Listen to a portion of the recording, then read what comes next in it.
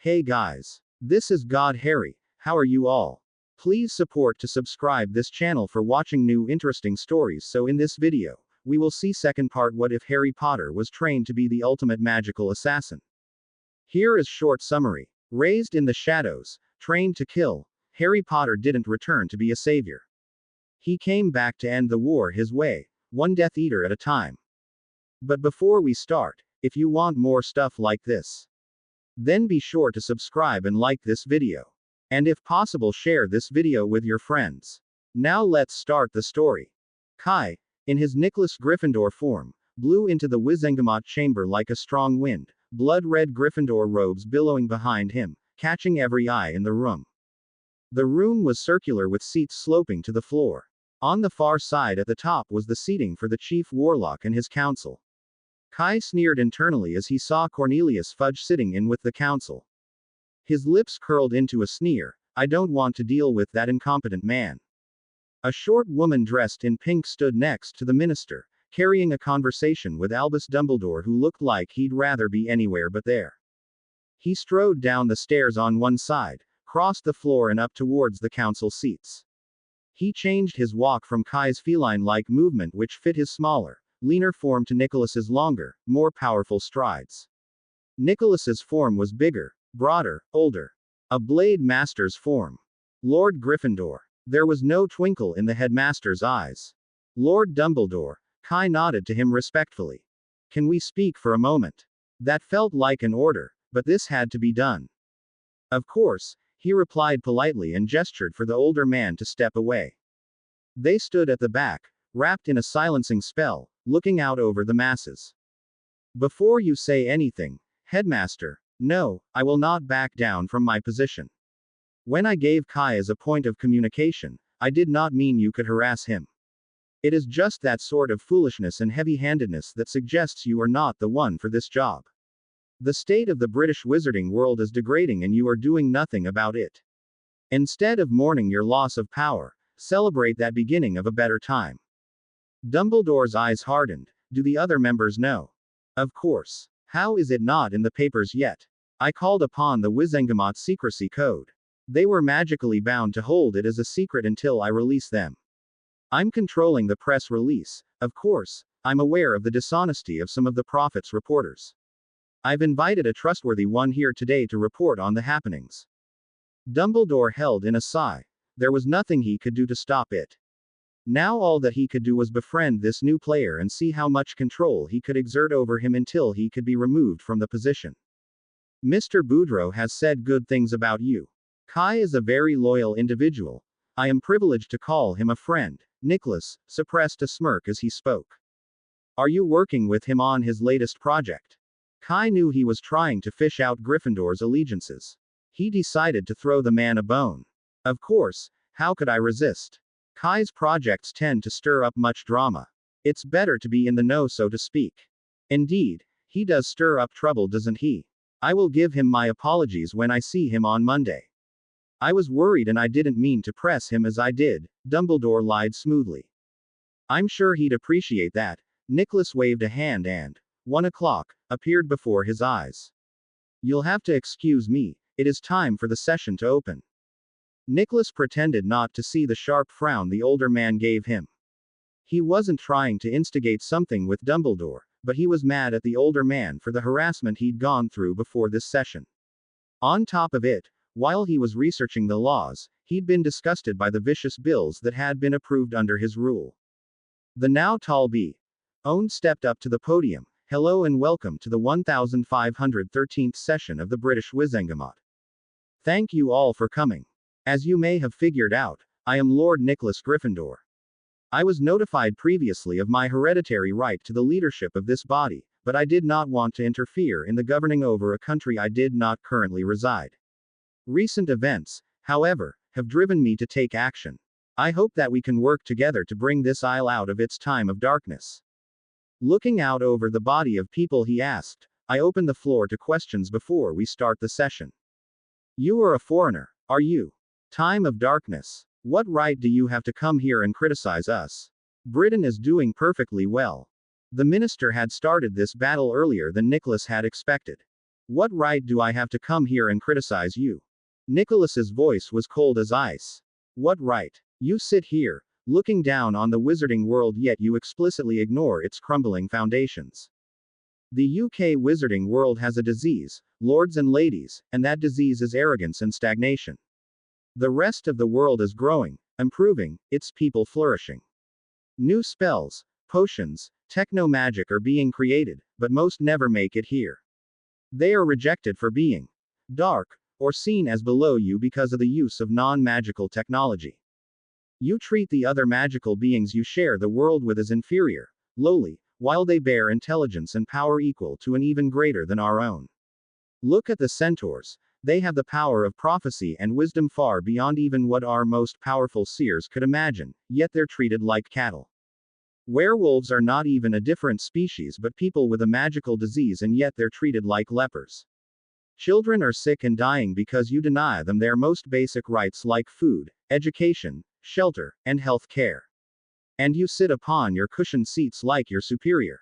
And worst of all, Nicholas smacked his palm upon the podium top. A war is being fought in the UK. People are dying every day at the hands of Voldemort's Death Eaters. Gasps of shock cut off his speech. Oh, for Merlin's sake. The security and secrecy of our world is at stake, and what do you speak of? He raised the meeting schedule up. Cauldron bottom thickness and flying carpets. What does that do for those frightened and dying? Nothing. And you ask why I felt compelled to step in. Ask me again if you still feel I'm wrong doing so. Throwing the itinerary down on the surface before him, Nicholas took a step back, cool eyes looking out at the stunned audience. The first tentative light went on, followed by more. A woman, tall and stately, stood when called upon and identified herself as Augusta Longbottom, regent of House Longbottom. Neville's grandmother. He wondered. Can you explain further what you mean about children being denied their basic rights? I have heard of none of this. Most people in this body would never want something like that happen. Yes, madam, I will. I feel very passionately about the cause of the werewolf in England. With a flick of his wrist, Nicholas projected an image of a young boy, face tired and weary with a look of deep sadness within his eyes. This is Aaron. He's 6 and has been showing the symptoms of lycanthropy since the age of 4, as is normal. Aaron is now very sick with diseases beyond the werewolf infection, as he is not receiving the care he desperately requires. Why do the parents not take the child to St. Mungo's? They refuse. No wizard or witch, a call came from near the front. But they do. Gryffindor's heir corrected. The ministry barred infected individuals from even entering St.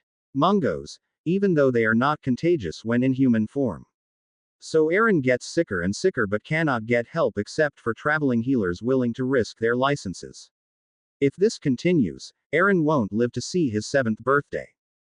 That's awful, Lady Longbottom snapped, inhuman even. It gets worse, madam. Wolfsbane potion is a potion that not only treats the pain of the transformation for werewolves, it lets them keep their mind, which makes the experience much less terrifying for the children. Imagine telling a 4-year-old child that once a month he would turn into a creature out of their control. That it would be horribly painful and leave them sick for days afterwards. Wolfsbane greatly helps this. Whilst it can be a difficult potion to brew, it is not expensive to produce and can be made in large batches. Unfortunately, it is a ministry-controlled potion and the price is raised far above cost. Therefore, Aaron's parents can't afford to buy it as they are also infected and therefore can't have jobs. Why don't they have jobs? The woman asked. I know a werewolf that's now well employed. I know who you're talking about, madam, and I wouldn't spread it around. By order of the ministry, werewolves are not allowed to have any work above that of a house elf, and especially not work that had contact with people. This, because of the Avery of house elves, leaves them with very little available work.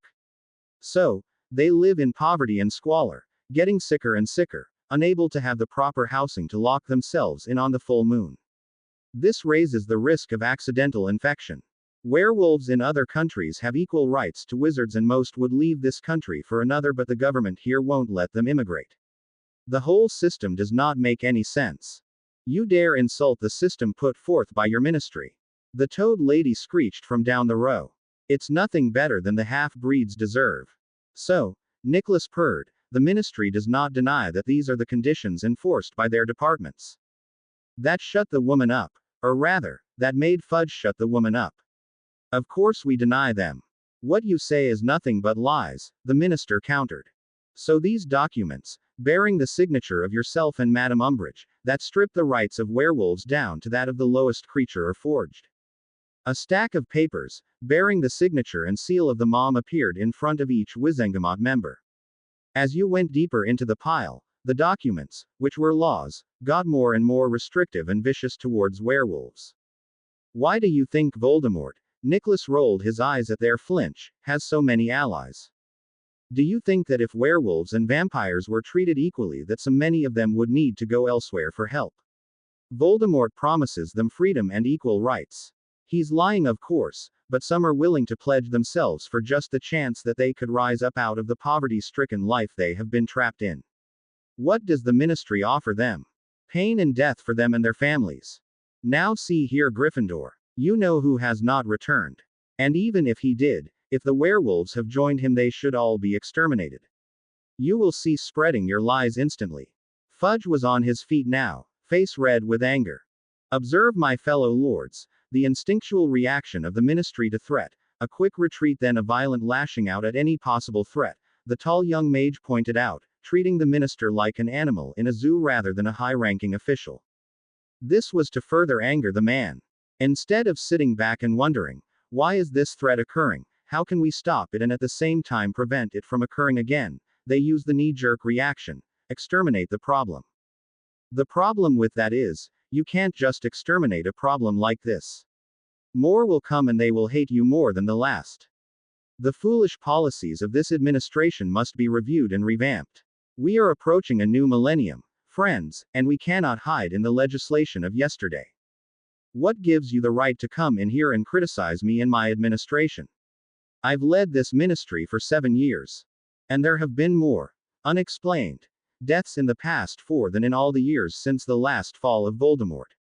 Your ministry is out of control. The minister's face continued to redden, his eyes wide in anger. Those are perfectly explainable accidents. And my ministry is completely in my control. I know everything that goes on in it. Nicholas looked upon the older man, blue eyes cold as ice. Many families seem to be accidentally torturing and Avada Kedavra-ing themselves these days, then haven't they? He paused for effect, and minister, since you know everything, will you explain to me how one of the highest level employees of the Department of Mysteries turned up dead on the floor of the DMLE early this morning bearing a dark mark? Cease your lies. Fudge looked around nervously. No such thing occurred. Actually, Cornelius, it did. Amelia Bones stood from her seat just down from the minster. A squared-jawed woman with close-cropped gray hair, she stood tall and confident. I have here a report filed by one of my Aurors. Unspeakable Augustus Rookwood was portkeyed, dead, into the main Auror office at 2:03 a.m. this morning. Most importantly, his left forearm bore the dark mark. The occupants of the room gasped, eyes wide at the implications of this. As you may or may not know, Voldemort is the only one who can cast the spell for the dark mark, having created it himself. This spell is also done in Parseltongue. So, this says one of two things. Either this is proof that Voldemort is alive and has recently marked Rookwood, or the ministry has Death Eaters from the last war roaming its departments. Now, Minister Fudge, I believe it's both, but which will you cede to? The member's eyes danced from Gryffindor to the minister, watching avidly what could happen next. The older man's face had reached a new level of purplish red, one that Nicholas associated solely with his Uncle Vernon. Lies. This is treason. Aurors, arrest this man. The Aurors paused in their positions, taking in the obviously powerful wizard. He had done nothing wrong. Why should they arrest him? The first of them began to move when the call went out. Aurors, hold. It was Amelia Bones. Amelia, what are you doing? This man is obviously a dark wizard trying to pull down my government. No, Cornelius, such a thing is not obvious. He has done nothing wrong and therefore my Aurors will not be arresting him. Ah, that is where Susan gets that attitude I like so much from. Beyond that, Minister, I am not a British national.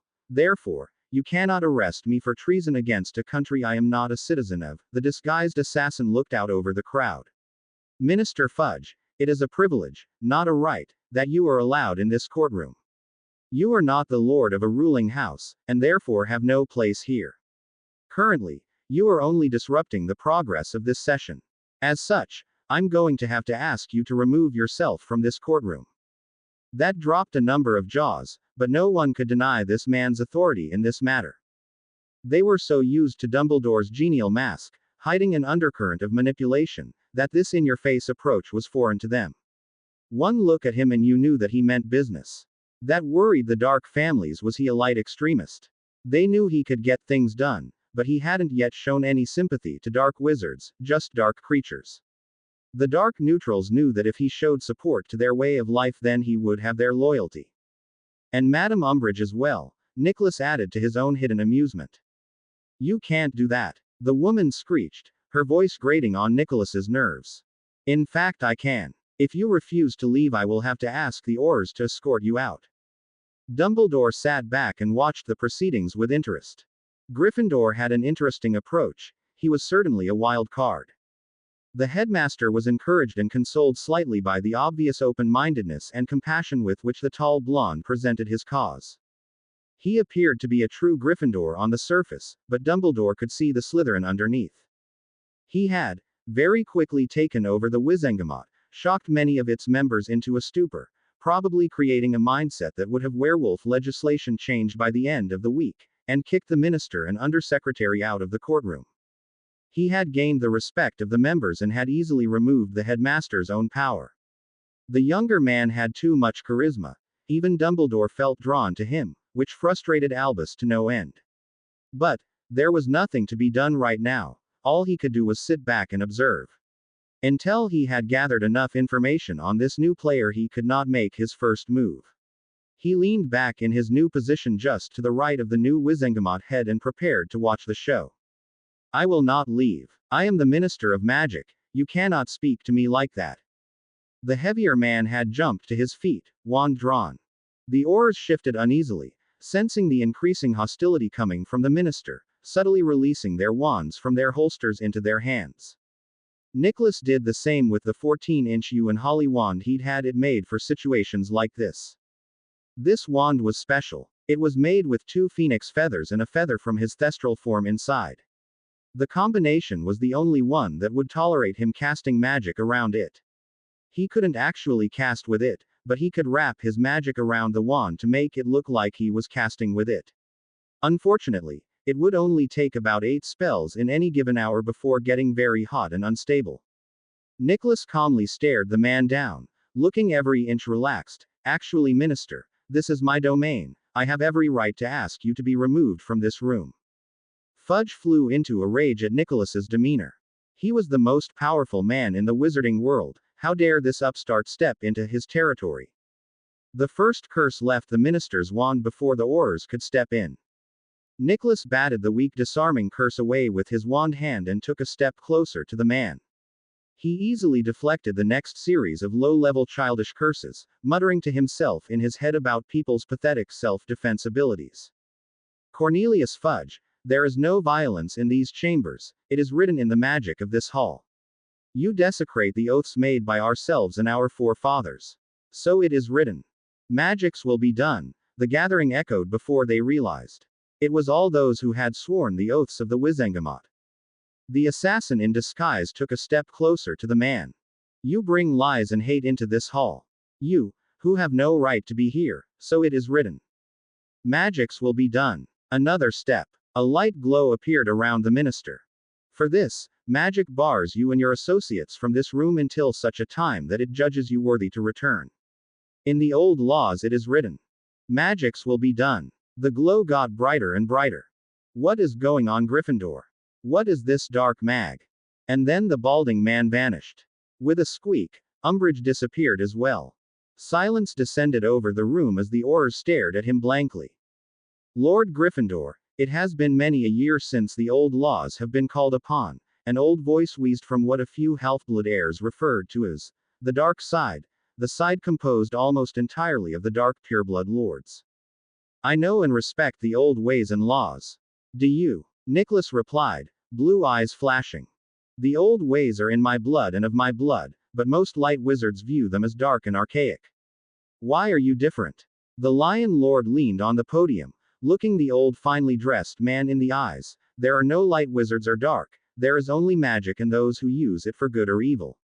The old ways and laws are neither dark or light, they are simply customs and traditions that some choose to respect and follow and others do not. Many who choose to know that the true magical customs bring you closer to the source of all magic. But frankly, he continued, we are not here to talk about me. I am here because this body has not been doing its job. Why? I do not know. It may be the ministry, it may be many things. What is important is that this is going to change. Another stack of papers appeared before the representatives. These were neatly organized in folders and highlighted. I looked through the faulty laws I felt most affect the British wizarding world. Please review these documents and be prepared to comment and vote on amendments in the next meeting, date set for October 1st. Are there any statements or questions before I close this session? The group seemed to want to sleep on the happenings of the session and save their compiled questions for the next session. I have one. Lord Gryffindor, Amelia Bones stood. In light of the observed case of a Death Eater in one of our most secure departments in the Ministry, I request permission to do Death Eater checks among the staff of the Ministry. We cannot afford to be infiltrated by a terrorist association in a time of war. Nicholas was unsurprised by this. He had hoped she would do this as a response to his dumping a Death Eater in their midst. What type of questioning or checks would you do on these people? He responded, wanting to make sure this was done right. Firstly, we'd lock down each department and would take people into questioning one department at a time, to avoid people escaping questioning. We'd perform dark mark checks on each individual and ask, under truth serum, if they support the Dark Lord. If they answer yes, or have the dark mark, then we will go to another slightly heavier set of questioning until we see what level they have been involved in his organization. Those that test clean will be released to a location in the Ministry to be sent home. Those that don't will be held here until they can be charged. Her plan was clean and thought out. Nicholas liked it. I will put this proposal to the vote on one condition. The questioning will not delve into members' use, or not use of certain branches of magic. This will not turn into a manhunt for so-called dark wizards. Loud clapping erupted from the side of the old dark families. That is agreeable. Then I put to vote Madam Bones' proposition of a mass questioning of the departments of the Ministry on Death Eater activity. Those who agree tap your wand to the globe in front of you. It was a slow vote, a light popping up before some booths quickly, some slowly, but in the end, most were lit. Nicholas was pleased at the group's willingness. The vote is tallied. The effort will begin immediately. They stood alone in the side room. The tall, sharply dressed woman chuckled as Nicholas weaved anti-spy wards on the room. That was impressive, Nicholas. This will make quite the article. I don't imagine that the members expected that they would be included in the questioning, she chuckled. Though you volunteering to be the first questioned made them feel more at ease. Yes, the article will hopefully be what it needs to be. The Lord leaned on the edge of the room's long table as he spoke. I will do everything as we have discussed it. The story on the questionings will break on Monday, hopefully with some statistics to back it. She paced casually in front of him, heels clicking a steady beat, black silk pencil skirt swishing. You have the statistics I got from my werewolf sources. Of course, you know I'm on it. And yes, it'll be done perfectly. This set of stories will make my career. You can count on me. Good. Nicholas nodded. I look forward to reading the article. I best be gone then. Much work to do. With a quick handshake she was leaving. I'll send you a draft before I send it to press. Thank you. As she walked out, Amelia Bones and Dumbledore walked in. Ah, Nicholas, we found you. Impressive showing today.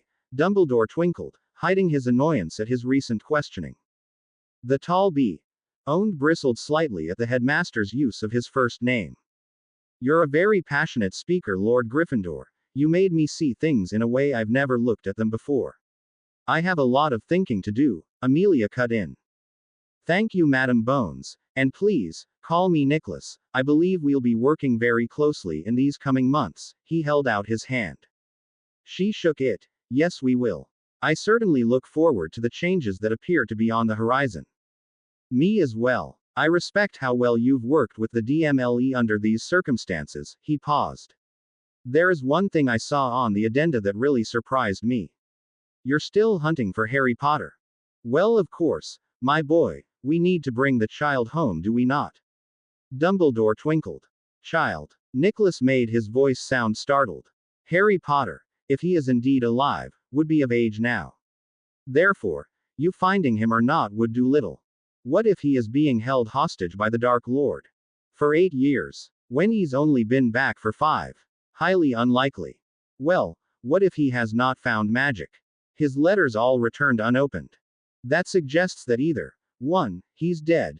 2. He got accepted to another school before that. Or 3. He's mail warded. If he's alive, he has no doubt found magic, just likely in another country under another name. Frankly, if he hasn't come forward to you yet, he doesn't want to. Nicholas moved closer to Dumbledore, subtly using his power to assert dominance. A wizard as powerful as him needs proper guidance. An of-age wizard is beyond the time in which he accepts guidance of that sort's Dumbledore. Be honest with me, what do you really want with the boy? Amelia stepped between them. Nicholas, I'm sure he has good reasons. There is no need to get confrontational. I want to give the boy the training he will need. To do what? Protect himself from the Dark Lord. Seems that he's doing a good job himself. Riddle would have put on a show already if he'd been found. So isn't all this searching actually putting this boy more at risk? Tell the truth, you want to train him to fight the Dark Lord for you. Amelia stopped herself before she automatically defended Dumbledore, scanning back in her memory. It made so much sense. The long years searching, it's for the great good, indeed. Dumbledore's eyes widened marginally, losing their twinkle. I believe we should talk about this in another location. My office perhaps. Perhaps, Dumbledore, but not today. Madam Bones, can we have a chat somewhere while the ministry is on lockdown? Kai returned to Hogwarts as himself later that evening feeling quite pleased. 15 marked Death Eaters and 25 Dark Lord supporters and spies had been arrested that afternoon. His plans were well on their way. One thing still bothered him though, this continued search for Harry Potter. This set him on edge. His current location put him at the biggest risk for discovery. At the same time, there was almost nothing to tie him to Harry Potter. The only ones that knew wouldn't tell, and else there was simply his scar, which he kept hidden on the inside of his thigh at all times. The chances of discovery were slim, but they still bothered him. Discovery would ruin his life. The assassin also knew little about the search for Harry Potter so far, as it had been done on the low. Had they gone to his relatives? Seen what they had done to him? Kai shuddered at the thought. Needing to know more, he threw on a casual shirt and jeans and made his way to the defense rooms on the 3rd floor. Knocking, he strode in, seeing Remus sitting on the couch, Sirius, in dog form, at his feet by the fire. Sirius bounded up, leaping onto his newly discovered godson, transforming into human in the air. Oof. Kai caught Sirius in the air, but couldn't keep the animagus momentum from dumping them both on the floor. The assassin rolled over and grabbed the older man in a headlock, then bonking him on the head. Idiot, he growled good-naturedly, trying to get yourself killed. Running hands through long hair, Kai sat in the comfortable chair across from Remus. Gryffindor told me some interesting things today. Yeah? Sirius asked, lounging gracelessly on the floor. Yeah, I did not know that the government was still actively searching for me. That they had been searching for me since just after my 11th birthday. Remus and Sirius looked at each other uncomfortably. The search began when all of your Hogwarts letters returned unopened. We then sent a representative to the Dursleys, they were barred entrance. The order went in full force then. Remus' lip was twisted in disgust. When we got there, they acted like you hadn't even existed. There was no sign of you anywhere, no pictures, no remnants, nothing. We questioned them again and again with little results. Finally, the order took drastic measures. We questioned them under Veritaserum. Kai's eyes widened marginally. Not good. When we heard about what they had done and how they had treated you, it just disgusted us. For a while we were happy that you had eventually run away as we saw it, that is, until we got to the end of your stay with them. Sirius. Eyes hardened, his voice like ice. I can't believe Dumbledore left you in that hell hole. I mean, 8 years of little food, South Dot Avenue labor and AHRRR. The convict picked up his glass of whiskey and threw it against the wall. Looking withdrawn, Kai repaired the glass unconsciously. What Sirius was trying to say, Harry, is that we were disturbed by how viciously your uncle beat you. Remus placed the final nail. Kai visibly flinched. He had pushed past all that a long time ago, but it was still hard to hear and be reminded of it. He was almost 10 years away from that place now. You're worthless, you hear me, freak? You're lucky we don't just throw you out on the street like the worthless piece of shit you are. Gods, he hated that place. The pain was overwhelming, seemingly coming from all places at once. He had long past closed his eyes and curled into the fetal position, trying to protect his internal organs. Longish black hair stuck to him with sweat and blood as he held his head in his hands, gritting his teeth against the pain. He told us about that night, Harry, the one before you disappeared. The night he was awoken. The night his world changed. The night from hell. ... Vernon had come home from work drunker than Kai had ever seen him, raging over his apparently undeserved loss of position at his job. Dudley and Petunia knew better than to stick around, fleeing in the car to pick up things that Vernon needed. Kai, unfortunately, had no such escape. He was, at that time, locked up in his cupboard under the stairs. He smelt Vernon before he saw him and had curled up in his back corner, trying to be unseen and unheard. But the man had always taken out his problems on someone else and, as always, Kai was conveniently there. He nearly beat you to death. In fact, he thought you were dead. Consciousness was fleeting. All he knew was that he was being dragged but had no idea where. He guessed later that he was unconscious for most of the trip because he thankfully never felt his broken bones go over the door jambs or the back steps. He heard a shovel digging ground, and felt, in his dizziness, a strange feeling of curiosity. The digging sound seemed to go on for hours. He so believed you were dead that he tried to hide the evidence. The child never knew where Vernon found that wooden crate, but the next time he awoke he was crammed inside of it, buried God knows how deep in soil. He knew this as when he pushed and banged on the box more and more streams of dirt would fall into the box. Harry was a calm child, but suffice to say, he freaked out. He clawed and smashed with his entire body against these barriers, trying to free himself. Adrenaline was the only thing keeping him going, his body already tired and broken. Panic and horror settled deep into his soul. He felt this indescribable feeling bubbling up inside of him, born of this fear and hatred for his uncle, building and building and building, until... Your uncle says you blew up the entire backyard, shed and all. He found you laying in the center of the crevice, shards of wood around you, completely healed and glowing in power. Kai remembered none of this, having been unconscious after the blast, which turned out to be the awakened mage power within him, a power among select magic wielders only awakened under dire circumstances. Next thing he had remembered was waking up, healed, among the garbage bins of some street on the outskirts of Sector 2 London with only the bloody, torn clothes on his back. So I suppose everyone knows about their hero now. Kai said bitterly into the silence. No one but some in the order know about that incident, but all knew that your family hated you and treated you very poorly. You must understand why the search for you was so hard in the opening years after the discovery. Remus stated, the calmest of the three, at least visibly, although you could see flashes of amber in his eyes. Yes, but why continue now? The people wish to continue now almost out of habit and a lingering desire to save their savior. The political community desires you as a figurehead for their campaign, and the dark, well, the dark wants you for obvious reasons. And we wanted you because we love you and missed you and wanted you to come home, Sirius interjected. I mean, as soon as I found out, gods be damned, I found a way out of that prison. That clicked on a light bulb in Kai's head. On that topic, how did you break out? Because I need to break in. Red eyes scanned the reports in front of him. Morris, report. All Riker allies have left the base. They made no show of hiding their purpose. Riker has declared itself neutral in the war, which means all Rikers without special permission are banned from taking part in the war. On the high side, they can't provide any assistance to the Order or the Ministry either. Quote. Dismissed, he barked, waving his hand towards the door. The men, his remaining inner circle, bowed deeply and left him to his thoughts. He cursed to himself. He needed the rest of his top generals back. He needed Bellatrix and Dolohov. The Dark Lord waved a long bony hand at the table, dispelling the map.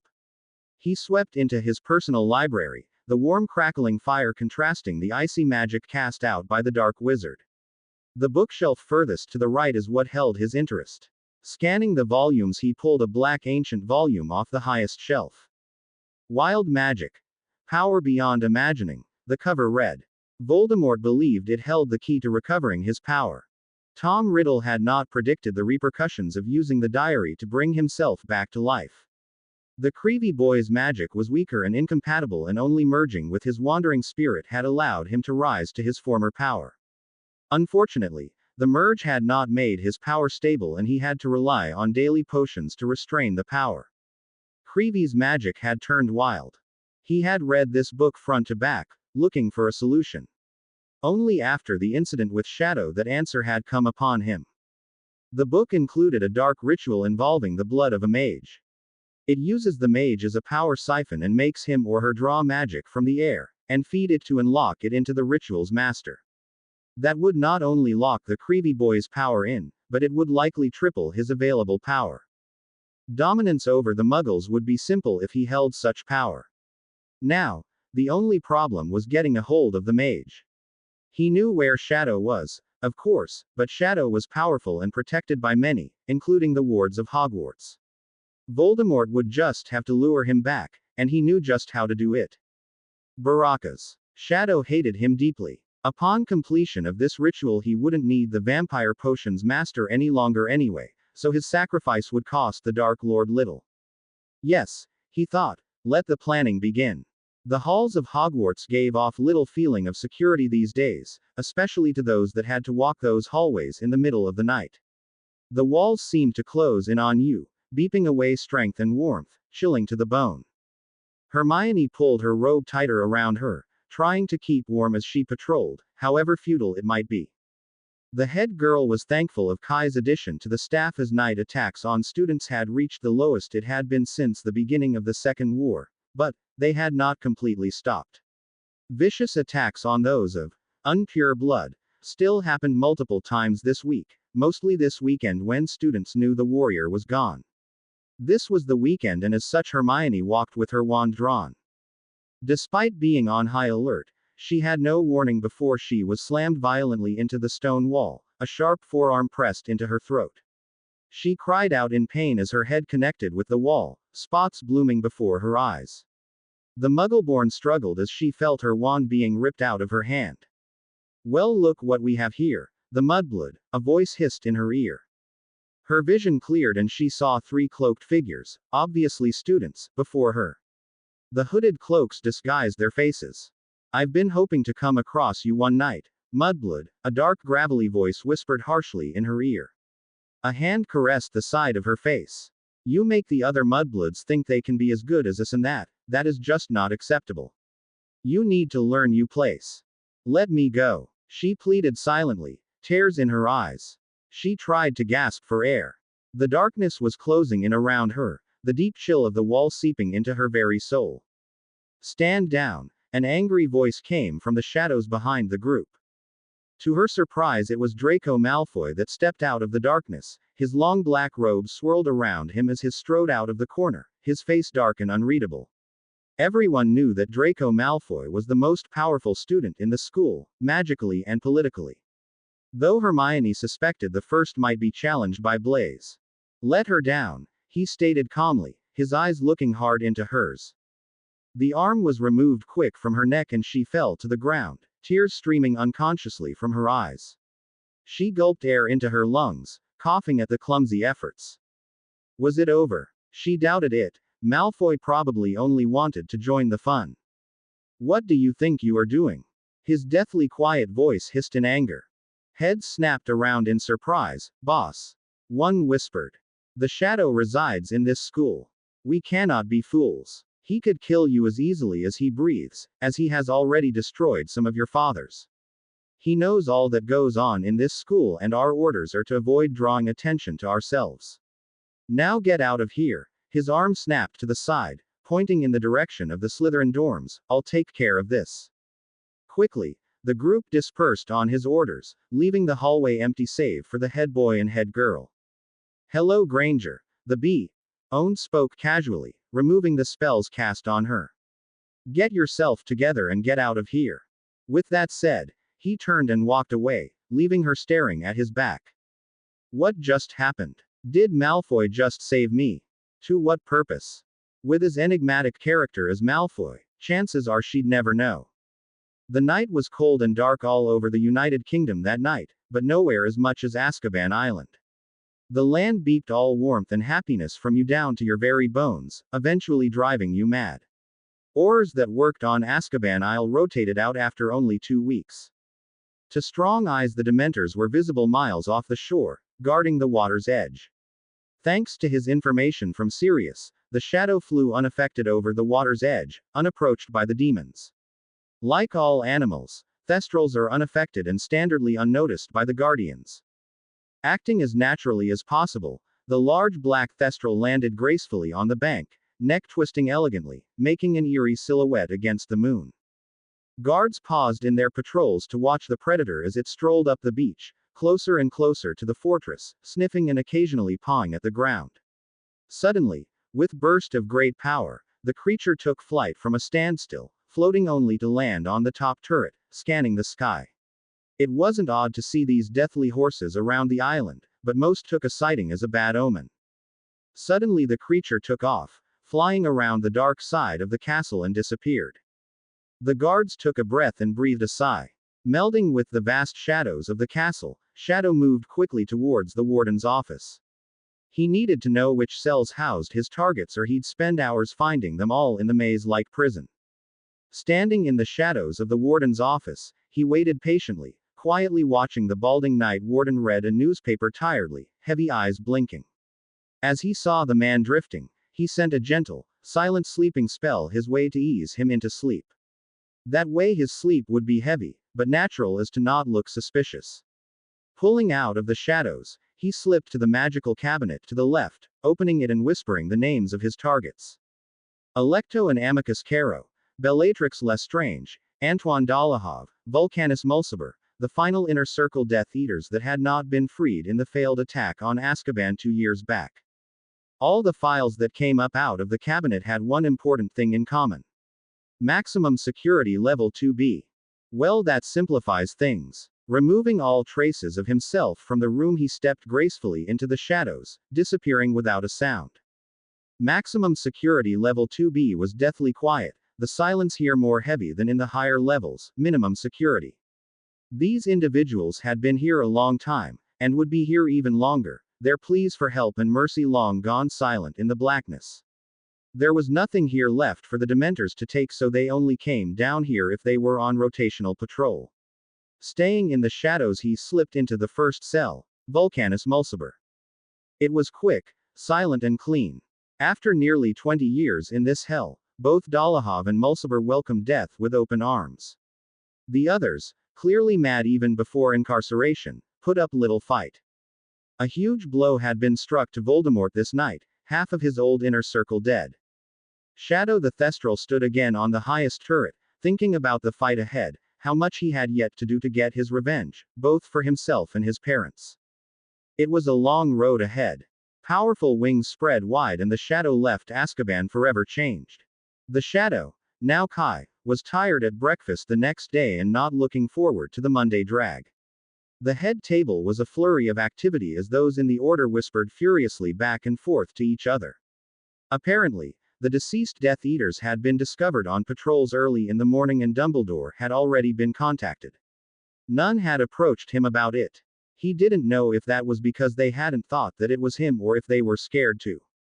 Either way, it was a blessing, as he didn't think he could deal with the nattering as they argued about the morality of his actions, or some such drivel. He had, in a humane way, ended the lives of 5 individuals that had killed many and tortured more. Stifling a yawn, he chewed on an apple as the morning mail came in a flurry of activity. The noise level rose dramatically as the older students read the headlines. Emprisoned Death Eaters found dead in their cells. That was quick, he thought. He had completed his mission at Azkaban at about 2 a.m., only 6 hours ago. Oh well, it was done and he had a class to prepare for and assignments to give back. Kai could feel the eyes of the staff on him as he left the Great Hall. So they did suspect him. Dumbledore would call on him before the end of day, no doubt. Kai waited in a dark corner at the back of the room as his 7th-year class made its way to their seats. He stared at the back of Neville Longbottom as he walked in. He could feel so much potential in that boy, it was overwhelming. The question was why he was holding back. That wand he had was not suited for him either. He decided that he would spend a little bit of extra time encouraging the Longbottom heir. Such potential could not go to waste. As soon as the last student sat, he burst out into the room, stack of journals in his hands. As he walked through a set of rows, the journals flew, one by one, from his grip and landed on the appropriate student's desk, some harder than others. At the front, he spun on one foot and stopped, staring the class down. Those, he drawled, projecting his best Snape impression, were acceptably done. However, it appears that I have a lot of work ahead of me. Hermione looked down that front page of her journal. A big red F was wrote at the time. Below it was, "Ask me why in class." There was no question of what she wanted to do. "Professor Boudreau, sir." "Yes. I received an F, sir, and I'd like to know why." Kai raised an eyebrow. "Because you have brown eyes, of course." The whole class stopped breathing and you could practically hear a dozen minds thinking, BWAH. Before anyone could say anything, the mage continued, "I once knew this group of people, total idiots. Didn't have 2 brain cells to rub together amongst the group of them, and everybody knew it. They all had brown eyes. Hence, all people with brown eyes must be unintelligent." He said it in such a matter-of-fact way that the class was stunned. Of all the people they expected to hear that from, Professor Boudreau was the last. Near the back of the class, blue-eyed Ron Weasley let out a chuckle. He loved that Granger had just been put in her place. "Don't get me started on blue-eyed people, Weasley," Kai snapped. "Professor Boudreau, why would you say something like that? At least us Muggle-borns know that the genetics for eye color have nothing to do with the genetics for intelligence, they're 2 totally unrelated things." Hermione pleaded. "I don't know about that genetics stuff, but I agreed with Granger. Eye color and intelligence have nothing to do with the other," called one of the Slytherins. "You think that's unfair, do you?" The mage purred. "That I judged all of you based on a few people?" "Yes," they called. "So, you would then say that calling all Slytherins Death Eaters and all Hufflepuffs wimps, etc., would also be deeply unfair?" The room deflated. They'd be had. "So you don't really feel that way, do you, sir?" "No, Hermione. Everyone should see their real grades now. But do you see what I mean? Yes, many Slytherins come from the dark families, and yes, a few members of these families have done evil, but why would that mean that not only are all Slytherins dark, but they're evil? Same with people in other houses. Not all Gryffindors are arrogant and rash, not all Ravenclaws care about nothing but books. This is called stereotyping." He paused. "Thoughts?" There was dead silence in the room. Kai sat up on his desk, completely happy to wait patiently. The black-haired teacher stared down each individual in the room, daring them to speak. "The wizarding world is full of stereotyping. Bless Blaze. They say magical beings are inferior, non-purebloods are inferior, and the list goes on and on. To witches and wizards, anything that is stronger, more powerful than them, scares them, is inherently evil," Blaze continued. "Exactly. Anyone else. Ever since I came into the magical world, it seemed like no one cared that I was at a severe disadvantage, that the other students had learned things that none of us knew. What we learned in primary school has no application here, unlike what magic-raised students learn. There's a Muggle Studies class, however terrible it is, but there is no Magic Studies class so that we can learn about magical culture. We're just thrown in and no one cares that many of us drown." Justin Finch Fletchley spoke passionately, surprising Kai. He'd forgotten that Finch Fletchley was normal born. Thank you, Justin. That's very true. The number of normal born students that remain in the British wizarding world after graduation is very small. Most go out and get a degree in the non-magical world and work there. Slytherin actually wanted to send Muggleborns to school a year early in order to promote better acceptance of the wizarding world. That is, until his wife was stoned to death by Muggles. Kai got up from his desk and clapped his hands. Now, what about the rest of you? Mr. Malfoy. Draco's eyes flashed up to the mage's, flashing icy blue. He cleared his throat delicately. I interviewed a Ravenclaw. I wasn't, in fact, surprised to find that whilst he loved to read, he really liked to fly and play a Muggle sport called baseball. Why weren't you surprised, Mr. Malfoy? Because making assumptions about people can only hinder you. If you make blind judgments about people, you will miss important things about them, things that you could use to your advantage as well as things that could harm you. Kai studied the bee. Owned, impressed by his words. That was a young man after his own heart. Now, he just had to tackle that mudblood thing that the young Malfoy seemed to have. Exactly. Kai banged his hand on his desk as he said it. Now, Mr. Weasley. Hearing Weasley's response, he could only think one thing. It was going to be a long year with this one. We'll show that Muggle filth what they're worth. Torture and kill to your heart's delight. Men, you've got 30 minutes to create as much mayhem as possible for our Lord. Ian Parkinson stared avidly at Iverson, the newly raised Inner Circle member leading this raid, as he laid down his commands. Men surrounded him in heavy black robes and white masks like his own. The room pounded with energy and excitement. 20 waited anxiously. Nothing compared to it. To hold another life in your hands, then just tear it away. To see that light die in their eyes. The man next to him panted in excitement, wand already in a shaking hand. As one, a mass portkey dropped them inside the village of Clayburn, Scotland, a village full of Muggle cattle waiting for the slaughter. It was late night and all were asleep, defenseless in their homes. The Death Eaters split, each small group taking a home. Parkinson ran with 2 others, cackling as they blew open the front door and took the house. One by one the family were dragged screaming from their beds. A mother. A father. 3 children. Parkinson paused when one of the children looked so much like his daughter it was shocking. None of the others paused, however, and soon that young girl was screaming for mercy under the Cruciatus curse. Parkinson tried to distract himself by torturing the father. 20 minutes later, Parkinson glanced nauseously at the dead body of the girl and her family.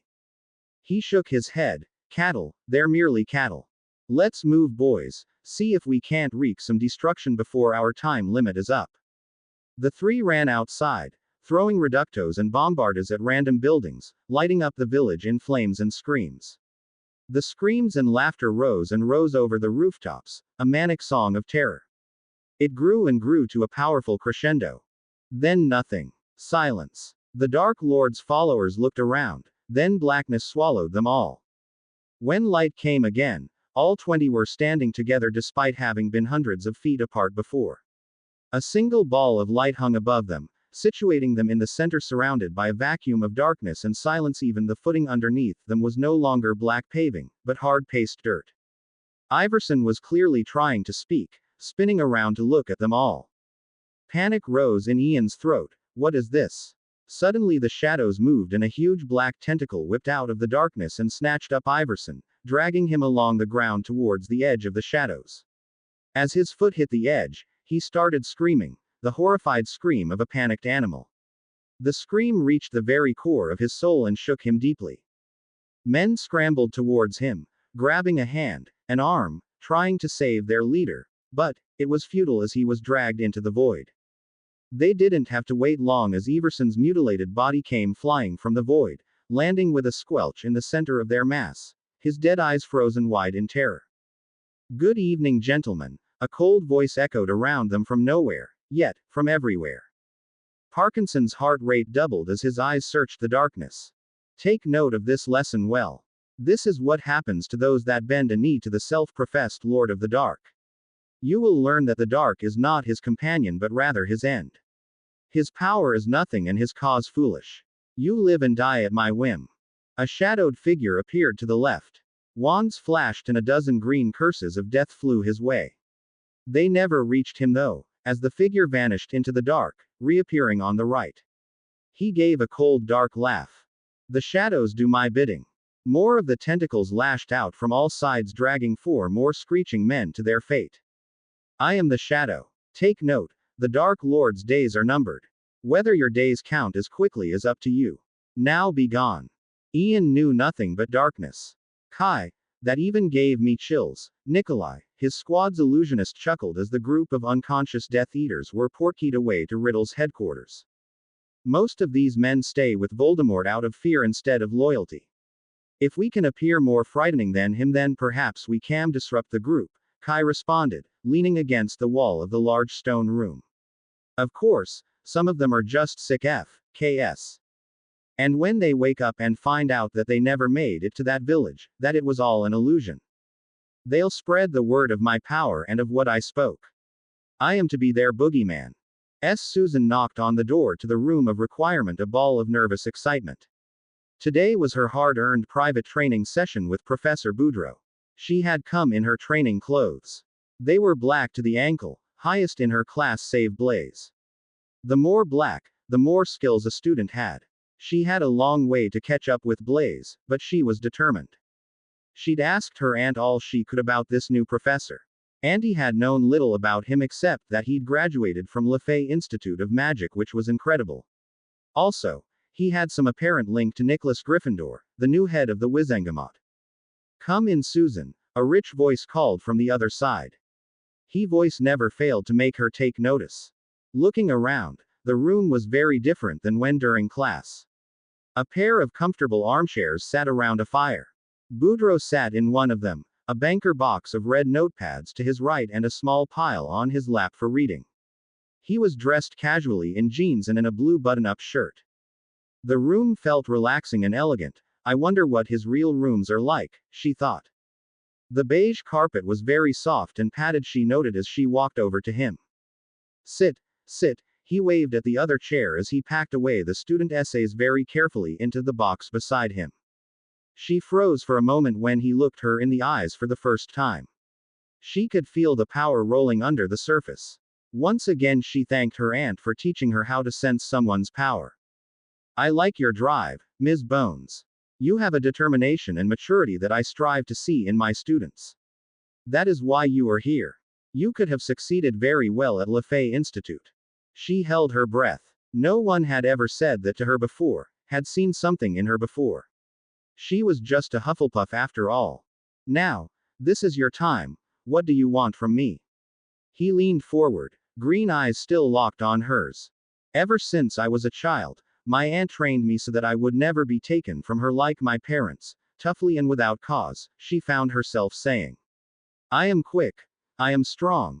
But, it is not enough. I am neither quick enough nor strong enough to defend those I love. I need an edge. I need something they don't have. She had no idea what possessed her to be so honest, but it felt good to do so. A little smile graced his lips. Your aunt trained you well. I've nothing but the highest respect for her. The regular class, it'll make you faster and stronger. But, an edge I can give you. He stood suddenly and led her to an open patch of carpet where they both sat facing one another, cross-legged.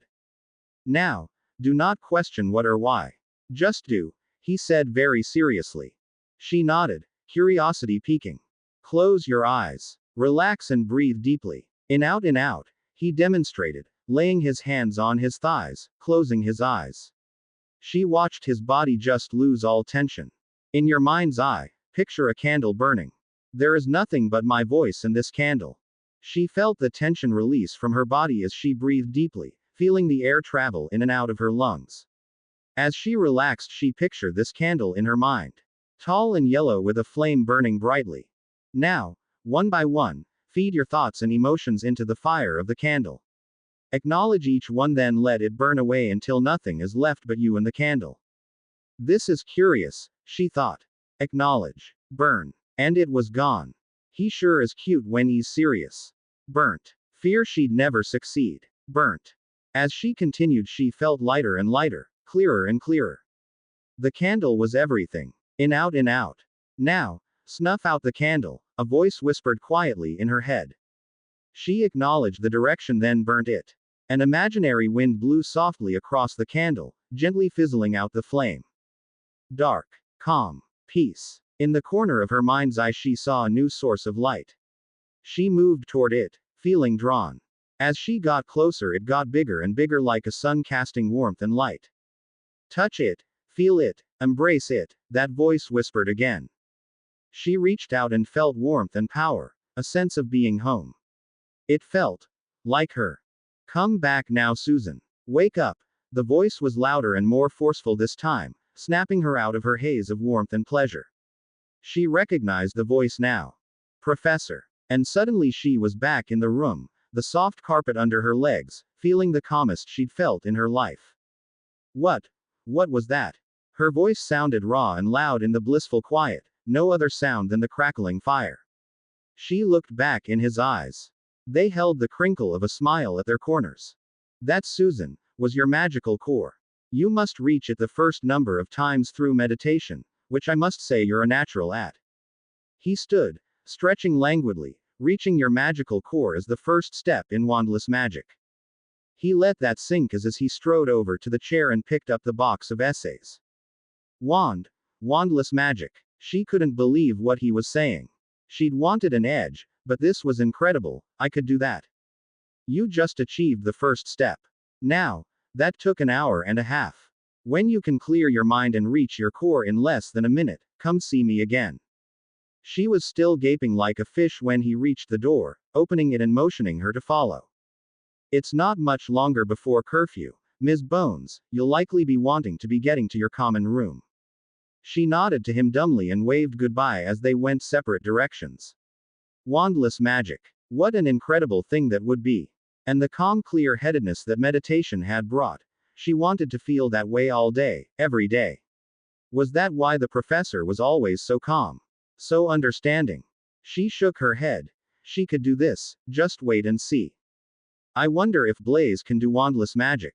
Having returned from his lesson with Susan, Kai sat curled up at the end of one of his black leather couches, planner in hand.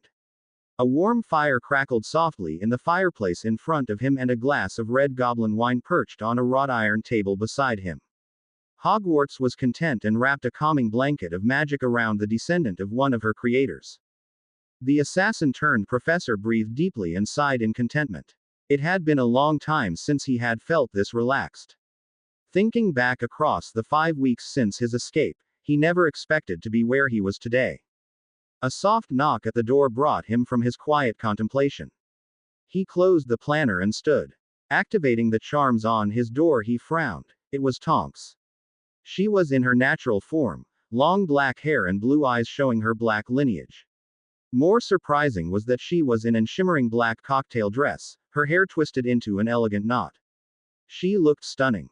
He opened the door. Hello. She smiled slyly. Watcher Kai.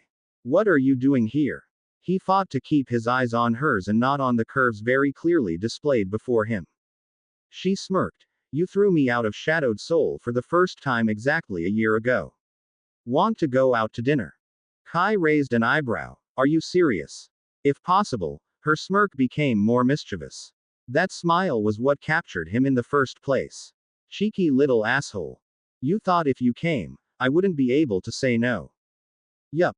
Her eyes sparkled. God, he missed her. Why not? It's just dinner.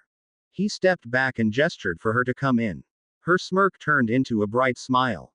All right. Give me a bit to get appropriately dressed. He shut the door and headed off towards his bedroom. Leave your hair down for once, she called after him. I like it like that. Yes, ma'am. Any other orders, ma'am? Was returned from the open door. She barked a laugh as she wandered about his living room, never having been inside his rooms. She spent most of her time scanning the numerous bookshelves surrounding the fireplace. Finding an interesting book on metamorph magic, she settled into the exact spot Kai had been sitting, relaxing into the soft leather. She smelled the contents of the wine glass before sipping it, HMMING in pleasure. She quickly lost herself in the pages and the atmosphere. Making yourself at home. A voice came from behind her. Yes. What wine is that? It is magnificent. She breathed deeply, aware of his closeness. Goblin, 1856. He leaned over her shoulder and stole the wine glass back. She giggled as his long hair tickled her shoulders. How did you get a hold of goblin wine, especially that old? I have friends in high places. Standing up from the couch, she turned and nearly gasped when she took him in. He was very debonair in his dark gray Armani suit, classic dark green tie and cufflinks making his eyes flare. His hair, shortened to his shoulders, was silky and ebony black. Well, young man, if we do not leave soon, I can't say I will ever let you leave. He raised a dark eyebrow at her. This was an interesting role reversal. He laughed inside a bit. Young man indeed. Tonks had no idea that he was only 17 to her 22. At some point he'd need to let her in on that little secret. He held out his elbow for her to take. Did you make reservations for the evening or shall I call ahead? Kai asked his date, trying not to be too taken by her charm like he had been the first time. I took care of everything. Does flair sound good? Good choice. You only forgot one thing. She paused. What? Flowers. Pardon. When someone comes to pick up their date, it is traditional to bring them flowers or chocolates or something of the sorts. Are you new at this, Cammy? Her breath caught in her throat as he used her nickname. He kept walking calmly through the halls, left hand over her smaller one at his elbow, her sputtering, but. Well, he continued, I supposed I can make up for that this time. A wave of his hand and a dozen roses, stems intertwined, lay wrapped neatly together in his arms, thorn-free and the exact shade of pink she normally kept her hair. Flowers for the lady. She smiled brilliantly and took the flowers. Maybe this would work. She really hoped it would. They chatted for a minute with Professors McGonagall and Sprout, who they met on their way out of the castle, Pomona gushing about how handsome they looked together. A quick ride in a Thestral-drawn carriage and they apparated out to the classy place in the restaurant district off Diagon Alley. They were seated and were quickly served a bottle of red wine. Eyes of many in the restaurant were on the pair, young attractive strangers that they were. No one knew them as neither traveled in their natural form often. It was a treat to go, au naturel, together. They resigned themselves to the glances and ordered their meal before discreetly raising a silencing barrier. So, you said you didn't know me. Kai stiffened at Tonks' words. I'd argue that you know everything about me that's important. But I propose we re-up our old game of 50 questions. If I remember, it was your turn. Kai tried to relax himself. She was just trying. First bout of accidental magic, you remember? He offered. Well, I was watching this movie when I was 5 with a talking pig. I loved the pig so much I changed my nose to his. Gave my mother such a fright. You. Kai chuckled. When I was 6 I was being chased by these kids and apparated onto the roof of a house. Tonks looked aghast. You. Bullied. I can't see it. You should have seen me. Scrawny, scruffy thing. Really. His eyes momentarily got distant, thinking about why he was that way. When I was in school all I remember is the guys asking me to change into celebrities or other people. Curse of being a known metamorph, I suppose. Kai took her hand and squeezed it gently. No one asked me to change, probably because they valued having all of their parts still attached. Tonks laughed, her eyes lighting up. But yeah, I can only really remember being bullied by my cousin. You've got family? She asked, remembering that he was an orphan. He shook his head sadly. They're not my family. My mum and I weren't too popular with her family either. She was a black and my dad is a muggle. Kai winced.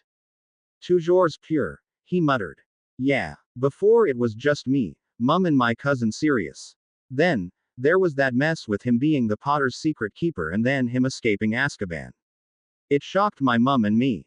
It's just us left now. The assassin looked at her with wide eyes. She didn't know. Black wasn't the Potter's secret keeper. Tonks looked at him like he was crazy. One black eyebrow raised in an almost Snape-like fashion. I'd like to think that as well, but it doesn't mean it's true.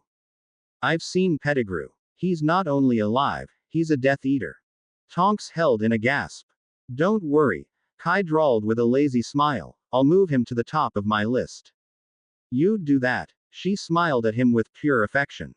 You know you're a strange pair when your date is touched when you move someone to the top of your kill capture list. Of course. Sirius is your family. And practically mine, as much as that mud irritates me some days. And I've always respected the man for breaking out of Azkaban, Kai added lightly. The Auror leaned over the table and keyed her assassin softly on the lips, only to have to sit back as their dinner arrived. Kai blinked at the brief contact, longing for more from her. He'd really missed sitting and talking with her over wine, casually observing other patrons. It was a comfortable, easy ritual for them, one that had drawn them together in the first place. They talked lightly as they used to as their meal continued. So long apart had made them long for the other's presence. As the evening progressed and another bottle of wine was opened, the pair got closer together, her leg against his, her hands brushing his. Craziest thing you've ever done? Kai laughed, white teeth gleaming. I've done a lot of crazy things. I have thrown myself out a fifth-story window admittedly. Tonks chuckled at his comments. Boys are foolish. Thing you've done you're most proud of? The Riker asked. Honestly. He nodded. Becoming your friend. His emerald eyes widened and his face flashed surprise for a moment before it was masked. How so? The calm in his voice was slightly forced. Well, because even though you literally locked me out and then figuratively locked me out, I stuck with it and eventually, you let me in. She squeezed his hand. Ever since I first saw you I wanted to know you. She paused. It was torment the past months without you. I felt like shit because if you had accused me of what you did in those first weeks it would have been true. Even though I had never given away any information I gained at Shadowed Soul, I still felt like I had betrayed you. Still do. Her voice faded away and Kai saw tears in her eyes. He cupped her face in his free hand, walls crumbling. Oh Cammy, we both made mistakes, he whispered, thumb caressing her cheek. Yes, you should have told me you were an Auror. But I overreacted in not letting you try to explain. He paused, his eyes locking on hers. I don't often let people in, Cammy, and I've never taken well to betrayal. Let's start over and we'll try to see where this goes, She smiled and held his hand to her face with her free hand. She keyed his palm. Let's get out of here, enjoy the rest of this beautiful night. Paying the bill, they strolled the alley towards Diagon's apparition point. People love to stare, don't they? Tonks asked as they strolled hand in hand. She subtly eyed the passerbyers, watching their eyes drag slowly across the couple, whispering questions to their companions about the pair's identity. They're taken with you, beauty, my dear, Kai whispered in her ear, just as I can't take my eyes off of you.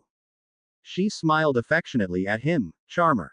I pride myself on it, he chuckled. Tweaking his voice magic, he let his power wrap around his words. And if we weren't in a public place I wouldn't take my hands off you. She shivered. Merlin she loved when he did that. At the apparition point, Kai apparated the pair of them directly into one of the carriages, a cheeky smile on his face. Tonks' lips were on his the moment the door to his chambers closed behind him. He took control, pressing her back against the door, arms pressing her body against his. She keyed him slowly, languidly, tongue caressing his. He tasted like mint and red wine and smelled like a forest after the rain. One hand carded into his soft hair, the other hand roaming the plains of his chest. His hand pressed on her side, undoing the magical zipper wandlessly. The strapless dress fell softly to the stone. A quick flick of her wand and his jacket and shirt vanished. She tossed her wand away in favor of running her hands all over him, memorizing every inch again. Her wand having been discarded, she pulled desperately at his belt, quickly pulling his dress pants off his narrow hips, hands trailing over his hip bones. She summoned her wand to her hand, surprisingly both of them, as he picked her up, wrapping her long legs around his waist.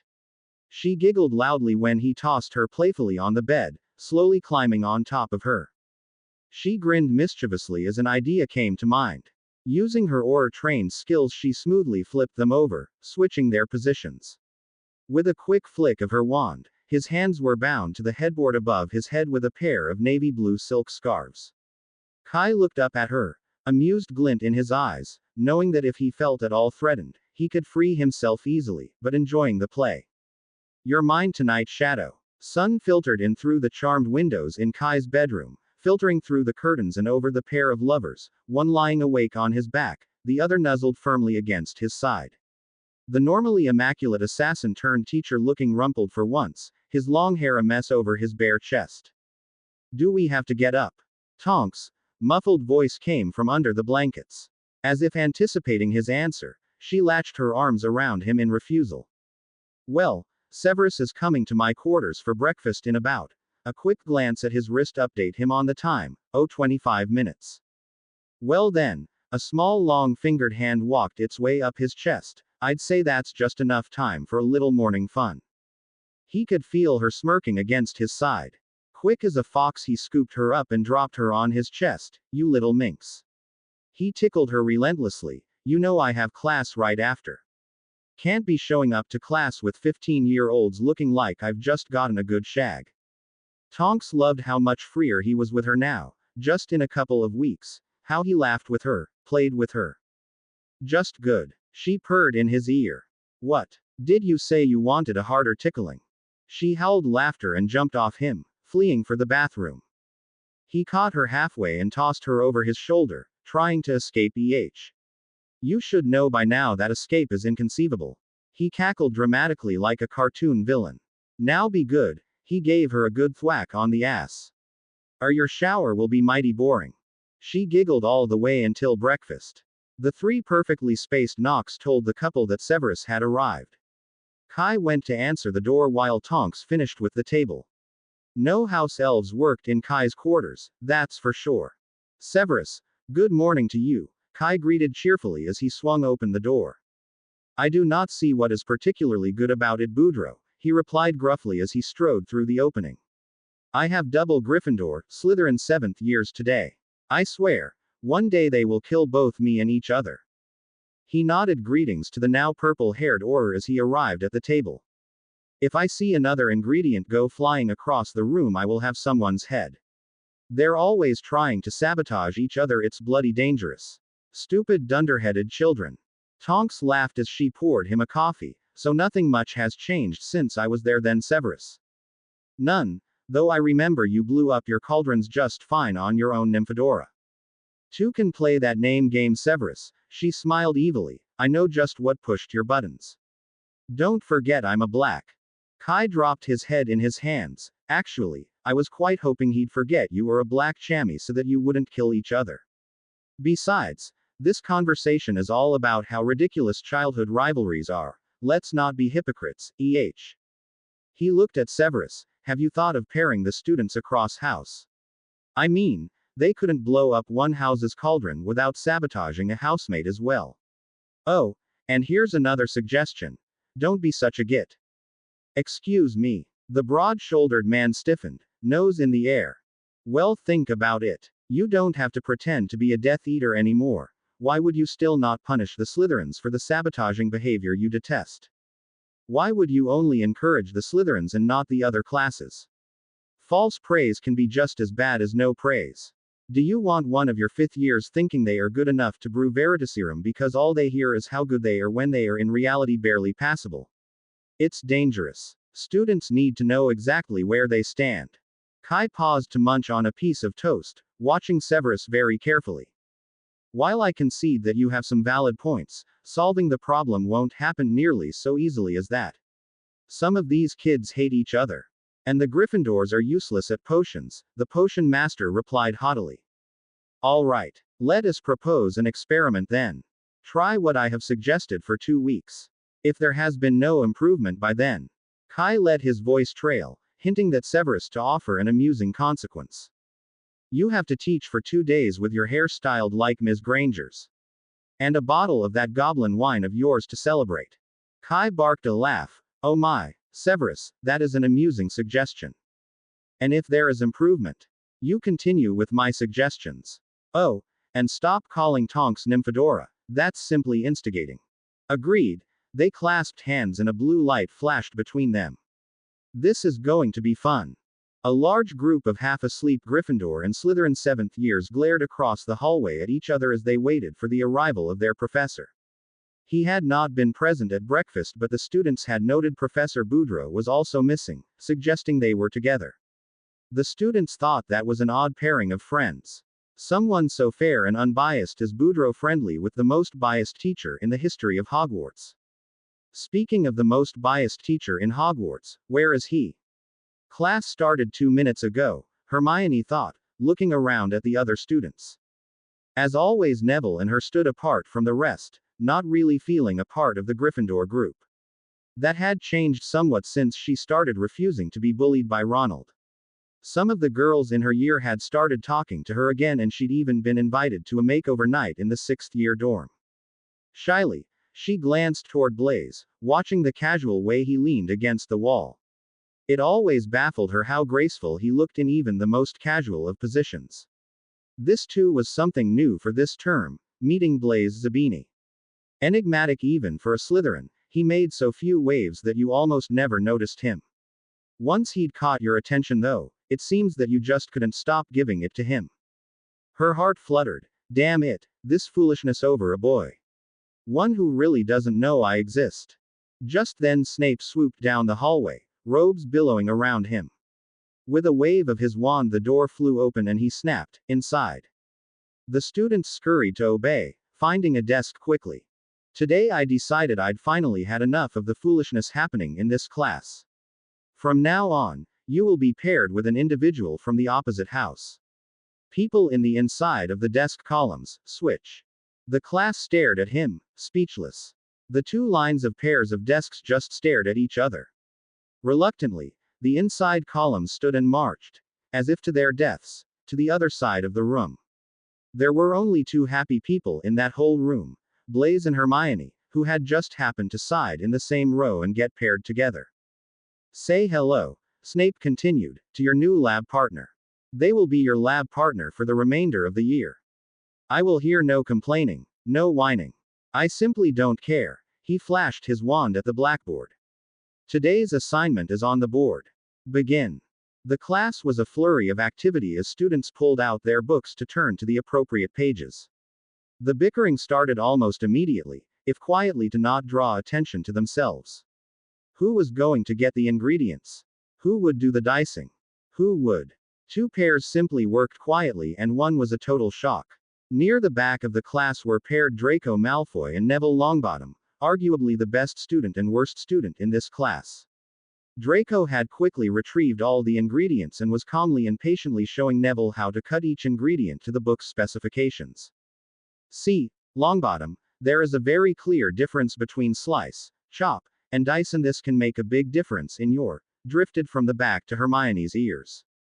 She couldn't believe it, but well, something had changed in Draco recently and it had been a change for the better. She and Blaise were working quickly and efficiently, naturally splitting the workload.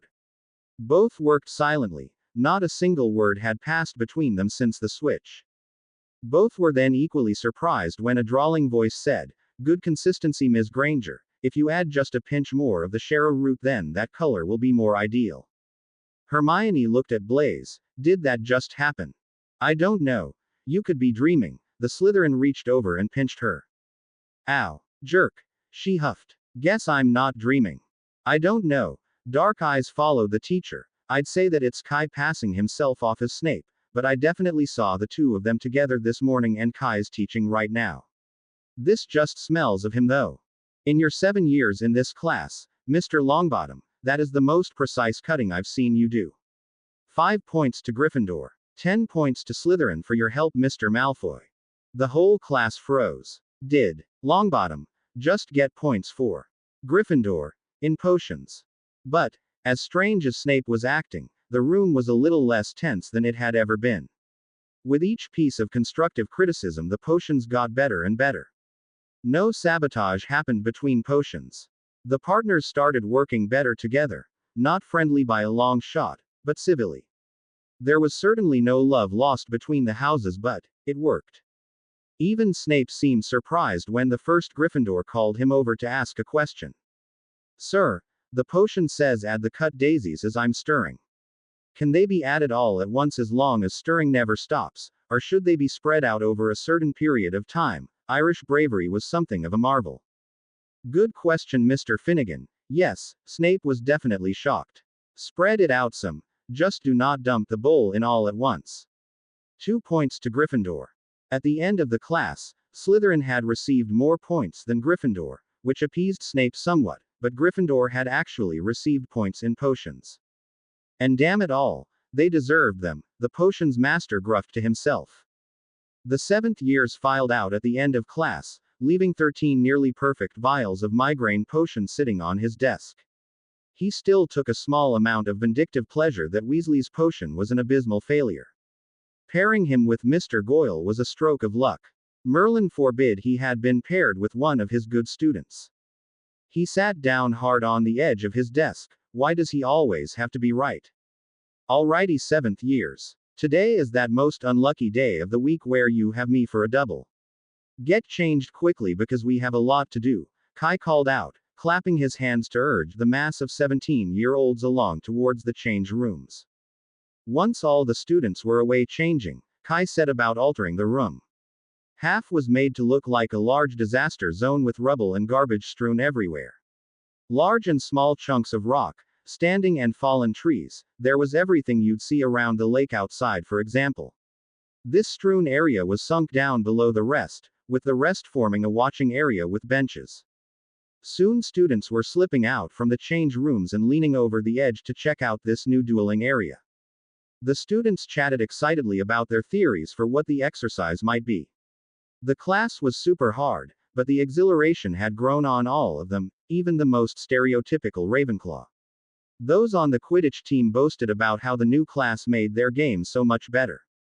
The beaters hit harder, the chasers dodged quicker, the seekers were more observant, and that was in just a couple of months. Improvement does not come without frustration. If you are not faced by a problem, why would you ever get better? My class is about presenting you with challenges and helping you improve to overcome them, Kai had told them on the second class.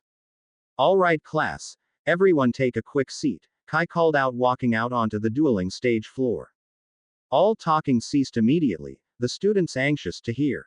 Today we are going to extend the dodging exercises we've been doing to add another very useful tool to your arsenal. So far we've seen the opposite ends of the spectrum on how much magic you can use to escape a curse. Shielding, of course, uses the most, dodging the least. Today we're going to explore using your surroundings as a physical shield. What do I mean by that? Hermione's hand popped up, allowing other physical objects to absorb the curses for you. Good, Ms. Granger. Anyone have an idea how this could be done? There are 3 main ways, a hand caught Kai's eye. Yes, Mr. Malfoy. You could move to behind that object, like a wall. Or you could move the object to in front of you. The blonde was becoming less and less smug in his classroom. He seemed to honestly try and succeed in the class. Once he had even smiled brilliantly when he defeated one of Kai's games. Excellent, Mr. Malfoy. Moving behind a shield is an even safer version of dodging. Though beware, it makes it harder to see your opponent. Moving an object in front of yourself is done using a simple levitation or summoning spell and can be incredibly effective. However, levitating a large rock in front of you to take an explosion curse can create a large amount of dangerous debris. Draco nodded to himself as he listened to Kai speak. That was how the Dark Lord fought. He terrified his enemies by simply walking forward, other people and debris taking all the curses meant for him.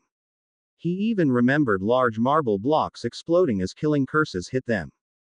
Wait, where did the marble blocks come from? There was no marble at the site. Professor Boudreaux. Yes, Mr. Malfoy. As the last option, transfiguration. For example, if solid rock is not strong enough to block it, transfiguring it into marble or diamond. The shadow smiled knowingly up at him and then nodded his approval. Excellent. Yes, that is the last option. This is the style of fighting Professor Dumbledore and Voldemort are masters of. Transfiguration, or if you are strong enough, conjuration, is an excellent way to create or change your surroundings. That chair behind your desk suddenly becomes a brick wall. The lamp becomes a badger to take a killing curse. It takes a lot more concentration and experience to pull off than a simple prodigio, but it still takes a lot less power than holding a shield against an onslaught of curses which may be able to pass through it. Well done again, Mr. Malfoy. Draco felt a buzzing on his pant legs. Looking down, he almost beamed when he saw that the black on the pant legs now reached above his ankles. The lights around the students darkened. Now we are going to watch the memory of a fight that incorporates a lot of this style.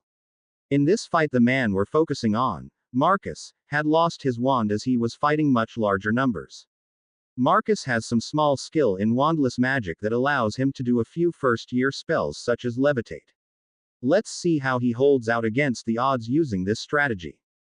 Above the dueling arena but still below the students a 3D image was broadcast of a smaller man with short blonde hair fighting a group of 5 opponents. The students watched in amazement, thinking that this bloke had not a chance in the world. Marcus was backed nearly into a corner by his 5 opponents. His first quick action was to fire some broken furniture at his opponents to make them back off. When his attackers recovered, the fire began. Curse after curse came at the owned. He dodged probably half of them of the curses fired by then a field of rubble, broken bits of furniture, stone bits, books, surrounded him like a meteorite field. Anything that wanted to hit him had to go through there first. The objects were in constant motion as was he. This technique is called the tornado. By keeping objects in constant motion around him like that he decreases his chance of being hit by around 50%. The downside being that you can block your own spells, their instructor pointed out helpfully. And here's where he learns his lesson about blasting curses. A fire-red curse came firing from the left and struck the wall of debris, exploding it towards him at a rapid rate. Some students gasped as sharp shards of rock and wood sliced across the exposed skin of his arms and face, leaving red streaks wherever they went. The fighter shook it off quickly though, because there were 4 enemies still attacking. Wait, 4. Draco thought. What happened to the 5th attacker? He asked out loud. Kai leaned in towards Draco. Me. Should have known. He laughed lightly before catching himself. Damn this man. He tried to kill your father, he thought to himself. But it was becoming impossible for him to hate the shadow and more possible to find a sort of kinship with him. Even the less observant students started to notice as Marcus's opponents continued to vanish until one was left standing. The memory vanished and the light in the room increased. Kai took the floor once more. So, ladies and gents, that was a good example of how to use your environment to protect you with expending less attention and magic. This provides inspiration for today's activity. You will be placed into teams of 2, randomly assigned.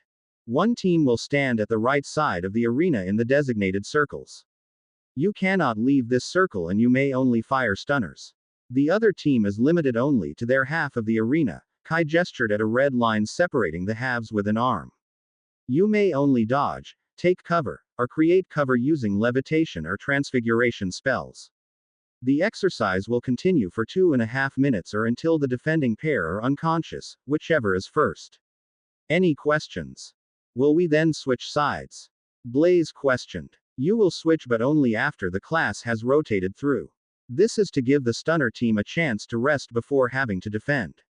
Casting stunners continuously like that can be quite tiring, Kai responded. Anything else? When no one responded, he waved a hand at a wall and a scoreboard and timer appeared above the arena. 4 names appeared on the board. Boot and Zambini versus Malfoy and Granger. Draco snorted in disbelief at being paired with the Mudblood. They would lose for sure. Except, his treacherous mind told him that she is a powerful witch who casts with great precision. She will be a valuable asset in this exercise. Damn him again. The 4 placed themselves appropriately, with Draco and Hermione in the offensive circles. Blaze is too broad to prefer dodging, Granger whispered to him. And when he duels he tends to leave larger openings near his feet. The best strategy is for both of us to fire at Terry until he's down, which shouldn't be long, then tackle Blaze together. Draco could only just stare at her. That was a positively Slytherin plan. And to note the probably only 2 major flaws in Zabini's defenses. Damn it. She's a Mudblood. She's a Mudblood. And a Gryffindor. Clearing his head, Draco nodded to Granger once to agree with the plan. Start in 3, 2, 1, go. 2 fast stunner flew quickly at Boot, followed quickly by 2 more. They were angled in such a way that dodging wasn't an option, nor running. A large rock took out the stunner aimed for his head while he jumped over the one aimed low. 2 more rocks caught the others. Draco thought, this is going to be more of a challenge than I thought. Hermione never thought Boot would be fast enough to get those last rocks off. Glancing off to the side, she saw Blaise with wand in a hand, a smirk on his face. Damn. He'd caught on to their strategy too fast and had put his efforts into protecting Boot. Oh, I have an idea. Malfoy, she whispered. Blaise is protecting Terry. Rapid fire at Terry with everything you've got. I've got an idea. This better be good, he sneered at her. Oh, it will, she sneered back at him. Draco continued to be surprised by the sharp tongue and boldness that Granger had been showing increasingly since the beginning of the year. She'd never dare even talking to him before this year. He did as she requested, curious over her plan. Stunner after stunner flew at Boot, in rapid succession, as they were undoubtedly the fastest casters in their year, bar Zabini. Granger looked very focused on Boot, firing the stunning curse quickly. One glance at Zabini showed him working hard, eyes mostly on Boot. And then it happened. A single stunner in Granger's barrage slanted away from the rest, low to the ground. Zabini dropped like a sack of potatoes. Boot followed not long after. Hell yes, Granger shouted, pumping her hand in the air. Only his training kept him from doing anything more than smirking wickedly before walking over and standing above Zabini. A quick Enerv8 saw the black boy waking up staring into Malfoy's smirking face. Good morning, sunshine. Have a good nap. Shut the hell up, Malfoy. It was Hermione that got me. The Zabini heir stood and stomped over to wake his teammate. The teams heard loud clapping coming from the stands as their classmates cheered the combatants. Nicely done, Hermione. Draco. That was an excellent strategy. Blaise, Terry, you used very good control over the objects around you, though I'd have tried to use some of the larger cover more when they teamed up on you. Also, Blaise, you have weak awareness below your knees, fix that. Kai switched the names on the board and the exercise moved on. After all teams had gotten a chance to try, Kai gave them 15 minutes to shower and change back into their clothes for a theory session. When the students were settled in comfortable chairs around a large table with their essay journals sitting in front of them, Kai began the rest of the class. What is the topic of today's discussion? Anyone? Dark magic versus light magic, Neville answered. Good. Now what was your assignment? Greengrass. To find 5 spells classified as dark that do not cause harm, and find 5 light spells that could be used to cause great harm, she answered. Good. Why might I have assigned this to you? That had them thinking for a while. He sat back in his chair. He wasn't going to give them the answer to this one. Because, Susan Bones piped up, you want us to see that the difference between what is classified as light and dark magic is not clear. Excellent, Susan. Nothing in this world is black and white, ladies and gentlemen, only shades of gray. Thinking in black and white is what has England stagnating and a dark lord on the rise. You cannot make generalizations about spells, or people for that matter. What did Mr. Weasley tell us last Friday? I interviewed a Slytherin and he was evil because all Slytherins are evil. Ron turned a bright shade of red with anger. Now, let's share some of what we found, shall we? Give me some of the spells classified as dark magic by the Ministry of Magic here in England. A spell used for mining was restricted because people could use it blow each other up. A bonding spell that allows couples to be able to find each other when separated. I don't understand why it is classified as dark, as it can only be performed with both participants willing. Any spell that involved altering or adapting Muggle technology, such as the magical battery charm. A blood magic ritual adopting a child into a pureblood family. Blood magic rituals in general are classified as dark magic here in England, Blaise added, being next in line. That is, no humans are allowed to perform them. The goblins perform blood magic every day when they verify identity and inheritance claims. Let's pause for a second and think about why people may have classified these as such. Starting with the blasting spell that Padma told us about. It is a very powerful blasting curse, equivalent to dynamite. So, what makes this spell evil? This was the crux of the matter. He wanted students to see that few spells were in themselves evil by definition. Well, nothing. The spell was created for a particular purpose. It does harm when people misuse it, Hermione answered. So what you're saying, Hermione, is that it isn't the spell that is evil, it depends on the intent of the user. For example, one person intends to mine for gold with it, another intends to maim someone. This spell can be used for good or evil. Can anyone think of a way to use the levitation spell that would cause harm? Kai continued to push the class. You could levitate someone up and drop them from a height, like off a cliff, Dean answered. So, the levitation spell could also be used to kill or maim. Why is it not classified as a dark spell? The class was silent, thinking, processing. I was thinking, Professor Boudreaux, you use blood magic, don't you? Hermione piped up before slamming a hand over her mouth. Kai smiled benignly. Yes, that is true. Most of the class gasped, pulling away from him subtly. But doesn't that involve human sacrifice? Padma peeped, looking disgusted. No, no, no. Blood magic is about connecting yourself to the gods.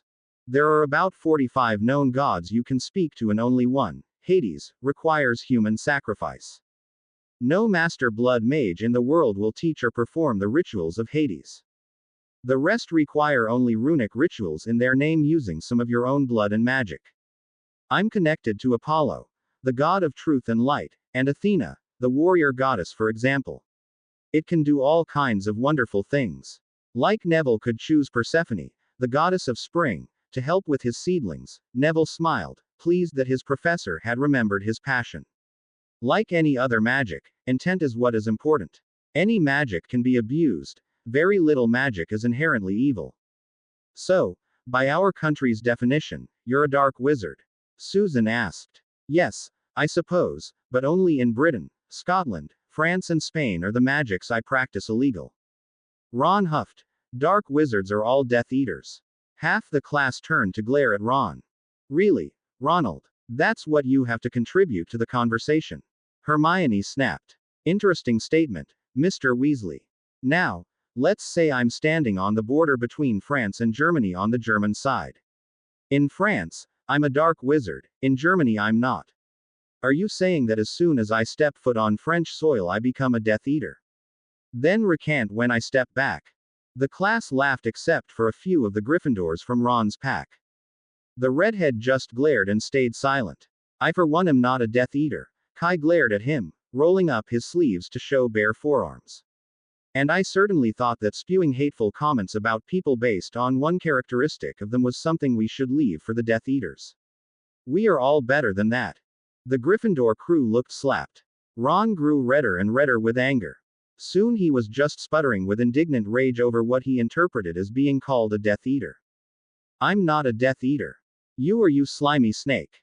My Weasley, please remove yourself from my class, the teacher spoke quietly. I don't take accusations like that lightly. When you find yourself capable of discussion without frivolous anger and ego, then come see me. Eyes hard, Kai pointed to the door. For the first time his students felt the energy of how dangerous their instructor really was. And if I refuse? Ron stood, face still red. Then you're a fool. A larger invisible hand grabbed Ron by the collar and dragged him unceremoniously to the door. At the doorway his was bodily picked up and tossed out. The heavy wood door slammed shut behind him. All right, Kai was suddenly chipper again. Let's move on. For the rest of the class the group couldn't help but glance occasionally at the closed door. Get the F.K. out of my way, Morris. Tonks had to concentrate forcefully to school her face to hardness. The character she had to play was a hard man. A rude, self-serving and vicious man, full of anger and hatred. Kai had given her pages of briefs on this man, provided by his Riker spies in the Death Eater ranks. Full pensive memories too, which had proven to be infinitely useful in her recreation of his character. A tall, long-limbed man of middle years, he had a severe face that mirrored the gauntness of the rest of his body. A hard man indeed. The man was being taken care of by Kai as she strode confidently towards a secret Death Eater bar outside of Greenwich. She had asked Kai for the responsibility of this mission. Since it required a metamorphosis, it was down to him or her. Being personally invested in this mission, she listed to him her qualifications for the job and laid down that it was hers by right. Kai had stiffened inexplicably at her statements and something dark, mournful perhaps, flitted across his eyes. In the end, however, he agreed.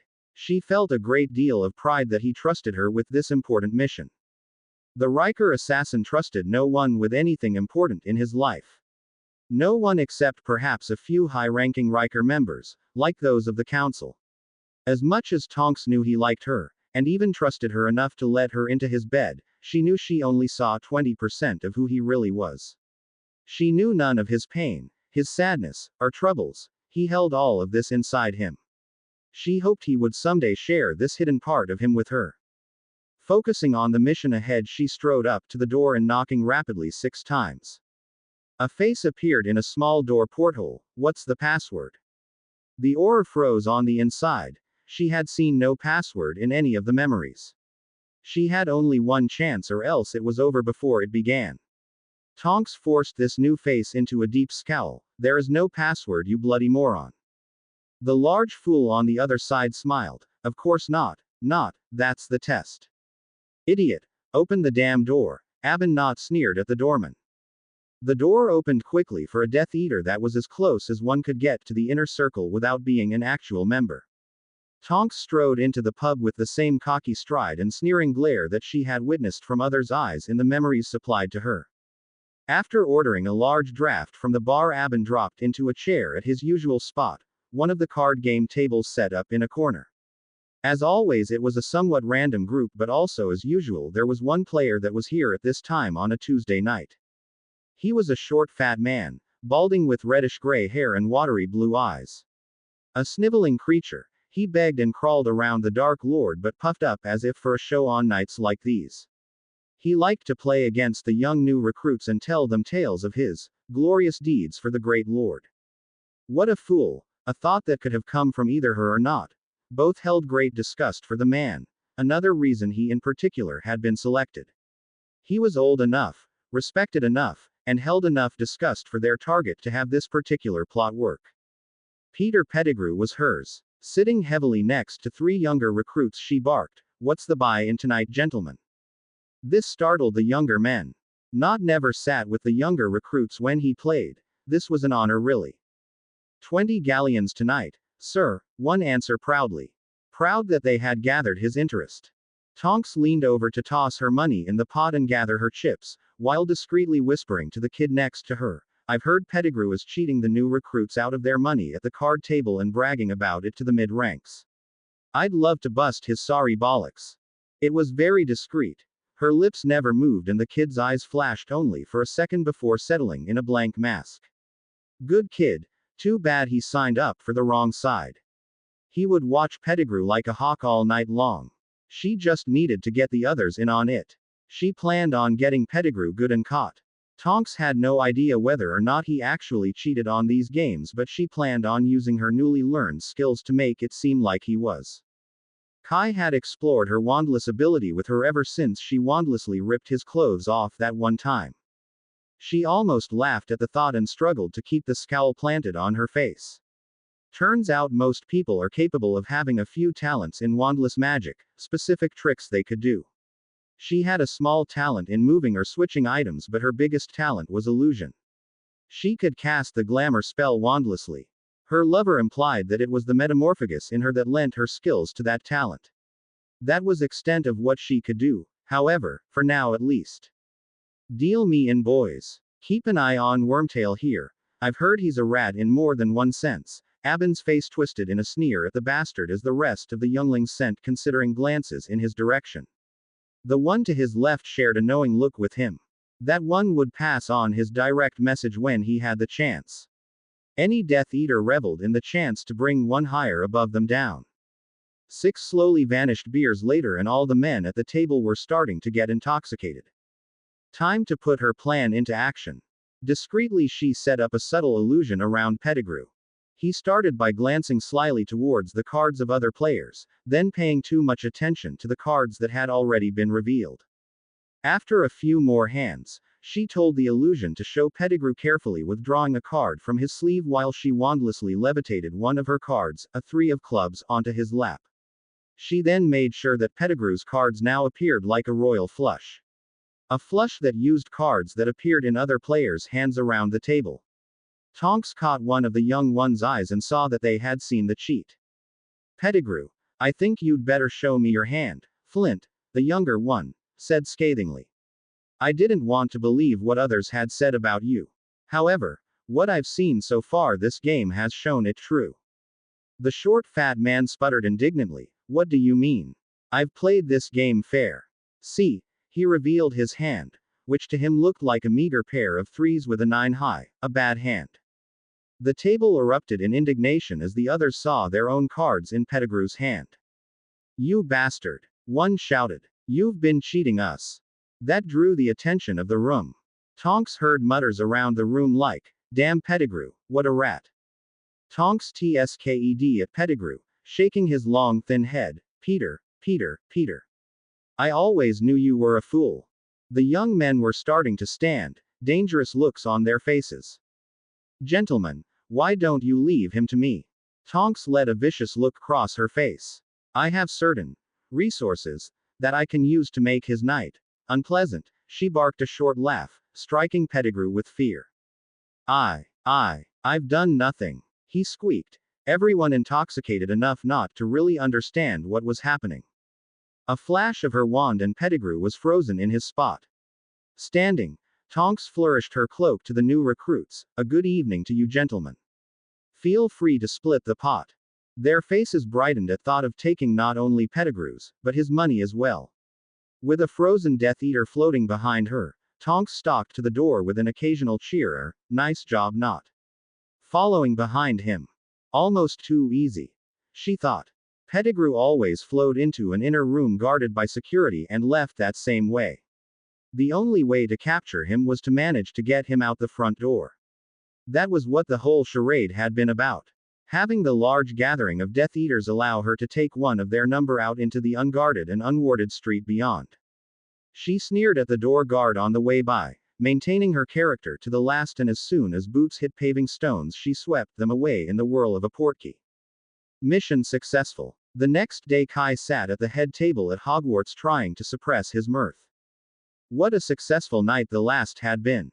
Pettigrew finally rested in one of his prison cells in a safe house in Scotland. A house elf fed him and vanished the contents of his bucket twice a day. Besides that, the man would live in abject misery, and this pleased Kai to no end. His classes were light for the day, and tonight he got to tell Sirius about their recent adventures. Nothing could ruin this day for him. The assassin watched absently as the owls flew in with their morning newspaper deliveries and letters. A small squirrely-looking birds flew wildly around the room, wide-eyed, holding an angry-looking red envelope. Oh, Kai laughed to himself, someone's in for a good yelling. The bird flew over towards the Gryffindor table and dropped the smoking letter in front of 1/7th year, Ronald Weasley. The long-haired man nearly cackled. This day couldn't get any better. A loud and shrill voice echoed through the hall, bringing the room to near silence around it. Ronald Bilious Weasley, I could not be more unhappy with you right now, young man. That letter you sent to me was despicable. I could not believe you would say such terrible things.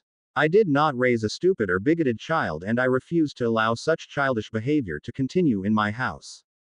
And now I hear that you have been expelled from his class. Your father and I are so ashamed. You've been given an opportunity to learn that no others have ever been given, and you have wasted it. I swear, young man, that if I have not received confirmation that you have not only apologized but have been allowed back in that classroom before Christmas, you will deeply regret it. This is your last chance, young man. Kai was now actively suppressing his mirth, not meeting Severus' eyes for fear of losing it. The potions master beside him was nearly shaking, trying to keep from laughing. Settling on a vicious smirk, Severus looked down at the Gryffindor table with a look of superiority. Kai was startled then when the letter, on its own, flew up to in front of him. Having never been on the other end of a howler, he had no idea what to expect. Professor Boudreaux, the enveloped cooed out more quietly. I'm so very sorry for Ronald's behavior. It was truly unacceptable. I hope he will grow up and apologize to you properly. Don't be a stranger. I hope to see you and Tonks for dinner on Sunday. The laughing didn't start until a muffled curse erupted from the Gryffindor table. Kai had to hide his face behind his newspaper as he couldn't stand it anymore. The foolish child had actually wrote home complaining about him. The thought of the look on Molly's face as her son complained about her favorite order member was priceless. Maybe she'll make you some of that fudge you love as an apology, Snape cracked, cackling to himself. That might very well be the case. Kai cackled back. This day really was going peachy. You forgot he was a personal friend of your family, shrieked a voice from the Gryffindor table. Ah, Hermione. Of all the stupid things. You really are an idiot, Ronald Weasley. I didn't know he knew my parents. An angry voice shouted back. Yup, peachy. Kai sat cross-legged on the floor of his replica meditation room once again, thoughts flowing through his head more wildly than they should. He jumped to his feet, pacing the room with dagger of power in hand. Remembering the feeling of helplessness when his power was critical and his dagger missing, the assassin was determined to overcome the need for the dagger to complete the mage rejuvenation. The histories said it was possible that Godric Gryffindor had achieved such a thing. Gryffindor. He was at Hogwarts. There had to be a portrait or something, right? Come and go room. I need to speak with Godric Gryffindor. The room shifted, placing a soft armchair behind him and shifting a picture of a tall man with messy blonde hair and a rough goatee in front of Kai. Hello, ancestor. Kai intoned respectfully, hopefully. Cool green eyes regarded him carefully. Hello, my son. It is good to see one of my kin again, especially one holding the family power. It has been many centuries since one had exhibited our power. That is good in its own way. Grandfather, he frowned sadly, because you know what it takes to trigger our power. It would take a singly horrifying and disturbing event to trigger an awakening. Consider this. Kai had been beaten and taunted terribly as a child, but it had taken being beaten within reach of death and buried alive by his uncle to awaken his sleeping power. To wish the power on more of the family is to wish tremendous pain and destruction. You are right, my son. Kai tried not to feel pride at hearing someone of his blood call him son, but it filled him with warmth nonetheless. Godric, you freed yourself from your power dagger. I need to free myself from mine.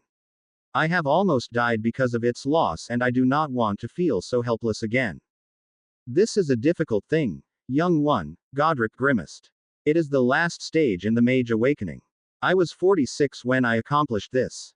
It is different for every mage. All I can tell you what my father told me. To break free you must break it free. Kai stared. The hell? That seems entirely unhelpfully, the assassin drawled, disappointed. He really thought that this route would bear fruit. He sighed with frustration. He had a powerful and urgent sensation that he would need this ability soon. They talked for a while longer before Godric advised his descendant to meditate on it to Apollo. Apollo had been the god that had helped Godric in his highest times of need. Kai smiled at the similarity between the two of them. Nodding a goodbye to the founder with a promise of speaking again, Kai altered the room to replicate his meditation room once more. He wove an intricate series of wards to protect him in what would be a very vulnerable state. The dark-haired teen stripped off his shirts, stretching his muscles in preparation for what could be hours of meditation. All his glamours had to go too. One did not go before Apollo in with any deceit on your body or in your mind. To do otherwise would be to risk punishment or abandonment. He tried to ignore the vast multitude of scars that littered that of him he could see. Council member Rain had been able to reduce much of the scar tissue on his back, but the lines still covered so much of him and large ragged stripes crisscrossed his back. At least they were lightening in color with each day. Concentrating, his activated the rune sets that also crisscrossed his body, representing the various rituals he had completed throughout his schooling. Finding the long set on his chest he had completed to forge an eternal bond to Apollo, he deftly broke the skin at each rune. Power seemed to swell in him as each rune tasted blood. As the last was cut, his dagger fell from his hand as he was beeped under. From the outside he looked nearly frozen in time, eyes closed, chest barely rising and falling. On the other side of the school, one of the assassin's least favorite students was plotting his demise. Sitting across from his friend Dean Thomas, Ronald Weasley was fuming. I can't believe that bastard actually wrote to my mother. It's his fault. I would still be in the class except for him. Well, Ron, you've actually not been very nice to him either. You just back-talk to him and imply he's a Death Eater. The guy seriously knows what he's talking about. You should give him a bit more respect, Dean responded. He liked Professor Boudreaux. You just say that because you're one of his favorites. Ron accused, fire lighting in his eyes. It was true that Dean had one of the highest levels of black markings in the class. Only Malfoy, Zabini, Susan, and Hermione had higher. Dean's eyes went starry thinking about Susan Bones. What a firecracker. I'm not his favorite. I just work hard and respect his position as a professor of the class, which you should do too. Traitor. Ron hissed. I'll show you. He's a dark wizard and a Death Eater. I'll prove it. Follow me. The redhead made for the door. Where are you going, Ron? It's almost curfew. To the defense classroom. I bet there's proof there. You've got to be nuts. Trying to go snooping around Professor Boudreaux's classroom. It's the come and go room. He wouldn't keep anything private or important in there when he's not. I don't know why, but something very strong is telling me I need to go to that room right now. Ron looked a little bit confused about it himself, but very sure in his next step. You can come with me or you can get left behind. Thinking he could at least keep Ron from getting into serious trouble and losing the Mega House points, Dean tagged along. It took a while getting to the 7th floor classroom while attempting to be sneaky about it. Luckily there was no one in between Gryffindor Tower and the 7th floor. Standing across from the tapestry of Barnabas the Barmy stood the classroom door. It was there, meaning that someone was inside. This was a detail that Mr. Weasley had forgotten about. The only way into the classroom now was with Professor Boudreaux present. No light seemed to be coming from under that door, so Ron decided to give it a go. I need a room where I can find out the truth about Professor Boudreaux. Testing the doorknob, it was unlocked. Let's go, the Weasley whispered. Ron slowing opened the door, thankful at its absolute lack of sound. Nearly half open, the boys froze in shock. Professor Boudreaux was in here. He sat cross-legged, back to them on a solid wood floor, hands folded on his knees. He was so perfectly still you'd think he was frozen. A few candles barely lit the room, but it got brighter as their eyes adjusted to the light. Once inside the room they stopped again at their second shock. Boudreaux's back. Scars they had never seen ripped across every inch of their professor's body, wide and narrow, long and short. What had done that to him? And they looked so new. That was the only way to describe it. Probably 75% of the scars he could see seemed to have been made somewhat recently. Who had done that to Professor Boudreaux? On the verge of speaking, a bright flash over light over their teacher's head silenced the boys. A green light appeared over the dark-haired man and floated down before splashing on his chest. With a start, the man's smaller frame jerked to life and he inhaled deeply, then froze again, this time like an animal freezing when they feel a hunter is near. Mr. Weasley, the dead of winter would have sounded less cold to him. May I ask what has brought you to grace me with your presence? Ron shivered, realizing that he had just been spying on his professor in a moment of privacy. Damn. You're what? Boudreaux flashed to his feet, green eyes flashing in anger. You decided that you'd just spy on me. That you'd intrude on my personal time. Apollo knows how. What? To yell at me because your mother is displeased with your actions. To call me a Death Eater. Sir. Those scars. Boudreaux's eyes flashed again, glancing down as if remembering what was there for all to see. His shirt suddenly flew into his hand and he made to put it on before stopping. You call me a Death Eater, boy, but you know nothing. You think by spouting that bullshit that comes out of your mouth you're fighting the Dark Lord? You want to know what happens to those that are actually fighting Voldemort. You're looking at it. I spent weeks as a prisoner to Voldemort and you see the results. I would have died 100 times over, but they kept me just barely alive. You say I favor Malfoy, but I witnessed him sit there and watch as his father tortured me for hours trying to break me. I cherish my relationship with Professor Snape because he is the one that risked his life to pull me out of that hell. And you stupid little boy, think you can sit here and judge us for who you think we are and what you think we've done. You disgust me. Ron's knees gave out from under him and he collapsed onto the floor. He tried to speak but nothing came out. Everything he thought, everything he believed in. What a fool he was. He felt in that moment like a mask in front of his eyes fell. His professor must have seen this change in his eyes because he deflated, collapsing into a chair that suddenly appeared beneath him. Sighing, he put his head into his hands. Apollo, why do you test me this way? This was not the truth I was seeking tonight. He needed this truth, and so did you, whispered across his mind.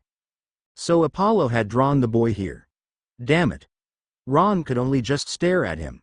Stare at his suddenly tired-looking shoulders and those scars. All those scars. I have spent nearly my whole life fighting the rule of darkness, and I have paid a high price, not just to my body. His fingers traced the razor-fine scars that patterned their way up his arms. The redhead felt a powerful urge to be sick. He felt horrified at the comments he had been making towards Professor Boudreaux. Comments about how he favored Malfoy and the other Slytherins while he was really staring at the children of the men that tortured him. He felt respect grow in his heart for how neutral he had been. Could I resisted taking revenge on them? He thought. No, I don't think I could have resisted. The defense instructor had always had an almost hidden haunted look in his eyes when he looked at their class. Now he understood. You were surprised I know your parents. It's because I am partnered with the Order of the Phoenix. That took the last of the wind out of Ron with a swift punch to the gut. Merlin, this man had been fighting the Dark Lord with his parents and he had been trying to taunt him. He knew the sacrifices his parents and family had made to the Second War. Stupid. Why was he so stupid? Professor Boudreaux, I'm so sorry. Dean's voice sounded so strained it could barely be heard. I just followed Ron to try to keep him out of trouble. I never intended to breach your privacy like this, sir. I'm so sorry. That was when Ron noticed that Dean had made it to the ground beside him. Ron tried to speak, tried to say that he too was sorry, but there didn't seem to be enough words to right the wrong he had put upon his teacher. The seventh year slowly raised his head and met the most powerful, but the most tired-looking eyes he had seen in his life. He pushed all his emotions, all his sorrow and regret into his voice. I have done you great wrong. He used the formal pureblood words. I owe you a great debt before I deserve your forgiveness. Ron didn't know who looked more shocked, Dean or his teacher. Boudreaux looked at him consideringly. You're a good kid, Mr. Weasley. You just need to act upon it. You cannot fight bigotry with more bigotry. Open your mind and become a better person. A person worth fighting for or even fighting with. With this you can earn my forgiveness. Those cool considering eyes burned through him as if looking for every weakness within him. Standing shakily, Ronald Weasley gave his first bow. I will do as you wish. He was a fool. How many years had he wasted wrapped in his tiny little world where everything was black and white? You may return to my class then, Mr. Weasley. With a different attitude you may find it more enlightening than you did on your first perusal. Dean seemed to have regained his footing as he jumped up and clapped him on the back. Awesome. I'm not done with you yet. Long black hair didn't hide the slight mischievous look developing in those green eyes. When are your next free blocks? The boys listed them. You will spend those free blocks in this classroom with me, as moving targets for my second, fourth, and sixth years to practice rapid casting on. I believe the best spell for that is the Stinging Hex. I'd wear a little extra padding to the sixth year class. They're quick, especially your sister. Ron tried not to grimace but couldn't quite make it. His sister was powerful. Professor Boudreaux, could I ask you some questions? It's okay if you don't want to answer them, Dean added quickly. How about you ask the questions and I'll decide on an individual basis whether I'll answer them. Kai Boudreaux seemed to have relaxed some. His shoulders weren't so tense. Dean grimaced. Why do we not see your scars in class? Couldn't have picked a bit of a warm-up question, Dean? Ron thought. Glamours, a deep voice drawled. Did you meet the volume? Volume. Voldemort, Dean struggled out. Yes, the black-haired man answered quietly. What was he like? Boudreaux sighed again. Powerful. Elegant. Like standing on a beach fighting a tidal wave with a sword. I have met few people in my life more powerful than myself in pure available magic, but he is one of them. Fire flamed in his eyes saying he would welcome the challenge. Always thought he was a little crazy, thought Ron. Elegant, Ron blurted. Indeed. You have to remember this man has convinced hundreds to die for his cause. The man exudes power and charisma. Is he a monster? Yes, of course. But that changes little in his draw on people. I hear you do dark magic. Did he draw you, Professor Boudreaux? Dean clamped a hand over his mouth as he realized what he had said. Sorry, he squeaked.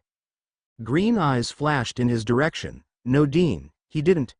Him and I clash like feral cats competing over the same territory. We will be drawn to fight each other and eventually one of us will die. This is the only draw he has on me or I on him. Ron didn't know why, but he felt almost like prophecy had been spoken to him. Professor Boudreaux fight he who must not be named. Was he really that powerful? Ron watched Bright Eyes burn with fire. Yes. Yes, he was. It was so dark. It was so dark he couldn't breathe. It felt like the room closed around him, tighter and tighter, and he couldn't run. He was surrounded. Defend yourself. The voice was dark and quiet. It was Marcus Black Sunset. A blade flew by him and sliced shallowly across his chest. He hissed, long black hair swishing as he turned in the direction of the strike. Concentrate, Kai. He snarled. How could he concentrate with the darkness choking him? A kick to the stomach sent him sprawling.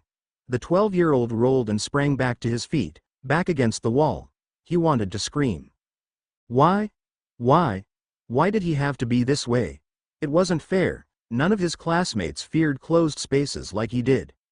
Suddenly he was picked up and slammed against the wall. A large body pressed against his and long fangs were at his throat. The mage froze, struggling to breathe, panic welling up in his chest. As fast as it had happened, it was over. The lights came on and he was dropped unceremoniously on the ground. Marcus looked down at him with disappointment shining in his eyes. This year Marcus had taken him on as one of his few personal students and Kai couldn't help but feel that he had let the vampire down at every turn. You smell like panic, child, the tall ancient vampire rumbled. Why does this exercise bother you so? The vampire stepped back from the fallen child and sat in an easily conjured chair. I don't know, sir, the assassin in training choked out. He had been at Riker Academy for 2 years and had never lied to Marcus. He hated himself for it. Why do you lie to me, child? Because no one must ever know. When his guardian, Christine, had told him it took an extremely traumatic event to awaken a mage, Kai had known exactly what had awakened him. His family had hated him for what he was, magical. Ever since he was a child they had starved and beaten him. There was little that he remembered about them besides their names and how fat his uncle had been. Perhaps that was for the best since there was no good to remember and all pain, so much pain. Kai shuddered despite himself. I'm not lying, sir. Marcus considered him. Yes, you are, and I do not understand why you would. This is a serious problem, Kai. An assassin cannot be afraid of the dark. Green eyes glared at his teacher. I am not afraid of the dark. Then what is it? His voice was spiked with impatience. It is, he couldn't force himself to speak to words, to name himself a coward. You don't respond this way fighting me in the light. It's not the dark. The dark just makes it worse, he snapped before he could stop himself. Cold black eyes snapped to his and narrowed. He did the only sensible thing he could think of. He fled. Marcus watched the not-quite teenager flee the room with concerned eyes. However small for his age he might be, Kai was an extremely powerful young man. He fought with a speed and cleverness that was nearly unheard of in a fighter of his age. However, there was something off about the youth. He was incredibly intelligent, but something was overriding that with this incomprehensible fear. The vampire decided then that they needed to speak to the child's guardian. Christian Boudreaux was not a difficult man to reach, not with all the ties he had to the Riker underground. For a man that was not a Riker, he held respect in the community. Finding and raising an incredible asset like Kai simply added to his already great esteem. Council member Melanie Rain stepped up to the door. As current headmistress of Riker, it was her responsibility to interact with the parents or guardians of current students. The stocky B-owned welcomed her into his home with relative ease. Counselor, please come in. Once they were seated in the living area, the headmistress cut to the chase. Why is Kai afraid of the dark? The assassin looked confused, then understanding dawned on the man. Kai is not afraid of the dark, Melanie. Melanie frowned. She thought the man would know more. I know most would not want to admit that their assassin apprentice has problems with the dark, but we cannot fix the problem if we don't know. With all due respect, counselor, if you would simply listen, then you would understand. Melanie looked at him with her typical serenity. Thank you. Now it's not the dark that Kai has trouble with, it's closed spaces. He has some form of claustrophobia. It just manifests more easily in the dark because a room feels smaller in the dark. He has communicated this to you. OF. No. The man laughed, but his blue eyes did not show amusement. Kai speaks to no one about this. He looked her in the eyes. You will tell no one outside the council what I'm about to share with you. He tone brokered no negotiation. I first found Kai beaten half to death and freezing in an alley in London. The kid did not come from a good place, Melanie, if what little I could get from him is true. They beat him, refused him food, and locked him up. Christine shrugged. I can only assume this is a vestige of that time. It is a lot better than it was. For months he couldn't sleep inside a closed room at all. He slept in the living room. It had been that bad, though the Kai that Marcus had faced just days previous had frozen almost completely in the darkness. It still debilitates him. It needs to be fixed. I'm unsure how you could do that, counselor. Be careful with my charge. What people forget is that all mages are traumatized. That's how they were awakened. The Riker had considered that it was related to the boy's awakening. Do you know anything about how he awakened? No, he never told me. It is obvious it still follows him, but he won't speak of it. Maybe he will to you. He is very fond of you, Melanie. He shrugged again, the doubt strong in his voice. I will say one thing. If you hurt him in any way, it will be you that sits in judgment before me. Am I clear? This is clearly a serious problem, Rain. Something needs to be done about it, and now. If any of his classmates figured this out. Yellow eyes flashed with concern as Christoph Flint spoke. In charge of recruiting, Flint was the one that first scouted Kai as a possible entry into Riker. It is clear that this is causing serious problems in his training, most especially with me, Marcus growled. Kai was a favorite of his as well. Solutions, anyone? All I'm hearing is complaining, Rain snapped. How do you break someone's fear of anything? Purred Ulrich. Ulrich was the alumni coordinator. A powerful and unmerciful vampire, he handled alumni problems quickly and toughly. The council stared at him. You can't seriously be suggesting shock therapy. Yes. Green eyes were hard. It is a highly effective psychotherapy technique. He is a strong boy, he'll survive. We have to be careful, Ulrich. Kai is a mage. Mages are awakened through a singularly traumatic event, something horrifying enough that they temporarily lose their mind and the magic takes over. This phobia is undoubtedly linked to that event, Rain pushed. If he cannot face his fear, how can he possibly survive here? There are only two options. He is obliviated and sent home, or he goes through this trial, the vampire insisted. We cannot do this thing, Rain snarled back, her eyes flashing. Rain. Marcus's whispering voice still boomed in the room. You have not seen how he gets. To see someone so powerful and confident freeze like a prey animal at the slightest containment, it is disturbing. Something needs to be done. Her eyes scanned the room, taking in the faces of her peers. Christoph? Davian? I'm sorry, Rain. I too have seen this in him. I would do anything to help him, and this seems like the only way. Do what you want. I will not be a part of this. Praying to the gods that they would not destroy Kai, she left the room, unable to hear any more. The others turned to Ulrich. I have a plan, he said, barely managing to keep the sneer off his face. Leave it to me. Kai watched the potion bubbling very carefully. As much as he excelled at so many subjects at Riker, he did not excel at potions. No one could figure out exactly why, either. As a blood magic user, he had both precision and patience. He had a quick mind, but for some reason he just could not apply it to the potions laboratory. If he was honest with himself, it was because he did not like the dungeons, nor did he like Professor Ulrich, who was just now looking at him in an almost predatory way. He snapped his eyes away from the professor and back to his potion as fast as he could, but it was too late. He had missed the moment he was waiting for. He stirred the bat's liver in any way, but the potion would not have full potency. To his embarrassment, it turned a violent purple. It should have been a dark green. Cursing under his breath, he frantically searched the potion chapter to find a way to fix his mistake. There was only 10 minutes left in the class and he desperately did not want another low grade. It was not to be. There was no way to fix the potion as it was. If he completed the rest of the steps perfectly, it would still work, but only at about 65% strength. He berated himself silently as he finished preparing the final ingredients and added them at the exact required times. To his relief, the color eventually dimmed and turned a light green. That was better, right? He grimaced. Why in Apollo's name am I even taking this class? The bell chimed to signal the end of the class period. All the students bottled and labeled a sample before bringing it to the front of the class on their way out. As Kai placed his in the rack, a voice sounded behind him. Mr. Boudreaux, would you stay behind please? F. Camille, he hissed under his breath in Parseltongue. He slowly turned to face his professor. Green eyes locked on green as the much larger vampire loomed from next to his desk. Yes, Professor. Mr. Boudreaux, you work hard in every single class you take, except mine. Can you tell me why you believe that potions is not worthy of your time? Kai took a step back. Kai was still quite small for his age, and this vampire always radiated power and control. Sir, I try as hard as I can in your class. As much as I hate to admit it, I'm just not as good at potions as I am in other areas. You just don't respect me or this class. I'm considering asking the headmistress to remove you from this class.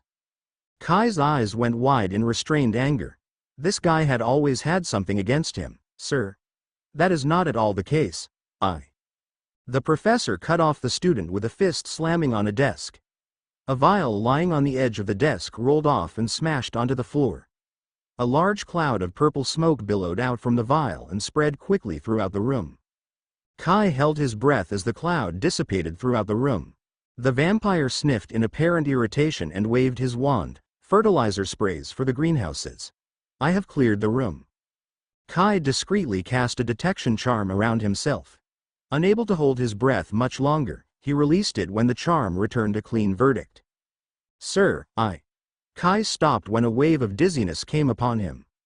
He hissed in anger. That was not a fertilizer bomb. The room tightened and his left hand stabilized him as his right reached for his blood magic knife. Black knife in hand, he rolled to the left as the vampire lunged at him. As soon as he had his feet, his knife was flashing across his hands. The poison resistance runes were based on the hands if you were smart. This allowed for a quick activation. He kept moving as the poison continued to draw on him.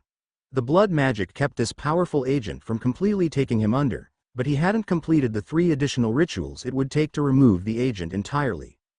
Ulrich, Kai hissed as he stared down the vampire, trying to keep space between him and his professor. Why are you doing this? This does not make any sense. The student's breathing was becoming unsteady and his vision beginning to double.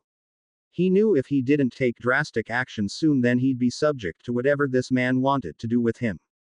He couldn't understand what was happening. It was not an entirely uncommon event for teachers to get into quarrels with students.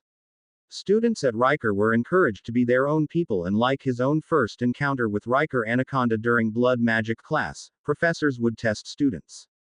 This, however, was not a test. Ulrich came at him with everything he had.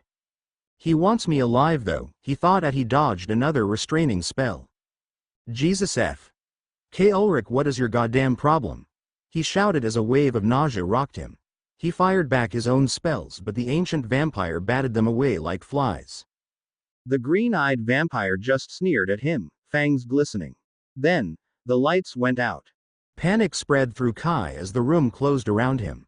No. He went absolutely still, listening for any movement, feeling for magical sources. Unfortunately for Kai, ancient vampires move soundlessly and did not breathe. The potions classroom felt overwhelmingly magical. As silently as possible, he palmed his blood magic knife, the blade slicing his flesh and coating it with blood. Apollo. He called in his mind. He tried to focus as unconsciousness pulled at him. Hear my call. Darkness blocks my path. Help me stay in the light. Let the light of the new day shine upon you, mage. Gathering his strength, he whispered, Sunrise Blade. Light of a new day peeled back the darkness as a long sword, seemingly made solely of light, appear in his hand. Nice try, child, a voice hissed in his ear. Long arms grabbed his shoulders and pressed him back against a wall like chest. Terrified eyes popped open wide and flight mode kicked in. He flailed against his much larger foe, but it was to no avail. Kai was still so young and only half-trained. He was no match for the vampire assassin. The drug had not yet defeated his body, but all that meant was he was conscious when fangs sliced in his throat. The pain, it felt like his very soul was being beeped out of his body. It was so much worse than he ever feared it was. His legs began to shake and weakness overcame him. The vampire drew him closer still and consciousness fled. The vampire did not notice the sword fall then vanish from the boy's hand. He could only feel the power that sang through him as he drank. It was only his age that stopped him when the boy collapsed into his arms, unconscious. Removing his fangs, he managed to seal the wounds before he collapsed to his knees, overwhelmed by the power he had just consumed.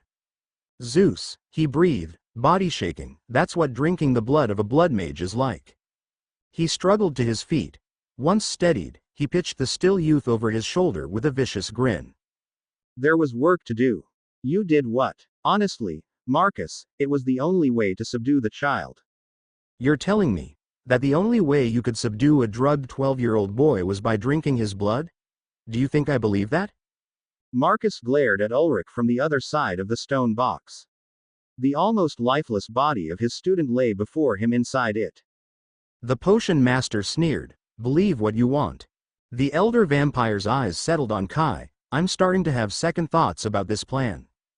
It's too late now, the other snapped, using his wand to levitate the top in place, sealing the youth in the box. Now, we must get out of here before he wakes. The blood draining will have weakened his magic, but we do not want to be in this room when the backlash hits. Breathing deeply to calm himself, Marcus turned and stepped from the room, closing the door behind his colleague. I feel like I am going to regret this. They had monitoring charms inside the box to tell them the moment the child awoke, but they weren't necessary for that purpose. A scream of rage echoed through the empty room that startled all that observed it. Those present studied the monitors. The child's heart rate was through the roof. It was so dark. He couldn't breathe. Where was he? He always left a light on somewhere in his room so he wouldn't awake in the complete darkness. His head pounded intensely. He reached up to touch his eyes and his arm hit on stone above. He froze like a spotted deer and screamed. No, not again. He cannot do this to me again. He beat his hands on the stone that surrounded him. No, no, no, no. He was pushed at it again and again. I cannot do this again. As panic set in, he forgot all. He forgot who he was, everything he had become since that day. He was back in the box, buried beneath the ground, where his uncle had buried him after believing he had beaten him to death. Please, uncle. Please let me out. Please. He yelled himself hoarse, pleading to be released from this hell. He pounded on the stone until his hands bled and all the strength had fled from his weakened body. After what felt like hours, he collapsed against the bottom of his coffin, long hair matted to his neck with sweat. The boy's breath came in gasps and tears ran from his eyes. With collapse came introspection, as had no more strength to rage against his confines. Magic whispered across his mind, magic. He felt the power within himself, grabbed at it frantically and lashed it against the stone, willing it to break. The wards on the box held against the uncontrolled onslaught. He couldn't do anything. Despair rose within him. He thought he had escaped this. He couldn't survive this again. Wait. He had survived this before. He had survived and escaped his uncle. Kirstein. Blood magic. Riker. Ulrich. That bastard. Fear and despair turned to rage and he chanted to himself to channel it. He would not let the man win again. To drug him, take him from the classroom and presumably lock him in this whatever the hell it was just too far. This was the straw that broke the camel's back. So full of focused anger, he didn't even consider being frightened of his circumstances. He felt around to see if his blood magic knife was still on his person. It wasn't. Cursing the even greater invasion on his person, he focused his magic to growing a single fingernail to razor sharpness. A little concentration and a small ball of light lit the tiny box. Gods, this is small. He shuddered and refocused. He drew a series of deep breaths. Panic flared inside him again, but he quashed it with rage. He would not be defeated by that leech. Using the lengthened nail, he slashed his left palm. Deftly he drew a set of runes in blood around the perimeter of the box as far as he could reach. Placing his palms on the hard surface, he channeled as much power as he could muster into the runes. Like precisely placed C4, the top of the stone box blew outward. Unable to shield himself in time, chunks of stone slashed him as they fell around him. The pain did not matter as he was free. With bloodied and beaten hands he pushed the rubble off of him, letting out a bark of victorious laughter. As soon as his feet hit the floor, the door slammed open. A blast of green fire met those that came through, scattering them. Kai. The angry mage kept attacking. There were no friends here, only enemies. The 12-year-old dodged stunning and restraining spells as best he could. He had to make them pay for this. He screamed in rage when a pair of large arms encircled him from behind and lifted him off the ground. Small legs kicked frantically against a tall, cold body. Vampire. Gods, not again. Be calm, child, it is Marcus. I will not harm you. Lies. The child hissed back, breath coming in gasps. How could I possibly trust you? I am so sorry, child. I am so sorry, the deep, rumbling voice whispered in his ear. I made a terrible mistake going along with this. Even the cold vampire, given the title of the judge, had been deeply affected by his student's terrified pleas to be released. Kai. A shout came from the door as the headmistress ran in. By the gods, what have they done to you? A glare from the older women had Kai's feet back on solid ground only to have him swept up in a hug. I heard the explosions and came running. What has happened here? Only what needed to be done. Rain. A purring voice came from the left. Ulrich stepped out of the shadows, a sneer planted on his face. The boy fought through his fear and escaped. You're telling me that this whole thing was some half-cocked attempt to rid me of my claustrophobia? Kai hissed. Yes, child, answered Marcus. Except him, green eyes locked on green. He expected me to fail. He expected me to go mad in that box. He knew, somehow he knew. What do you mean, Kai? Rain's eyes narrowed on the potion's professor. You all want to know, so King Bad, why I am claustrophobic. Huh. When I was 8, my uncle thought that he had beaten me to death, so he buried me in the backyard. Alive. I woke up in a box underground. In the dark. He paused, his breath coming in gasps. He knew exactly what he needed to do to get to me. What is your King problem, Ulrich? And where is my goddamn dagger? This? The undead professor turned Kai's solid black dagger of power over in his left hand. Kai moved to snatch it from his hand but was held back by the headmistress. Now why would I give this back to one so undeserving of it? Ulrich, give the lad back the knife, Christoph barked, his werewolf half rising up in defense of a pup. Undeserving? The assassin in training hissed. He took a deep breath to calm himself. You have attacked me, drank my blood. Rain cursed next to him, imprisoned me, and now you withhold my most prized possession. What have I ever done to wrong you? Marcus strode up to the other vampire and, quick as lightning, grabbed him by the throat. Stop disgracing this council, you fool. The council judge was angry now, feeling like he'd been fooled into aiding a plot for vengeance.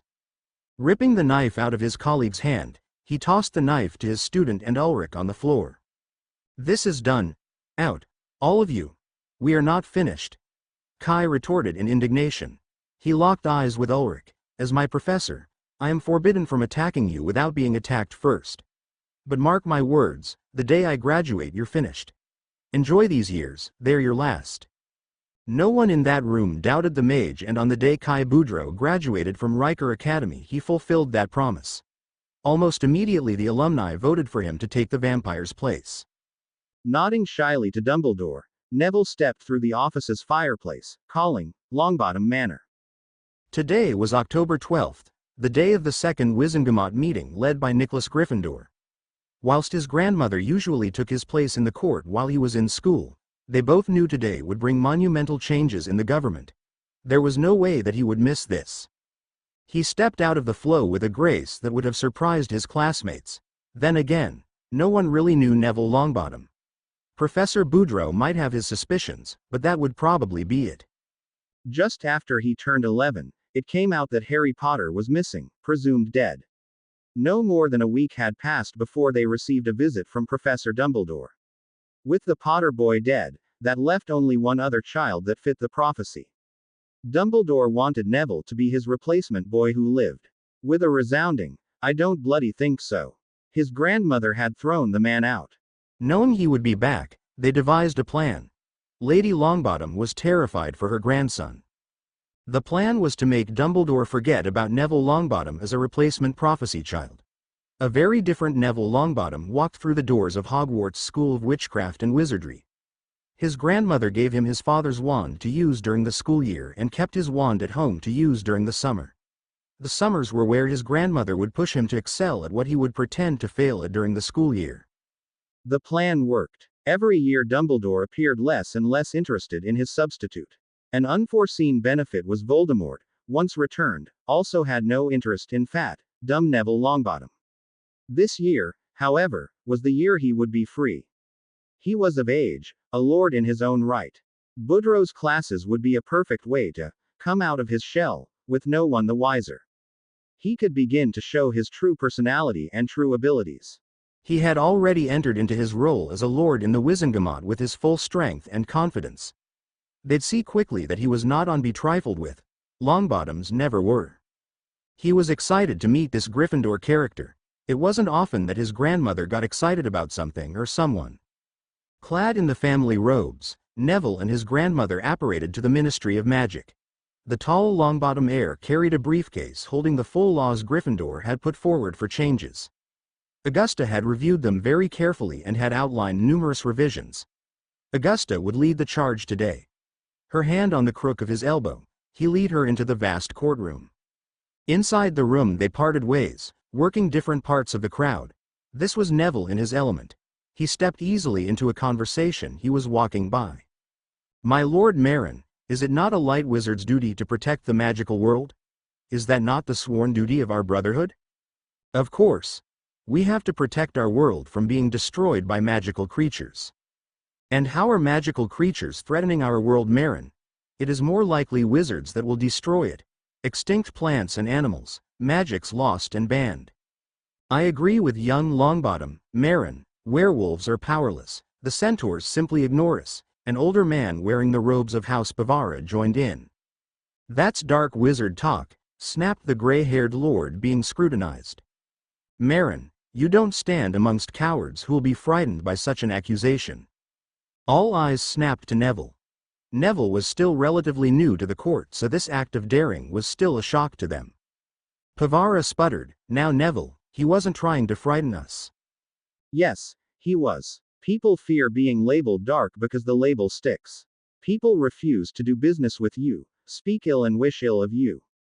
People cower because they do not want to stand out from the crowd. People like Marin here successfully accuse others of dark wizardry in order to quiet dissenting opinions.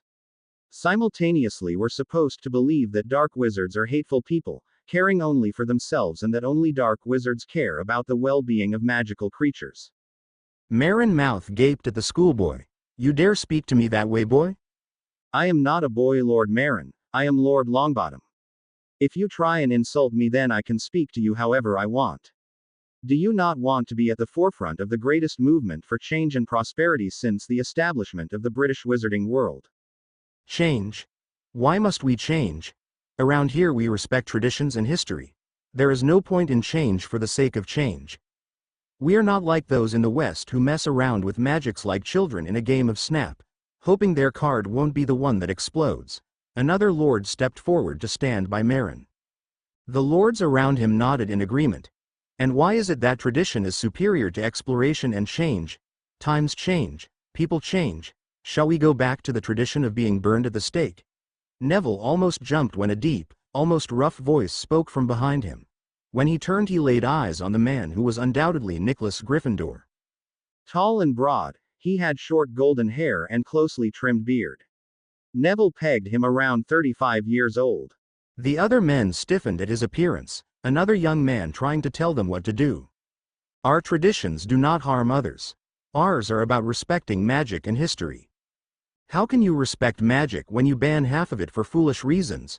When you never learn from your mistakes?" He nodded towards Neville. "A pleasure to meet you, Lord Longbottom. I look forward to seeing you in the court. Pardon me, gentlemen, I have a session to open." As quickly as he came, he went. long red robes flaring out behind him. Neville watched him disappear around the turn with wide eyes. One of the other lords coughed, startling them all out of staring. Maybe we should take our seats. It is 3 minutes to the hour. Feet shifted as everyone slowly dispersed, shooting sideways glances at the targets of Gryffindor's comments. Neville worked his way towards the center of the seating, symbolic of his neutral views on magic, until he spotted a familiar face. Blaise Zabini. He'd never seen Zabini here before, though he knew he was the heir to the Zabini seat in the Wizengamot, usually presided over by his uncle. Zabini probably begged off school for the same reasons at him. Pulling together some Gryffindor courage, he took a seat next to the Slytherin, using his wand to link into the microphone and voting system. Longbottom, a subtle smirk settled onto the boy's face. It's good to see a bit of what's going on under that mask. Neville only smirked casually in response. He should have known that Blaise would be on to him already. I'm surprised a girl as smart as Hermione hasn't seen through you yet. Neville shrugged, trying to come off as cool and amused as the Italian. Hermione sometimes only sees what she wants to see, and she wanted to see me as the character I portrayed. True, the other boy mused. Neville saw the boy's eyes soften when talking about his closest friend. He smirked. What an interesting romance that would be. She speaks fondly of you, Blaise. I think you should spend more time together. The still chubby boy pushed to keep the laughter out of his voice when he saw the Slytherin's face lose composure momentarily. The boy coughed. A Gryffindor spending time with a Slytherin? The lion pride would rip her to shreds. Blaise laughed, but under that Neville could see real concern. Hermione. Nah, she's a different woman this year. Feisty. Did you hear that she punched Weasley? Kai has been a good influence on her. Neville laughed. So unless you're scared of Malfoy and the Slytherins, I think you should just ask the girl out already. Neville held back a second laugh as Blaise actually sputtered for a second, looking shocked. What makes you think I want to do that? Neville just smirked at him and turned to watch Gryffindor speaking amongst the council. Have you met Gryffindor yet? Blake changed the subject. Not officially, we were in the same conversation moments ago. It's easy to see how he and Professor Boudreaux are allies. Now that was an interesting tidbit, I didn't know that. But yes, he does remind me a lot of Boudreaux. Hard in a different way though. Ladies and gentlemen, can you take your seats? The now familiar baritone called out across the courtroom. When all members had be seat, Gryffindor spoke again. Welcome everyone to the 2514th meeting of the British Wizengamot. The addenda for the day is in front of you now. I'd like to open the floor to additions to today's addenda. Neville and Blaise relaxed back into their seats as the meeting progressed through the formalities. They quietly discussed the intelligence of the progression, starting with the easy changes that no one could vote against and slowly working into the more difficult things. Not all of the changes that Neville and his grandmother reviewed were up for discussion in this meeting. There was no need to overwhelm the members. The werewolf hospital restrictions were the first to go. There was some token resistance from some stringent light wizards and a few Voldemort sympathizers. Voldemort can a lot to gain from werewolf restrictions. The next were job restrictions for magical creatures. This would likely only impact werewolves, as vampire and centaurs preferred to keep their society separate from humans. As the meeting came closer to ending, everyone was surprised when Gryffindor was cut off mid-sentence by a small scroll popping into existence in front of Gryffindor's face. He looked startled but managed to catch the scroll with magic before it dropped to the podium. Everyone watched with bated breath as he unrolled it. Incoming, they heard him whisper curiously, voice still amplified by the amplification charm. A large pop was followed by a bang as a mesh cage popped out of nowhere and crashed onto the floor between two of the sections in the courtroom. Neville stood and craned his neck to see what was in the cage. Gryffindor was in action immediately, casting various charms and shields around the cage in case something dangerous was inside. Inside the cage was an unconscious man. He was a large man and looked filthy. Blaise spotted a note attached to the cage and pointed it out to Neville. Gryffindor approached and read the note to himself. Damn it, Shadow, they heard in Gryffindor's rumbling tone. The boys noticed a few heads start at that name. Curious. According to this man is called Peter Pettigrew. I assume that's important? Lord Gryffindor spoke to the room. The room descended into chaos. People shouting and yelling at each other in disbelief. Neville was rocked back into his seat. The famous martyr of the Potter group. The Aurors had claimed he was dead. Quiet. A voice boomed into the din. Everyone froze, looking towards the head. Better. Lady Bones, it seems that everyone knows someone with this name, can you elaborate? The Bones matriarch stood, smoothing her robes as a way to hide her settling herself. Peter Pettigrew was a friend of James Potter. When Sirius Black betrayed the Potters to you-know-who, then Pettigrew confronted him. Pettigrew was killed by Black along with a large group of Muggles in an explosion. Nicholas gave her a concerned look. So this is apparently a dead man. Can we confirm his identity? He appears to be unconscious, but if we have some Veritaserum we can easily resolve this. The tall thick man turned to the cage and waved his wand, jolting the imprisoned man awake. Beady eyes flashed open as the man came awake with a start. Laying eyes on Gryffindor, he squeaked and transformed into a rat, clawing at the mesh. Well, that explains the mesh, Gryffindor mused. Another effortless wand wave and the man was human again. The audience hid their surprise at such an easy display of transfiguration skill. An Auror stepped forward with a vial of Veritaserum. The Wizengamot head dragged the man to the front of the cage, locking him there while the Auror administered the dose. Please state your name for the court. The man twitched against the serum before droning out, Peter Pettigrew. The courtroom burst into noise again, the occupants stunned. Mr. Pettigrew, this court believed you had been murdered by Mr. Black. How did you survive the attack by Sirius Black? Sirius Black did not attack me. 22 non-magical residents England died in an attack where you disappeared. Who was responsible for that attack? I was. I initiated an explosion as a distraction. I cut off my finger and transformed to escape. Why were you running from Sirius Black? Black knew that I was the Potter's secret keeper and that I betrayed them. Gryffindor's eyebrows raised. Now isn't that interesting? So Sirius Black, a man this ministry locked up for 12 years, murdered neither you nor the Muggles, and was not responsible for betraying the Potters to Voldemort? That is correct. A wave of his hand stunned the man. I think that's enough for now.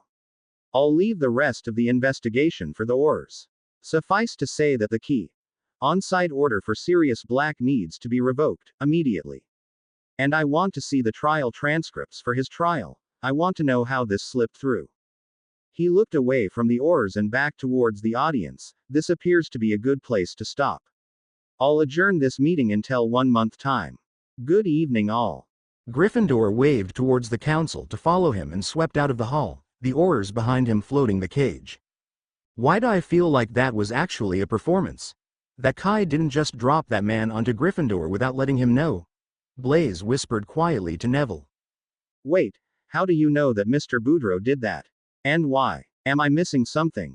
Blaise's eyes went wide before quickly hiding his concern. Nothing. Just that's the kind of prank Kai would play. Neville nodded, still suspicious. I can't believe that Sirius Black, who parents told horror stories about, is actually an innocent man. This is going to cause some massive waves in the community. I wonder how the government is going to spin this. This is nuts. Never a boring day in your courtroom, Nicholas. The smirking reporter lounged on his desk once more, her crisp pantsuit always standing out amongst the robes.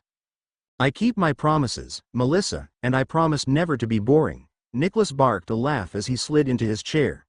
Now, what do you need from me for the next string of stories? Well, I have a human interest story featuring the werewolf legislation changes. Think you could send me some names of individuals I could interview? Young families would be best, she said, looking down at her notepad. That will be easy, he replied, grabbing a piece of parchment and scratching out a handful of names.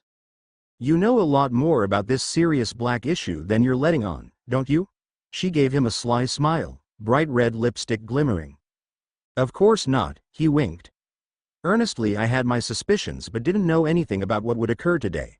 I was as surprised as everyone else. She nodded, believing his honest tone. I'd appreciate any details you could send me as this unravels. This could be the story of my career. It will certainly create a stir, but I will have one for you in a few weeks, if you're brave enough to accept the challenge. He needed to find a reporter willing to release the information about Voldemort's bloodlines. Manicured eyes raised high, brave. My, that does sound interesting. I'll let you know when I have the information and we'll see how you feel. After that he dismissed his reporter ally, pleased with their arrangement. She was already receiving attention for the detailed and accurate reporting she was able to do, and that was motivating more cooperation for his plans. Blaze and Neville flowed back to the school together. After passing through the headmaster's office, they strode quickly towards the Great Hall for dinner. I'd appreciate it if you kept my little deception to yourself. I have my reasons for it and they're still important until I graduate. Neville gave Blaze a serious look. If Dumbledore got word, I certainly won't give up the goose. I'll just enjoy the look on everyone's face when they realize how they've been played. I look forward to having a stronger ally than I expected. Blaze offered a hand. Shaking it, Neville nodded solemnly. The Longbottoms would do well to become allies with the Zabinis. His grandmother would be pleased. The two settled into a less friendly stance as they approached the hall, slipping back into their house roles. However, as they walked through the doors, the dark-haired Italian seemed to make a decision. Mind if I join you for dinner? Neville managed to keep a smirk off of his face. He always sat next to Hermione at dinner. I'd be delighted. As long as you aren't worried about your snaky roommates? Blaze laughed quietly. They never have concerned me. The two, still dressed in their Wizengamot robes, headed to the Gryffindor table. All eyes were on the unlikely pair, whispering. Neville sat across the table from Hermione, leaving Blaze to sit next to her. You're back. How did it go? Did the werewolf amendments pass? What about workers' rights? Hermione smiled brightly as they sat down, ignoring the stares of her housemates as a Slytherin sat at their table. Neville just smirked and started pulling food onto his plate. Seeing his as a dead end, she spun to quiz the Slytherin. So, he laughed at her, causing her to blush. It went well. We approved amendments 1 to 17. The rest were left for the next meeting. I'm sure Professor Lupin will be happy. He watched her process that. It wasn't common knowledge that Lupin was a werewolf. She was clearly considering what he meant. Then her eyes lit up. You're kidding. No, I'm not. Wow. How did he keep that secret? Practice, I imagine. Neville shot Blaze a get-it look, startling him. Should he? He liked her, quite a lot actually. What would Kai do? Make fun of you about it like he has been for weeks.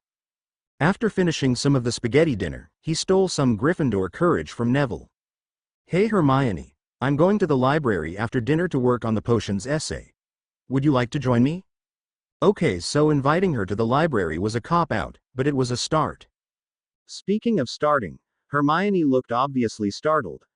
Sure, that'd be great. She stammered out, eyes wide. Great, I'll see you there. He gave her a broad smile as he got up and headed towards Slytherin. The dark-haired boy passed Kai and Tonks on his way by, laughing and joking. He hoped that someday he and Hermione could look like that. Kai waved at Blaze as they passed him. Tonks grinned and shot a hair change spell at his back. It was a pink-haired Blaze that continued to the dungeons. So what do we need to see Remus about? She asked, curious. You'll see, he smiled as he knocked on the door. A huge black dog greeted then, Remus' pet. She could never get over how much that dog looked like a Grim. The dog pounced on Kai, bowling him over and licking his face repeatedly. Oh my gods, Padfoot, you are so gross, Kai yelled, pushing the dog off. Get in there, he pointed inside the door where she could hear Remus laughing. Tonks. Remus smiled, so good to see you. It's been an exciting day for us. And suddenly she understood. The two of them were serious friends and family. They needed to hand together to find him. Yes, it was. I knew about Sirius' innocence before this through Kai, so it is wonderful to see him now exonerated. Do we know where we can start looking to find him? Is he even still alive? Oh, I don't suspect he'll be hard to find. Remus had a cheeky look on his face. What was that about? Suddenly the dog on the couch next to her transformed. She reacted instinctively, casting rapid stunning and incarceration spells at the now man. Kai fell off the couch. He was laughing so hard. See, it's not just me. Kai and Remus weren't acting like this was worrisome at all. What the heck? She looked closer at the unconscious man. Sirius? He had been here the whole time? And Kai had known? She whacked Kai on the back of the head. You bastard, he's been here the whole time? Kai tossed an enerv8 in at Sirius, releasing him from his bonds. I've known for a few months, yes. They asked me to keep it secret until we could get Sirius exonerated. Honestly, I only knew because I can sense Animagi by touch. He raised his hands defensively. Oi. Sirius grumped as he crawled back onto the couch. It's good to see you again too, Nimmy. Can see why you're dating such a young fellow with an attitude like that. Hey now. Kai protested. What does that mean, Actually, how old are you, Kai? He looked at her sheepishly. What is age really? Kai. He coughed. 17. He glared at Sirius. She looked at him with big eyes. Well, I didn't expect that. Ew, I'm a cougar. She paused. You're the same age as the 7th year's HAHAHHA. Oh my god, if they knew. Yeah, if we could avoid that. Kai wished he could erase that knowledge. His age was another link to his Potter past. Another risk. Kai and the inner circle of the Order sat around a large wooden table. These are the coordinates of the Death Eater Club. Kai passed the coordinates over to Dumbledore. As you can see, the club is approximately 1,200 square feet with the front door at one end and the flow at the other. He was 3D projecting memories of the club. Were you able to gain flow access? Kingsley asked. No, the extraction was via the front L door. I pulled memories of the club from Nott's mind in order to correctly act the part of Nott. Dangerous.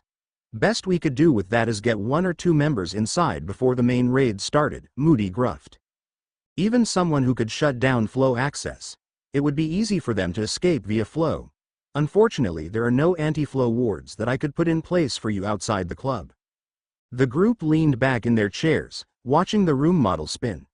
Dumbledore had easily recognized that it must have been Shadow that had captured Pettigrew. When Kai had elaborated some on the plot, Dumbledore saw the opportunity for a larger raid. I have an idea, Moody smiled devilishly. Kai and Tonks, or rather the Death Eaters that they were impersonating, stumbled down a back road in London together, looking like they'd had a bit too much to drink.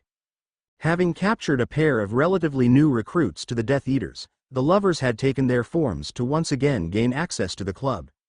After Pettigrew was captured, the club had suspected Nott and had found that he had been missing for weeks. Now protocols had changed. Wand please, the gruff doorman growled, opening a tray in the door. The two dropped the wands of their captives into the box, grinning cheekily. Come on chap. Got some galleons to win tonight, Tonks chirped. Her act was to be the drunker of the pair. Yeah, the drawer opened and their wands were returned. Give me the password then. Dumbledore is a goat. Lover. Kai got out through chuckles. It really was a funny password. Every week it apparently now rotated to some other insult against the old wizard. All right. Get the hell in. The door swung open and the two stumbled inside. It was now 10:23. The raid was set to happen at precisely midnight. Pulling up a chair at the bar, the two ordered what would be the first of many drinks they'd be seen to drink. Both Tonks and him were more than competent in wandless vanishing. At 11:55 they were losing badly at a game of cards with some other young recruits when Tonks nearly fell out of her chair. Oh geez chap, you've had too much to drink. Let's flow you home. Kai slipped a shoulder under Tonks' arm and heaved her to her feet. Nah, I'm so good. So good, she muttered drearily. She could really play the part. He dragged her over to the flow. As they approached the fireplace, Tonks took a swing at him. Let me be, ya dirty bastard, and fell down, much to the amusement of the room.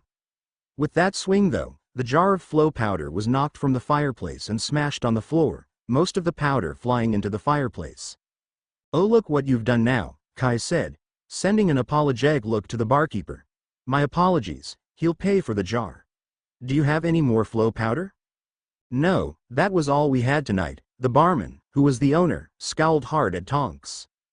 Kai kicked Tonks in the ass. Fecking idiot. Here's 20 galleons for the powder and another 40 to buy a drink for those now apparating home now. I'll take it from this idiot's hide tomorrow. He laid the money on the counter to the cheer of those at the bar. Then he hauled Tonks off the floor and to the door. As the doorman opened the door, Kai dropped himself and Tonks quickly to the ground and activated a timed smoke bomb he planted in front of the door on their way in. In the smoke, Kai quickly dropped the doorman and hit him with a timed portkey. Spells flew over his head as Order members slid into the room. Death Eaters ran towards the flow before cursing and trying to apparate out. The bar's own anti-apparation words kept them trapped. The drunker Death Eaters fell quickly, Kai hitting each with a portkey to transport them out before they could be revived. Things started to become nasty as the smoke began to clear and the wheat was separated from the chaff. Killing curses began flying across the room. Tonks conjured a table in front of them to take curses as they darted off the floor. Kai slipped into a shadow at the back of the room and jumped out on the other side. Wrapping his hands around the neck of a Death Eater, he snapped it, then dove back into the shadows. When he appeared again, he was in his natural form. He took the legs out from under a Death Eater at the back of the pack, knocking him out and hitting him with a portkey. Spotting another fighter throwing killing curses, he pulled a knife from his leg holsters and threw it, burying it in the back of his skull. As some of the group turned to fight him, he disappeared back into the shadows, appearing behind the Order team. At this point, the Order members were corralling the final 3 combatants, all having surrendered after watching their brethren fall. After the prisoners were all portkeyed away, Kai scanned the room. Pulling his knife from the back of the fallen Death Eater's head, he cleansed the blood from its surface and slid it back into its holster. "Well, that went pretty smoothly," Tonks said, walking up behind him. "Indeed. You make a great drunk," he chirped. She looked down at the dead Death Eaters before him and frowned, but didn't say anything. He knew that she almost pretended that side of him didn't exist. Someday there will be a reckoning, but for now, this was enough. "You and Tonks seemed distant after the raid." Sirius broached the topic gently as he, Kai, and Remus walked towards the shrieking shack. "I think she tries to pretend that I don't carry a certain amount of darkness in my soul, and I pretend that she doesn't. It works for now." "How much of who we see is a facade, pup?" Remus asked, concerned. "The part that seems cheerful, most times.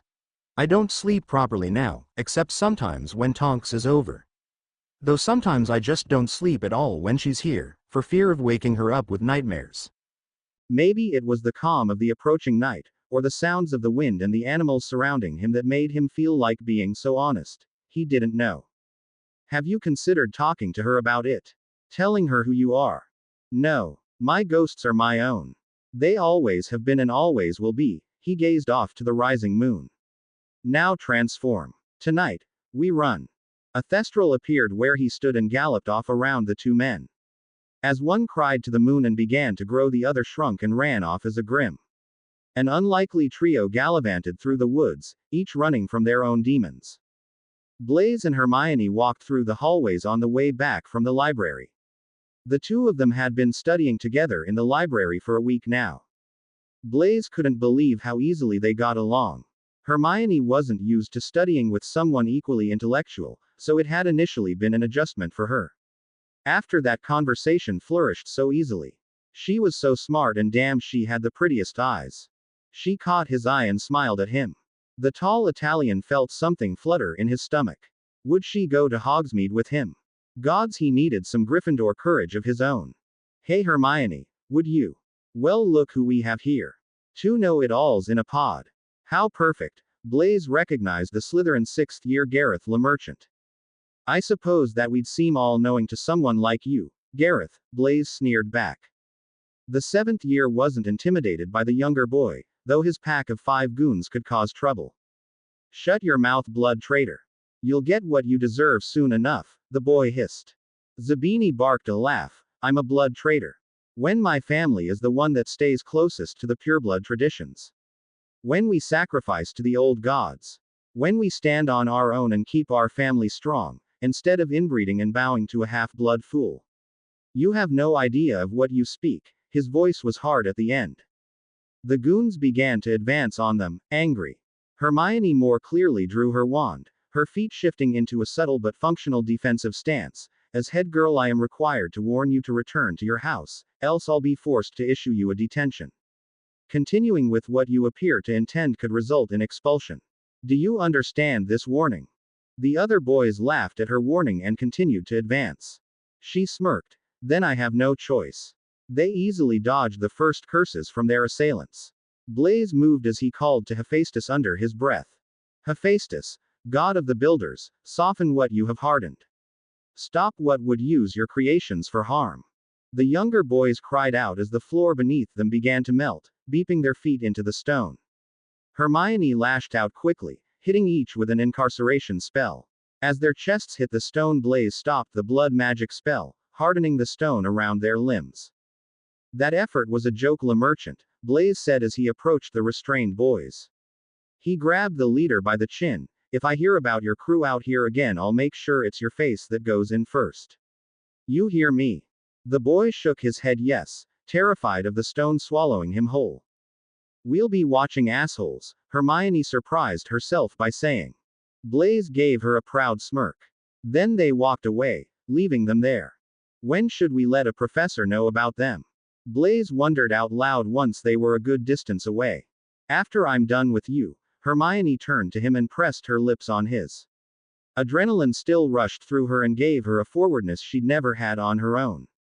He wrapped his arms around her and pulled her close, warmth pouring through him. When they came up for air, he looked down at her with a genuine smile. I didn't expect that. Though I've been dreaming of it. She blushed, then tried to channel Blaise's usual nonchalance. I may know it all, and I needed to know if you were a good key. Quote. Oh, and are you satisfied by your research? No. I think it'll require repeated study. Previously on A Shadowed Soul. Spotting another fighter throwing killing curses, he pulled a knife from his leg holsters and threw it, burying it in the back of his skull. As some of the group turned to fight him, he disappeared back into the shadows, appearing behind the Order team. At this point, the Order members were corralling the final 3 combatants, all having surrendered after watching their brethren fall.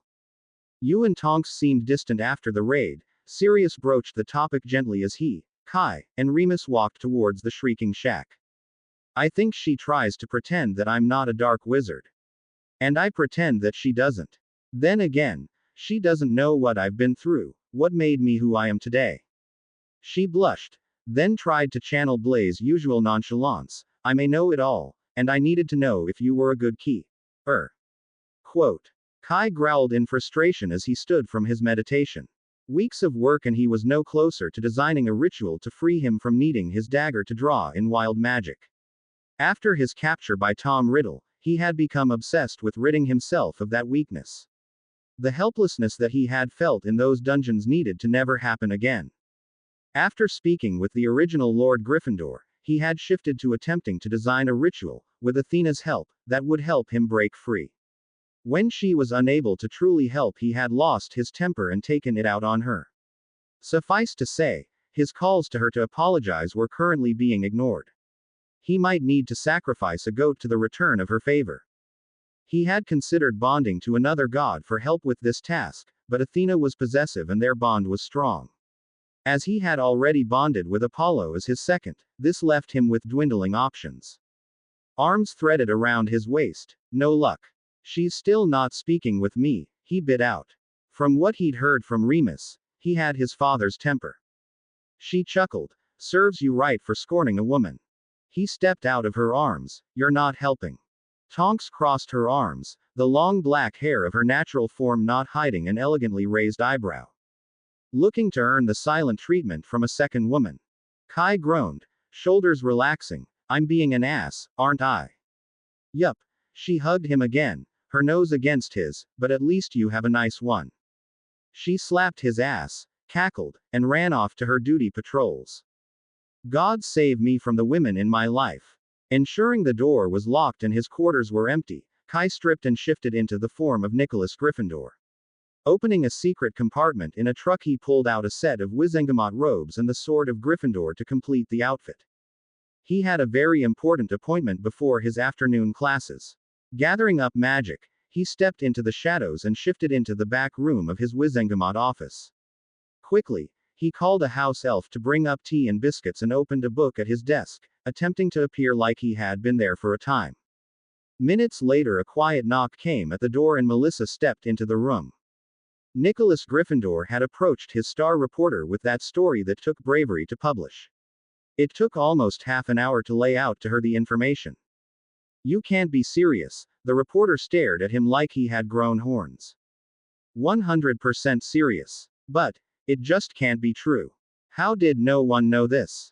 I'm sure some of his original Death Eaters knew but were made to swear a secrecy oath. Kai, as Nicholas, was looking to let loose the story of Tom Riddle's parentage. And you have documentation for all this. I have info on Tom Riddle, how he went through school, his jobs. I have memories to back up that he's the son of the last daughter of the Gounts and a muggle also named Tom Riddle.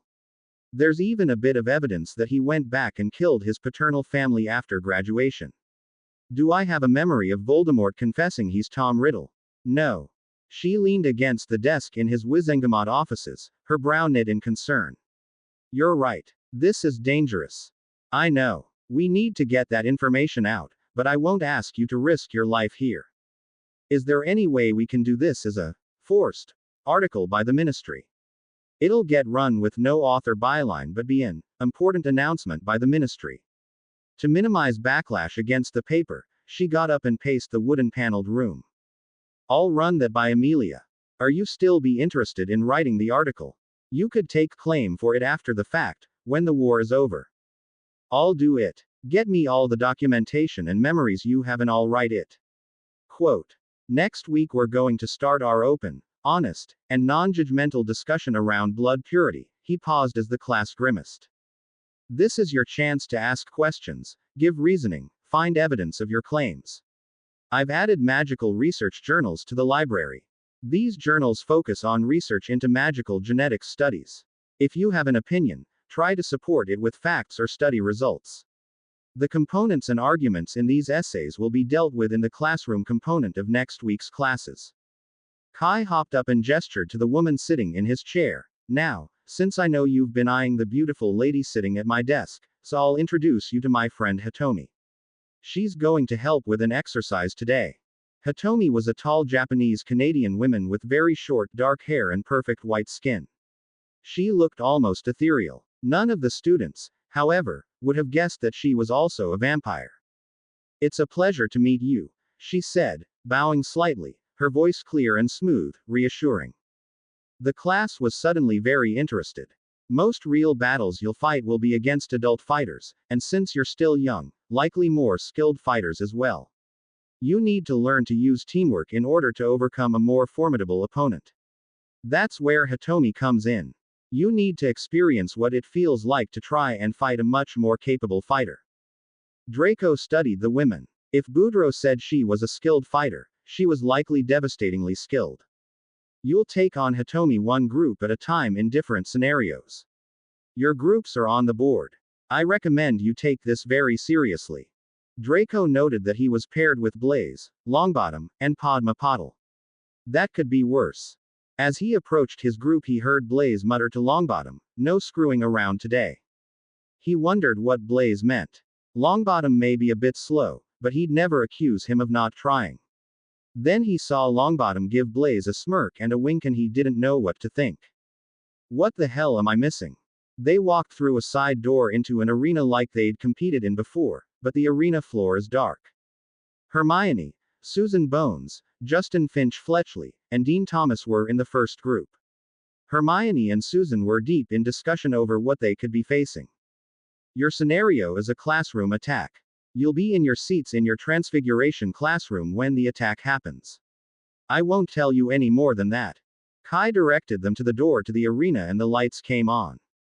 The rest of the class shifted to the seats to watch. Where do you think the attack will come from? Longbottom whispered to Blaze. No idea. They're both twisted. Seems like he's going to go for some kind of real-world instances where we may be attacked by Death Eaters. Draco would never adjust to how much knowledge Blaze had of the shadow. By that logic she'll probably come through the door, Draco chimed in, as they wouldn't come in from the ceiling for example. Neville looked at Draco. The boy had been damn near decent this term, and an excellent potions partner. He wondered if engaging more with him would continue to mellow him out. Good point Malfoy, though she could portkey in or come in through a back room or window. The owned boy looked at Neville considering, true. You can never. The exterior wall blew in, throwing glass and debris into the fake classroom. The girls dove under their desks, escaping the impact, but Dean got hit with debris and was pinned. A stunner flew out of the cloud of dust and he was out. Justin quickly charmed a fast wind to blow the dust back out the window while diving and rolling behind the teacher's desk. When the dust cleared, no one could be seen. The three remaining fighters looked around and saw no one. Hermione cast a revealing charm on the room. Justin, behind you, she yelled and immediately changed position to avoid attack. Justin whirled in his crouched position, curse on his lips, and immediately fell unconscious, a small hand falling on the back of his neck. The sound of his body hitting the floor told the girls what they needed to know. Hermione cast disillusionment spells on both of them as Susan cast sound and scent dampening spells on them. Splitting off, they moved slowly and soundlessly to the exterior walls, trying to get her in their sights. "Two can play that game, girls," a voice came from behind them. They whirled to see the smirking woman leaning against the back wall. They dropped the charms and attacked full force with various charms. Hermione shot water at her feet, followed by a freezing charm. Susan tried an advance immobilization charm thrown at her upper body. The small woman batted their spells away with her wand hand and fired a variety of unknown spells their way. Forced to dodge, they rolled behind desks and kept on the move, attempting to slip spells behind Hitomi defenses. Suddenly the woman ran and leapt over the desk, flipping in midair and hitting them both with stunners before they knew what was happening. They awoke to her smiling face. "Not bad," she smiled as she pulled them up. Kai and the class clapped as soon as all four were awake. "Well done, Justin and Dean, you were unlucky to be the first in her sights. These kinds of situations can be extremely confusing. Was it an attack or an accident? Different causes require different responses. What is important is that you understand your current reflexes under duress and work on ingraining better ones if need be." Almost all groups failed spectacularly to defeat Hitomi.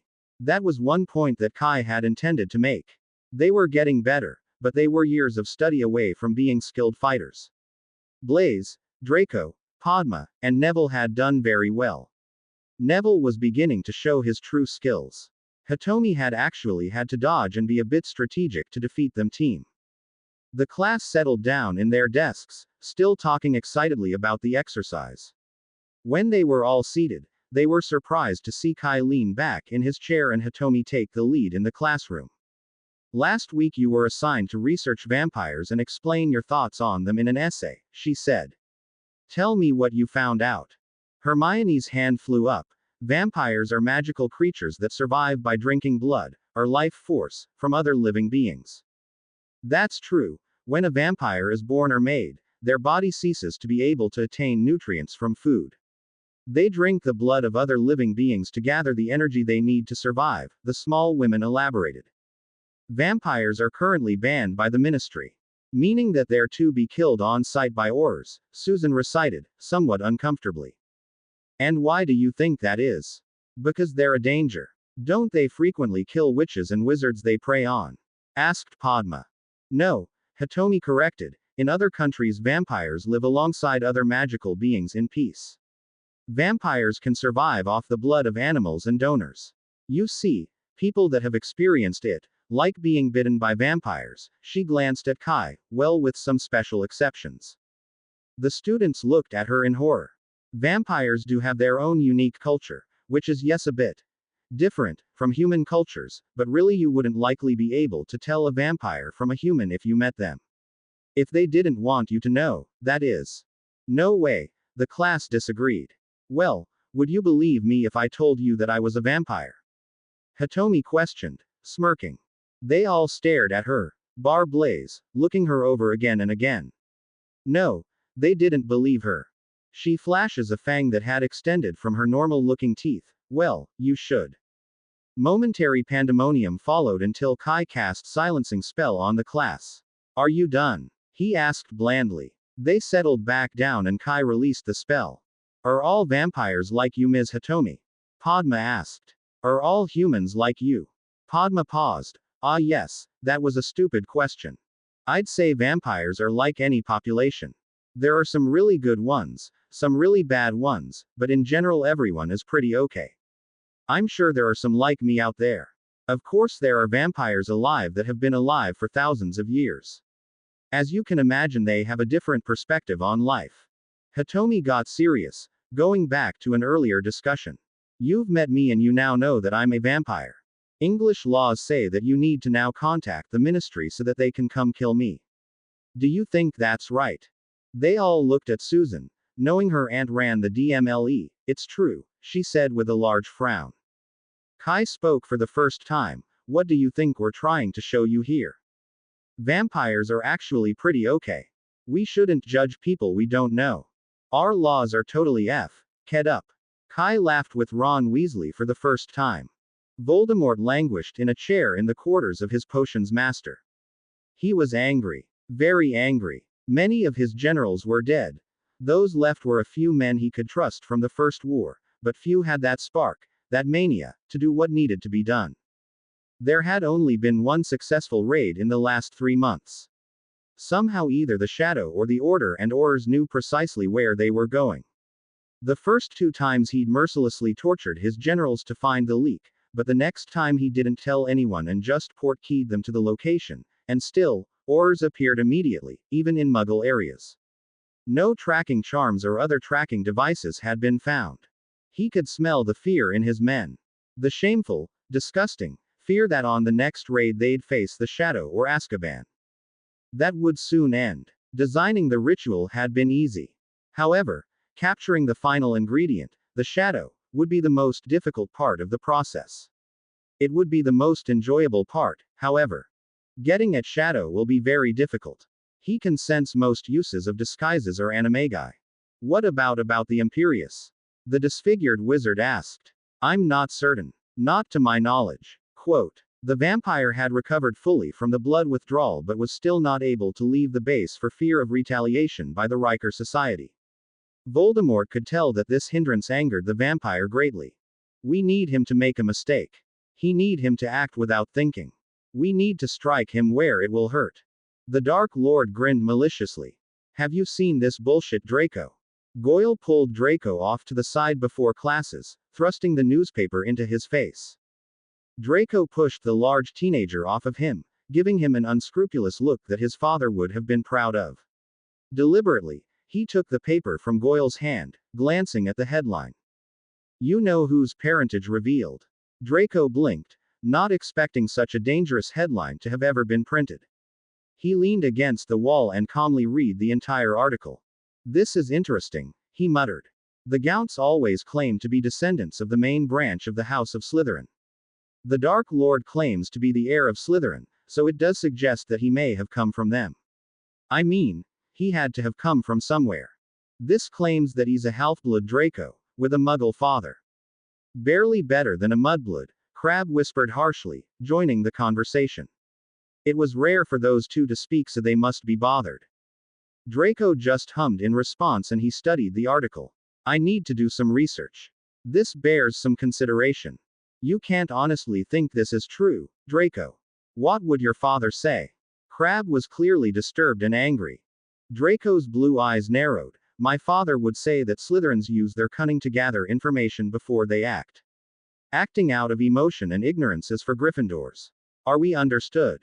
The two boys backed down, bowing their heads slightly. The article nearly caused riots in the streets outside of the ministry. Having been alerted to the publishing ahead of time, Dumbledore had deployed the order and warned the Aurors. Kai and Albus had debated for hours over whether or not the information should be made public. Albus had originally planned on keeping this information only to the Order, but Kai questioned keeping such valuable material hidden. Fear of the name, Albus, fear of the name, he had argued. In the end, the headmaster agreed, and together they plotted how to capitalize on the public's reaction. Low-key Order members met in public spaces to somewhat loudly discuss the article, making sure to be laughing and to refer to Lord Voldemort only as Tom Riddle. The Weasley twins' shop bore flashing signs for a new product, you know, fool. Riddles for the ridiculous. Suffice to say, Kai himself placed new wards on the business. Later in the day, the ministry held a press conference validating the story with records from the orphanage, Hogwarts, and the ministry. Additionally, they confirmed that the last Gaunt residents neighbored an estate once owned by Thomas Riddle. They had found a Muggle marriage certificate between Thomas Riddle Jr. and one Merope Gaunt. That conference was broadcast over the wireless into almost every home in the country. The old Dark families held quiet meetings and discussed how to react. What Kai had been looking forward most to, however, was how the students reacted. Most importantly, his 7th-year class. "Good afternoon, class," he called as they walked in. To their surprise, they were starting today in the theory room. "I figured we'd get this conversation out of the way first thing today. Then everyone can vent their energy and frustration on an exercises in the bottom half of the class." The students were tense as they sat in their seats. For the first time, students had obviously grouped by house. "Your essays are now being returned to you in sealed envelopes. I promise I do not know who wrote each essay.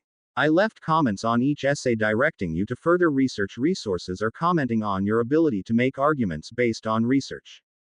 He leaned against his desk, trying to keep his posture relaxed and welcoming. Kai could feel the stress of his students. "I understand this topic is a sensitive issue here in Europe. Here are some of the arguments made in your essays as to why non-magical people or pureblood magical people are superior. We shall discuss these arguments and try to have a productive debate about their validity." The board behind him filled with a list. Loss of magical traditions. Dilution of magic in the population. Risk to statute of secrecy. I found that all of the arguments really boiled down to these 3 points. Let's divide the class into 2 equal teams. A colored flag appeared on each student's desk, either blue or yellow. Blue team is arguing for the motions, yellow is arguing against. No one here will hold any discussion against another as this is an intellectual exercise. For example, we all know that Ms. Granger is a Muggleborn, but she is arguing for. She obviously do not hold these views but will no doubt make an effort to see the other side. I will act as moderator and will provide additional facts and information as needed. Draco Malfoy noticed that his flag was yellow. He was assigned to argue for Mudbloods. His eyes narrowed slightly as he made eye contact with the professor. This was no coincidence. At least Granger had to argue for. Her facial expression showed how displeased she was with this. In a flash, the students and desks were arranged in groups by color. Starting with number 1. Loss of magical traditions. Teams, you have 5 minutes to discuss amongst yourself before presenting arguments. When the pro team needed to speak, Blaise spoke for them. There are many important magical traditions that have fallen away as the percentage of fully magical families continues to decline. Relationships with the gods have faded into obscurity, despite the wonderful blessing it was once to us. Instead of celebrating the solstice and equinox, nights of great magical power and spiritual awakenings, instead we celebrate Muggle holidays of Halloween and Christmas. This leads to a reduced relationship between wizards and the natural magic of the world. I understand that some traditions are simply traditions. They serve no purpose other than bringing people together or for nostalgia. But these magical traditions are the core of our very existence. Justin Finch Fletchley took up the argument for the against team. It isn't the fault of Muggleborn or Half-Blood children that traditions fall to the wayside. It is the fault of the government and society for not properly integrating these individuals into the existing culture. This isn't a case of knowledge and rejection, it is a case of ignorance. If, for example, there was a magic studies class for Muggle-raised students like there is a Muggle studies class for magic-raised students, issues like this could be significantly reduced. Many Muggle-raised students would love to learn about traditional magic. I personally have started searching for information about this magic in the library after our discussion on dark magic. Kai stepped in, so we are in agreement that there is an issue here. Important traditional magic is being lost. However, a solution of additional education has been presented. Do both sides agree? Raise your flag if you do. Draco stayed quiet throughout the entire debate. He had too much thinking to do. When Pottle quoted statistics showing children who had one of each Muggleborn and pureblood parents were stronger on average, it was challenging. Another sign it was possible that the Dark Lord himself was half-blood. Further statistics were brought up showing that Draco and Blaise were outliers, that children of long pureblood lines were getting weaker magically. He thoughts of Goyle, Crabbe, and Pansy and grimaced to himself. It would have been easier to remain ignorant. Thoughts like he was having were dangerous, possibly deadly to himself and his family. He knew that much of what he felt about non-magical people was taught, but was it wrong? The idea of the Dark Lord had seemed so glamorous once. A conquering hero raising up the voices of the oppressed and neglected, showing that the old magic should be respected and feared. But it all had changed in that dungeon. The man under his father's knife was everything the movement should have raised up, yet his father was taking delight in bringing the man almost to death. His father had been grooming him for years to join the Death Eaters after graduation. Graduation loomed in the near future, and he knew he would be expected to take the mark immediately after. The Shadow knew this, but Draco actually did not feel discriminated against by him. It felt like he was waiting for Draco to make his own choices before acting. The Malfoy heir was startled from his thoughts when he heard, "Mr. Malfoy, stay after class for a minute please," as the class was being dismissed. Draco waited until the class had filed out before approaching the man. "Yes, sir." The assassin took a deep breath, "As you know who I am, and I know who you are. I figured I'd give you an opportunity to talk directly to me about this issue, if you wanted." In that moment, the B.O. noticed for the first time that they were actually close in age.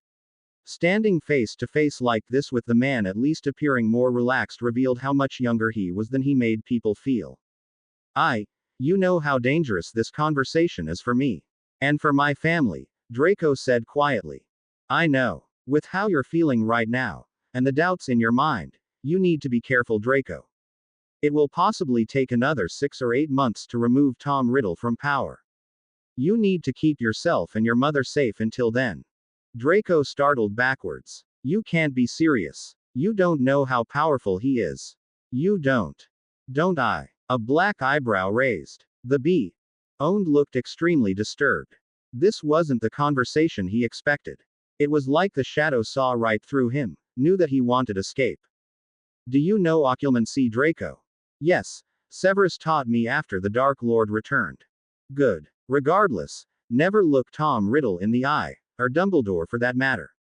Make it look like excessive deference if you need to." His professor stepped forward and placed a hand gently on his shoulder. "You're capable of greatness, Draco. You have potential that is unmatched in this school. It would cause me and Severus great sadness if that potential were wasted by sacrificing yourself to the goals of a narcissistic madman."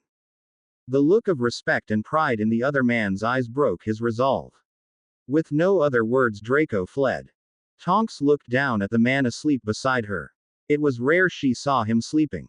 She knew that sleep evaded her lover most nights, though she didn't know if that was a result of his capture and torture or something he had always battled.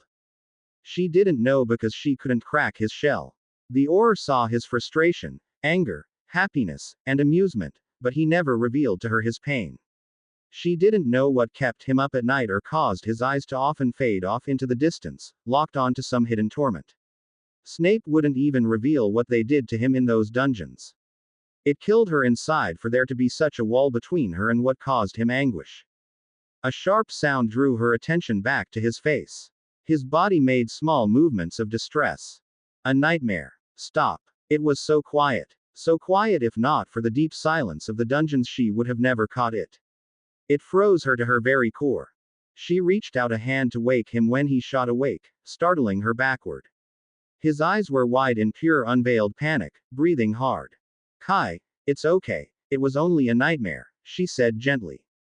He noticed her and she watched as the walls built themselves back up in front of her eyes. "No." She grabbed him by the shoulders. "Do not hide from me, Kai Boudreaux. I will not have it."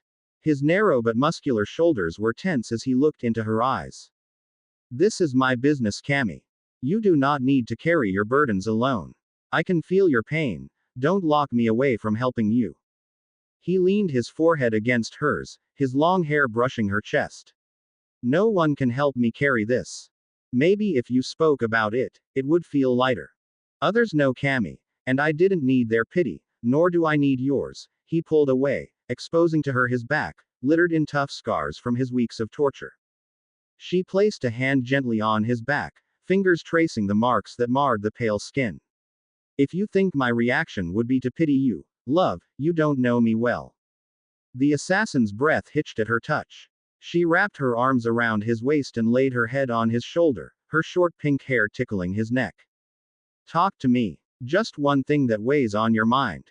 He sighed. I'm worried for Draco Malfoy. His voice was a whisper.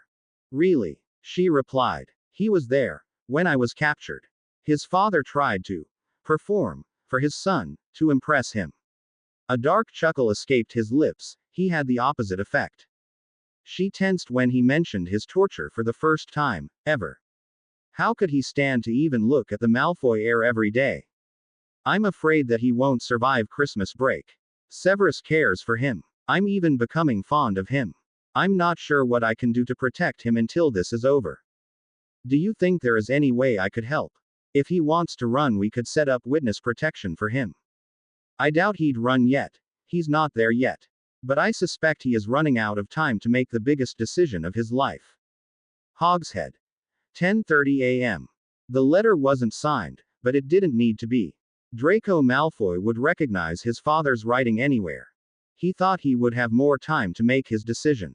The world outside had just begun to show the first signs of winter. Christmas break was 2 weeks away. He wasn't ready. Professor Boudreaux had continued with his teaching as if their conversation had never happened. He even reduced the amount that he called on Draco for a few weeks to give him the space that he needed. He didn't know what to do.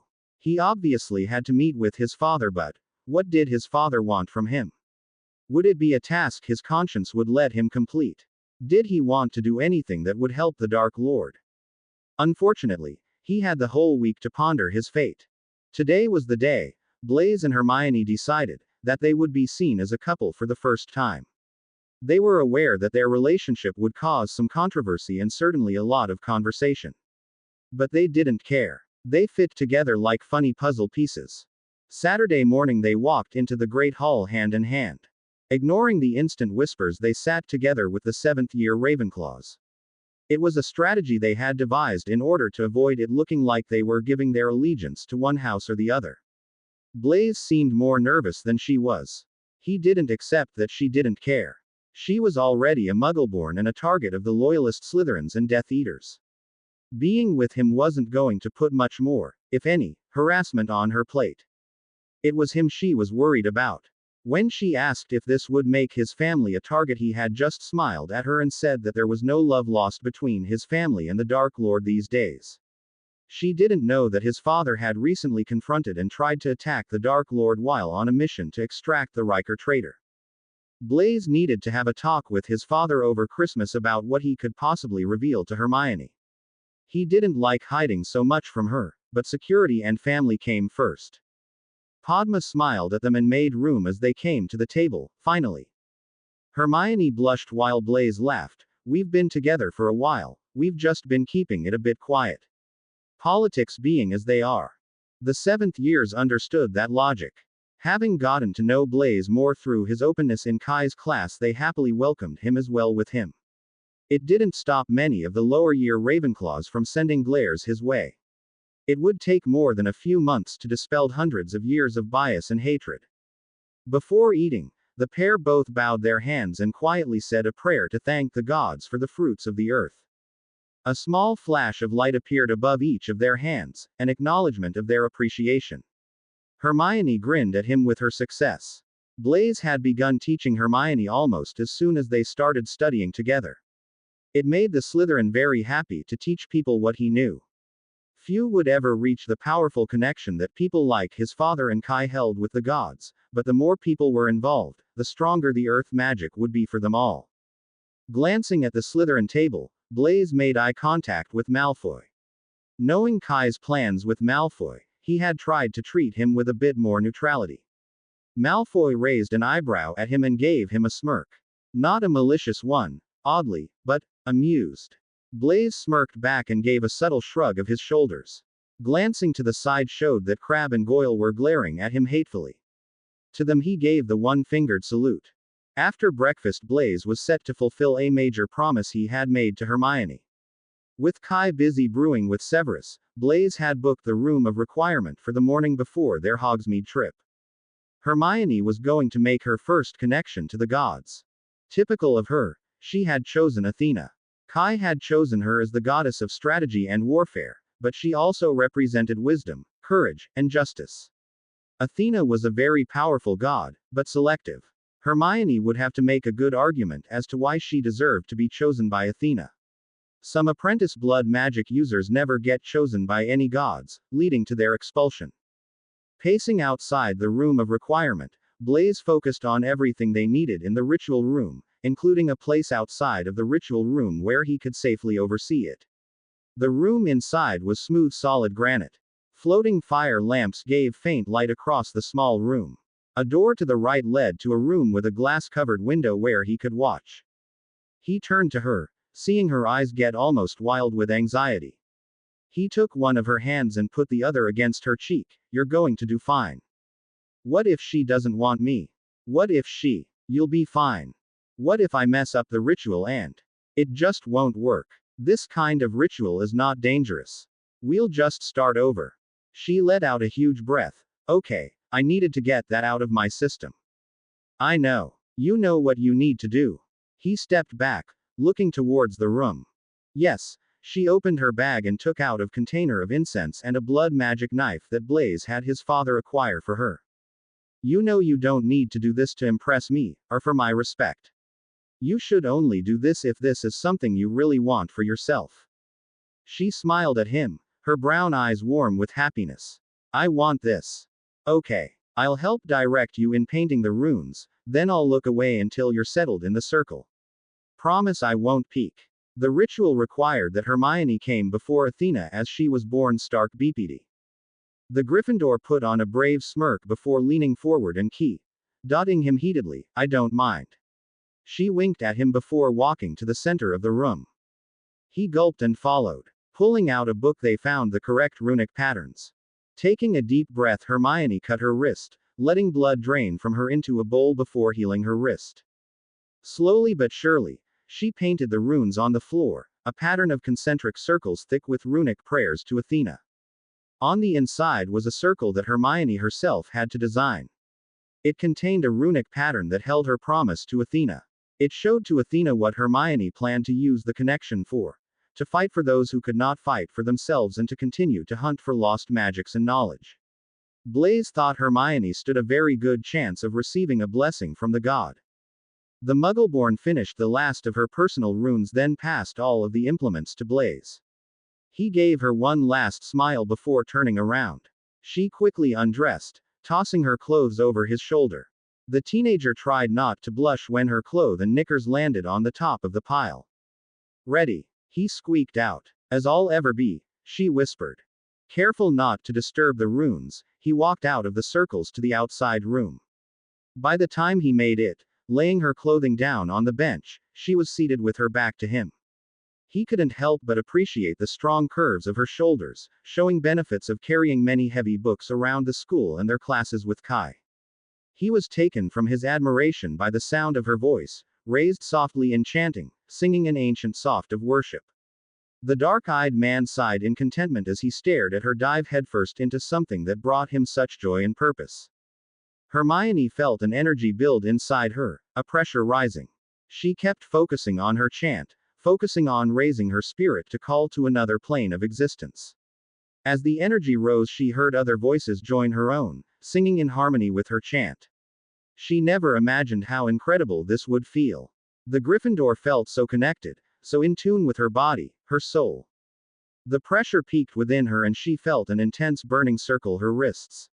She grinned in joy around the pain and switched to a new chant. Blaise told her that the burning was runes being branded into her flesh. It was the first sign of acceptance, her meditation ruins. They connected her to the other plane. Now she could make her bid to Athena herself. Speak to me, Lady of Wisdom.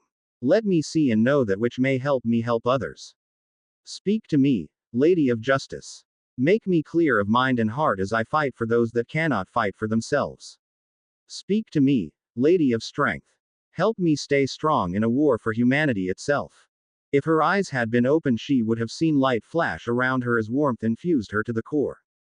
Hello, child, a voice whispered softly across her mind.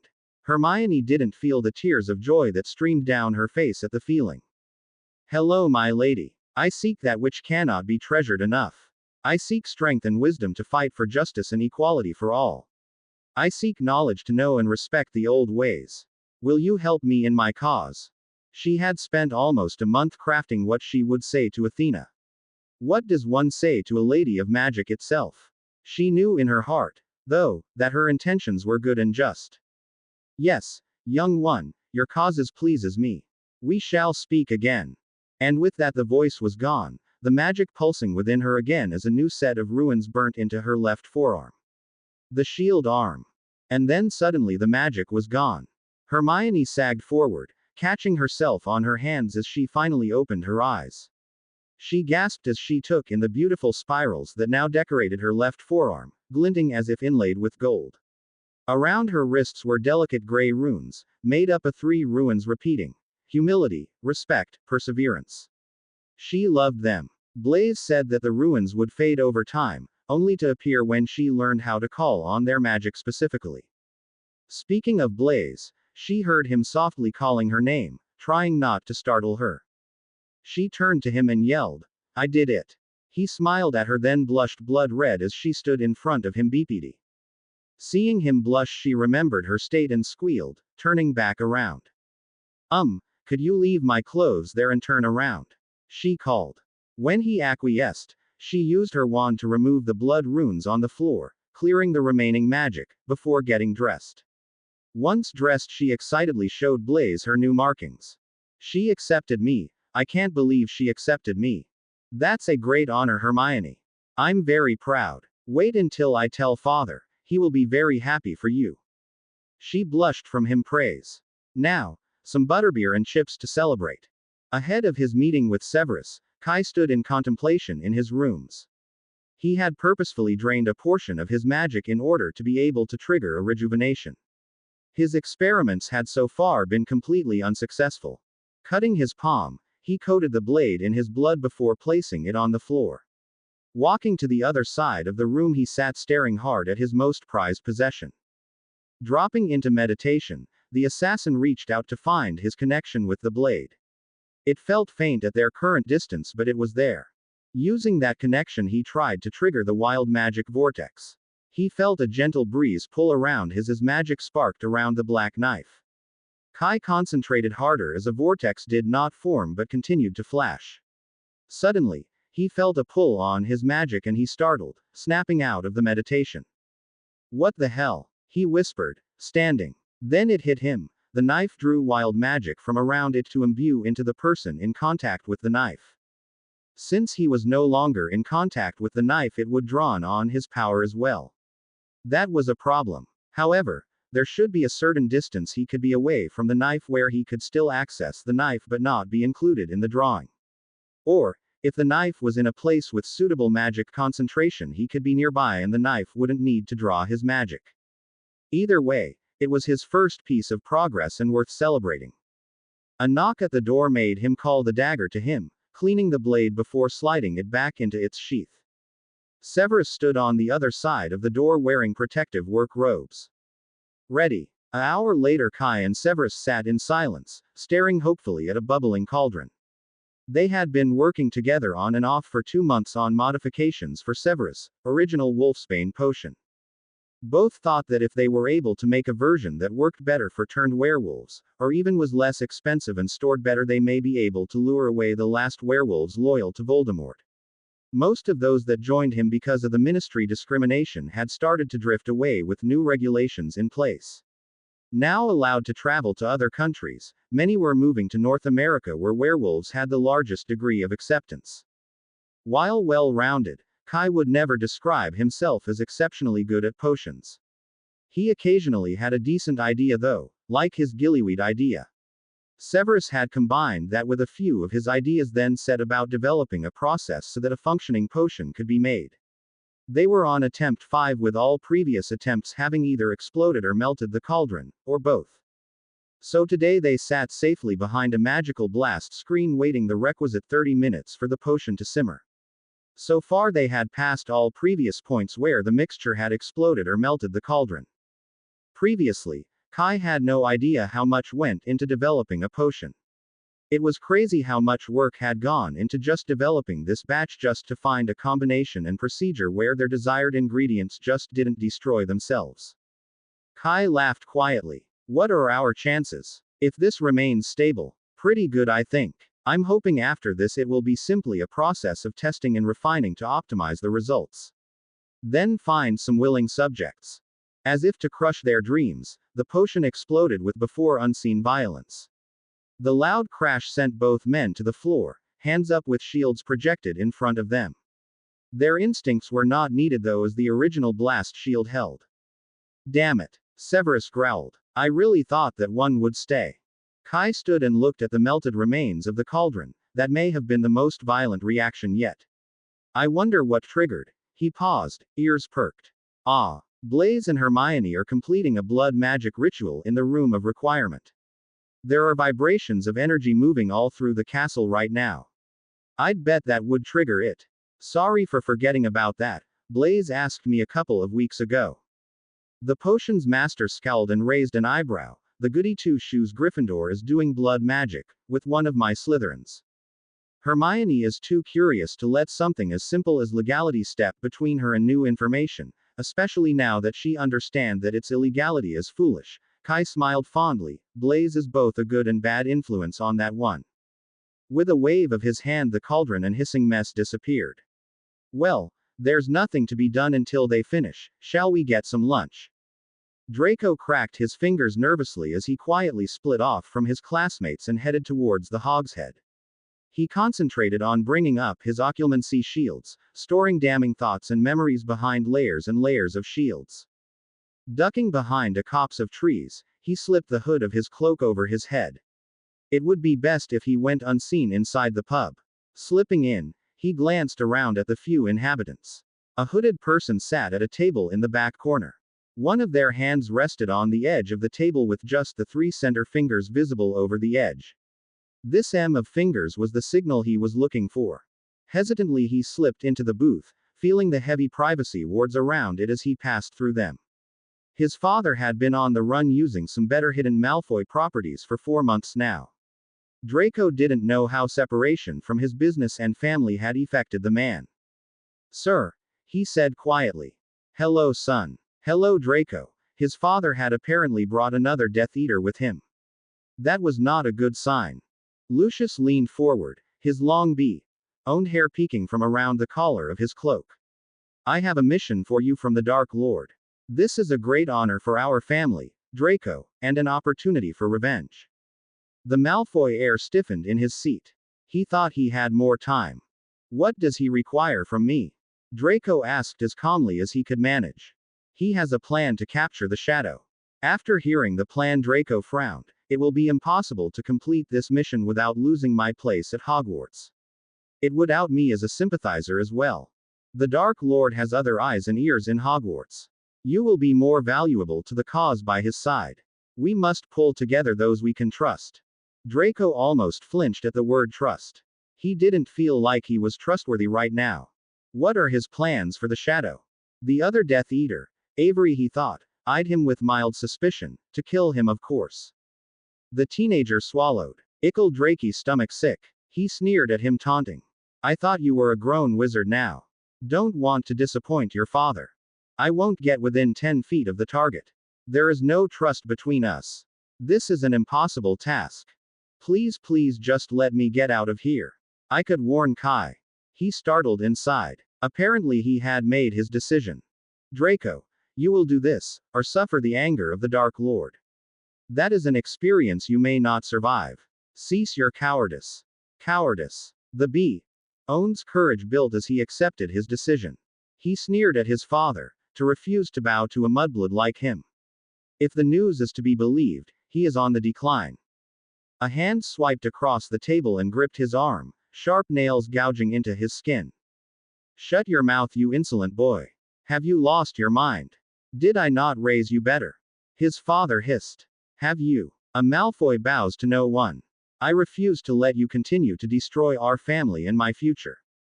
Avery's eyes grew wilder as Draco spoke. He was starting to regret his boldness. The Slytherin had acted like a bloody Gryffindor. This is your last chance, boy, Lucius snarled. No son of mine becomes a blood traitor. He had to stand his ground now. No. That man, no, creature, is going to get our entire family killed in this foolish attempt at war. With proper legislation, we could promote and return to the old ways without senseless destruction of potent magical blood. Avery whipped out his wand and cast a powerful binding spell on him. Sitting in a booth, he was unable to dodge and he was too close to block with a shield. Locked upright, he looked down his nose at the man, eyes belying his terror. Was this the end? Would his father truly let him be killed like this? The dark wizard was breathing heavily, as if trying to rein in his anger. Lucius, I shall just make sure that he does what is asked of him. Draco's eyes widened. Imperious. Hand in hand, Blaise and Hermione cheerful walked towards the great hall, looking for a sandwich to take with them into the town. At the doors they crossed paths with exiting Professors Snape and Boudreaux. Hermione couldn't help but excitedly tell the professors about her success. That's impressive, Hermione. Athena is very choosy in who she speaks to. Athena is one of mine, so free to ask me questions as you progress. Kai was always pleased to see new Europeans exploring the art. After some polite conversation with the pair about the potions they had been experimenting with, a new version of Wolfbane, Hermione had gaped. The teenagers retrieved a sandwich and headed to the gates. The brilliant sun and unseasonably mild temperatures made the walk wonderful, full of many off-course journeys for Stolen Key.s. Tonks waved to them as they approached the gate. She and the rest of the Auror team were monitoring Hogsmeade to keep the students safe. Tonks was the security checkpoint to get back into Hogwarts. Every student was scanned for contraband, animagi, and polyjuice before they could enter the grounds. The Auror's festive green and red curly hair made them laugh as she reflected the Christmas spirit burgeoning in the town. You're festive today, Tonks, Hermione chirped. It helps make students more comfortable as I cast a bunch of spells at them. The young ones get pretty nervous. The Auror gave a tight smile, looking forward to the end of the war. That's very considerate of you. How on earth did Kai get a lady like you? Blaise smirked, wagging his eyebrows. Oh, I don't know. Must be his bedroom skills. She flashed a mischievous smile. The Slytherin faked gagging, turning away from the women. Things I don't need to hear. I'm going to invite him to meet my family this Christmas. Am I insane? Nah, he'll be as charming as he can be. Will he be vaguely freaked out? Oh gods, yes. It'll be great. I request video of you asking. Dark Eyes gave her a pleading look. He won't be able to say no, but he'll be so awkward. Does he usually celebrate Christmas with your family? Hermione asked. Yes and no. He does visit over the holidays, but we usually gather for the winter solstice and do rituals as a family. It's a very powerful time of the year. We don't really do much of the tree and presents thing, Blaise shrugged. They were all independently wealthy but driven. Gifts weren't really on their need list.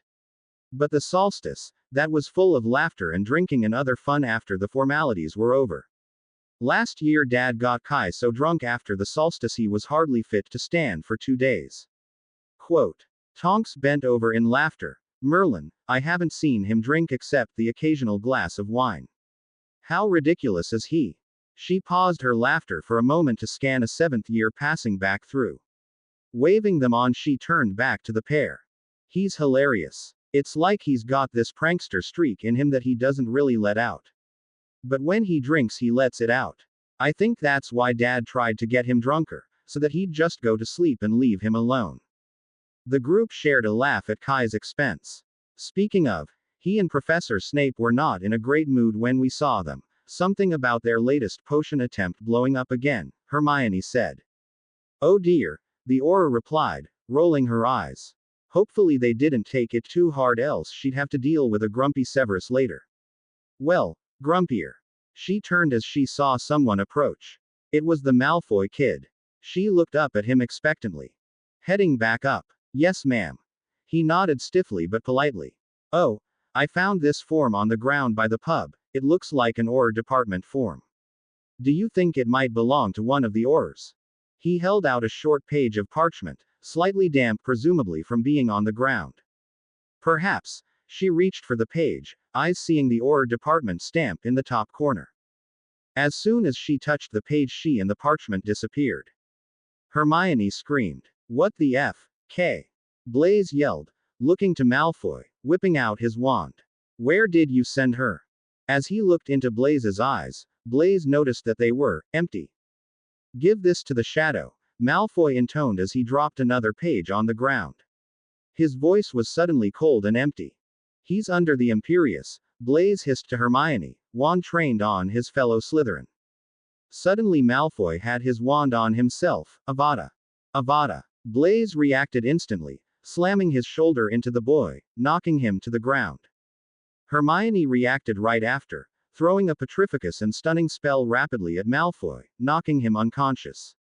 As Blaze rolled free, he took the other boy's wand and cast a binding spell to tie his hands and feet. Oh Merlin, Hermione whispered. What just happened? Blaze was white with anxiety, shock showing on his face. He was Imperious. Turning towards the castle, he cast a Patronus. A massive snake raced off towards the castle and Kai. Thinking again, he sent another messenger Patronus to the headmaster. Finished, he sat back onto the ground next to the bound Malfoy. The other Aurors nearby swarmed in to check on them. She's gone. Probably to him. He whispered. I failed Kai. His partner was taken right in front of my eyes. He buried his face in his hands, shoulders slumped. Hermione fell to the ground next to him. You sent a Patronus to him. Yes, he whispered, bracing himself for Kai's arrival. The Gryffindor startled as she heard a loud thud next to them and Kai appeared out of nowhere. She didn't know that he'd flown here in his animagus form. His eyes were narrow and hard, an aura of danger around him. What happened? He hissed. The shadows from the trees seemed to reach out and curl around him. Malfoy was under the Imperius. He gave Tonks a letter and it was a port key. The one controlling him then ordered him to kill himself, Blaze reported quickly. Kai's eyes went wide, he must have made his decision then. He glanced to the boy's still form, noting the rise and fall of his chest. He dropped that other sheet of parchment before he tried to cast the spell. It's apparently for you, Hermione pointed to the parchment on the ground, still shaking in shock. Kai waved a hand, checking for curse or portkey residue before picking it up. Reading the message, his eyes flared in anger. I have your woman. Come and get me, pretty boy. Don't wait too long. She looks good enough to eat. Better be alone or you won't like the results. 51.316664, minus 0.005032. The assassin growled in rage, crumpling the paper in his fist and punching the tree next to him. A shockwave of energy passed through the tree, splitting it clean in half. The nearby Aurors jumped around in shock, wands drawn. Kai closed his eyes, trying to slow down his rapid breathing. Deep hatred surged through him at the thought of Leander with his hands on Tonks. Blaze reached for Kai's bloodied fist and extracted the message. Shadow. Be smart, Blaze said quietly, gently. Call Colin. I'll call Father. You can't walk into that situation alone. Green eyes met black and Blaze could see he was fighting a losing battle. Kai carefully extracted a chain from around his neck, holding it briefly in his hands before giving it to his friend. A raven pendant hung on the chain. It was Kai's graduation medallion. Blaze looked up to give him a confused look, but Kai had already stepped back into the shadows of the trees and disappeared. No. KF. Blaze, how? Where did he go? Hermione's voice was raised in fear. What is happening? We need to get Severus, now. I'll explain later. Blaze took off towards the castle, leaving the bound Malfoy with the remaining Aurors. The pair ran at top speed towards the castle, chain clasped tightly in Blaze's hand. Minutes later, that hand was pounding on Severus' private quarters. The man opened the door with an angry look on his face. What is the meaning of this, Mr. Zabini? Sir. Tonks has been taken by Baracus. Malfoy was imperious to portkey her away. They're trying to lure Kai to fight Voldemort. Hermione and Snape both stared wide-eyed at Blaze. Hermione because she couldn't fathom why the Dark Lord would want to battle with her professor. Snape stared in horror. The idiot ran off by himself, didn't he? Yes, sir. The only thing he left was his Riker chain. I don't know why. He held the chain out for his head of house. Snape smiled briefly after studying it. Well, there's at least that. He left us a tracker. Call your father. I'll contact Dumbledore. The least we can do is provide the foolish idiot with some backup in this fight. The serenity of his meditation room provided no solace as Kai stalked into a shadowed corner of the room. In the tight wards of his apartment he let out an angry growl, cursing violently as he walked to the door and into his supply closet. Kai knew he'd be walking into something bad. He was under no illusions that Barakas would be alone. Perhaps it wouldn't even be him waiting, but rather Tom Riddle. Pulling off his clothes he pulled on dragon skin armor, covering his legs, chest, and most importantly his neck. He dressed in black. The only way this would work would be if he came and went as unnoticed as possible. And if it all went south, hopefully the cavalry arrived in time. Knives and even a pistol went into the belt on his back.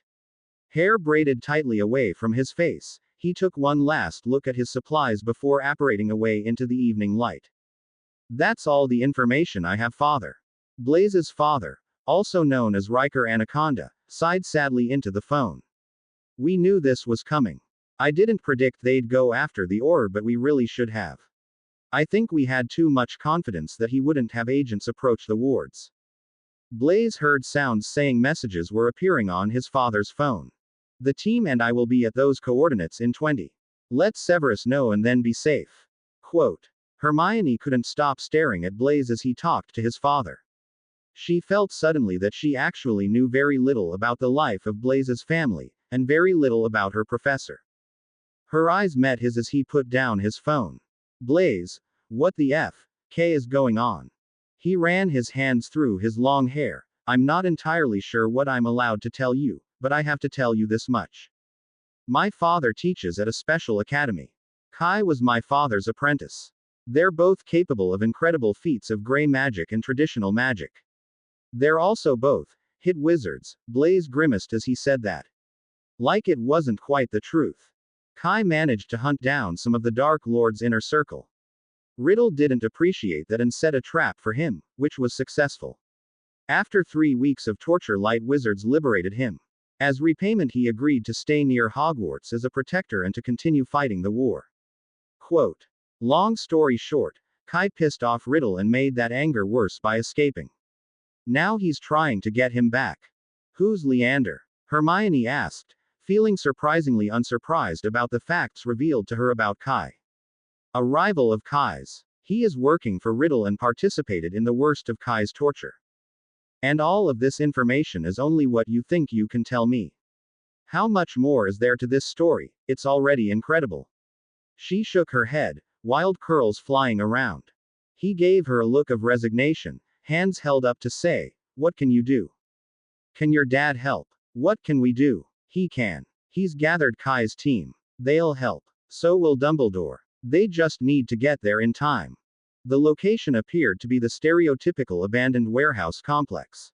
The facility was large, 10 of thousands of square feet. Finding his target could be challenging. Kai stood well outside the facility and used his ward senses to search for sources of magic and traps within the facility. A techno-magic reader scanned the surrounding kilometer. The area was almost completely devoid of magic. In a way it made sense. They were setting a trap for a warder. They wouldn't use wards to try and capture him. This made Kai worried as it was clear they were playing smarter cards. The building sat in an open plain. It was still mid-afternoon, so shadows in the area were extremely limited. Another smart move by Riddle.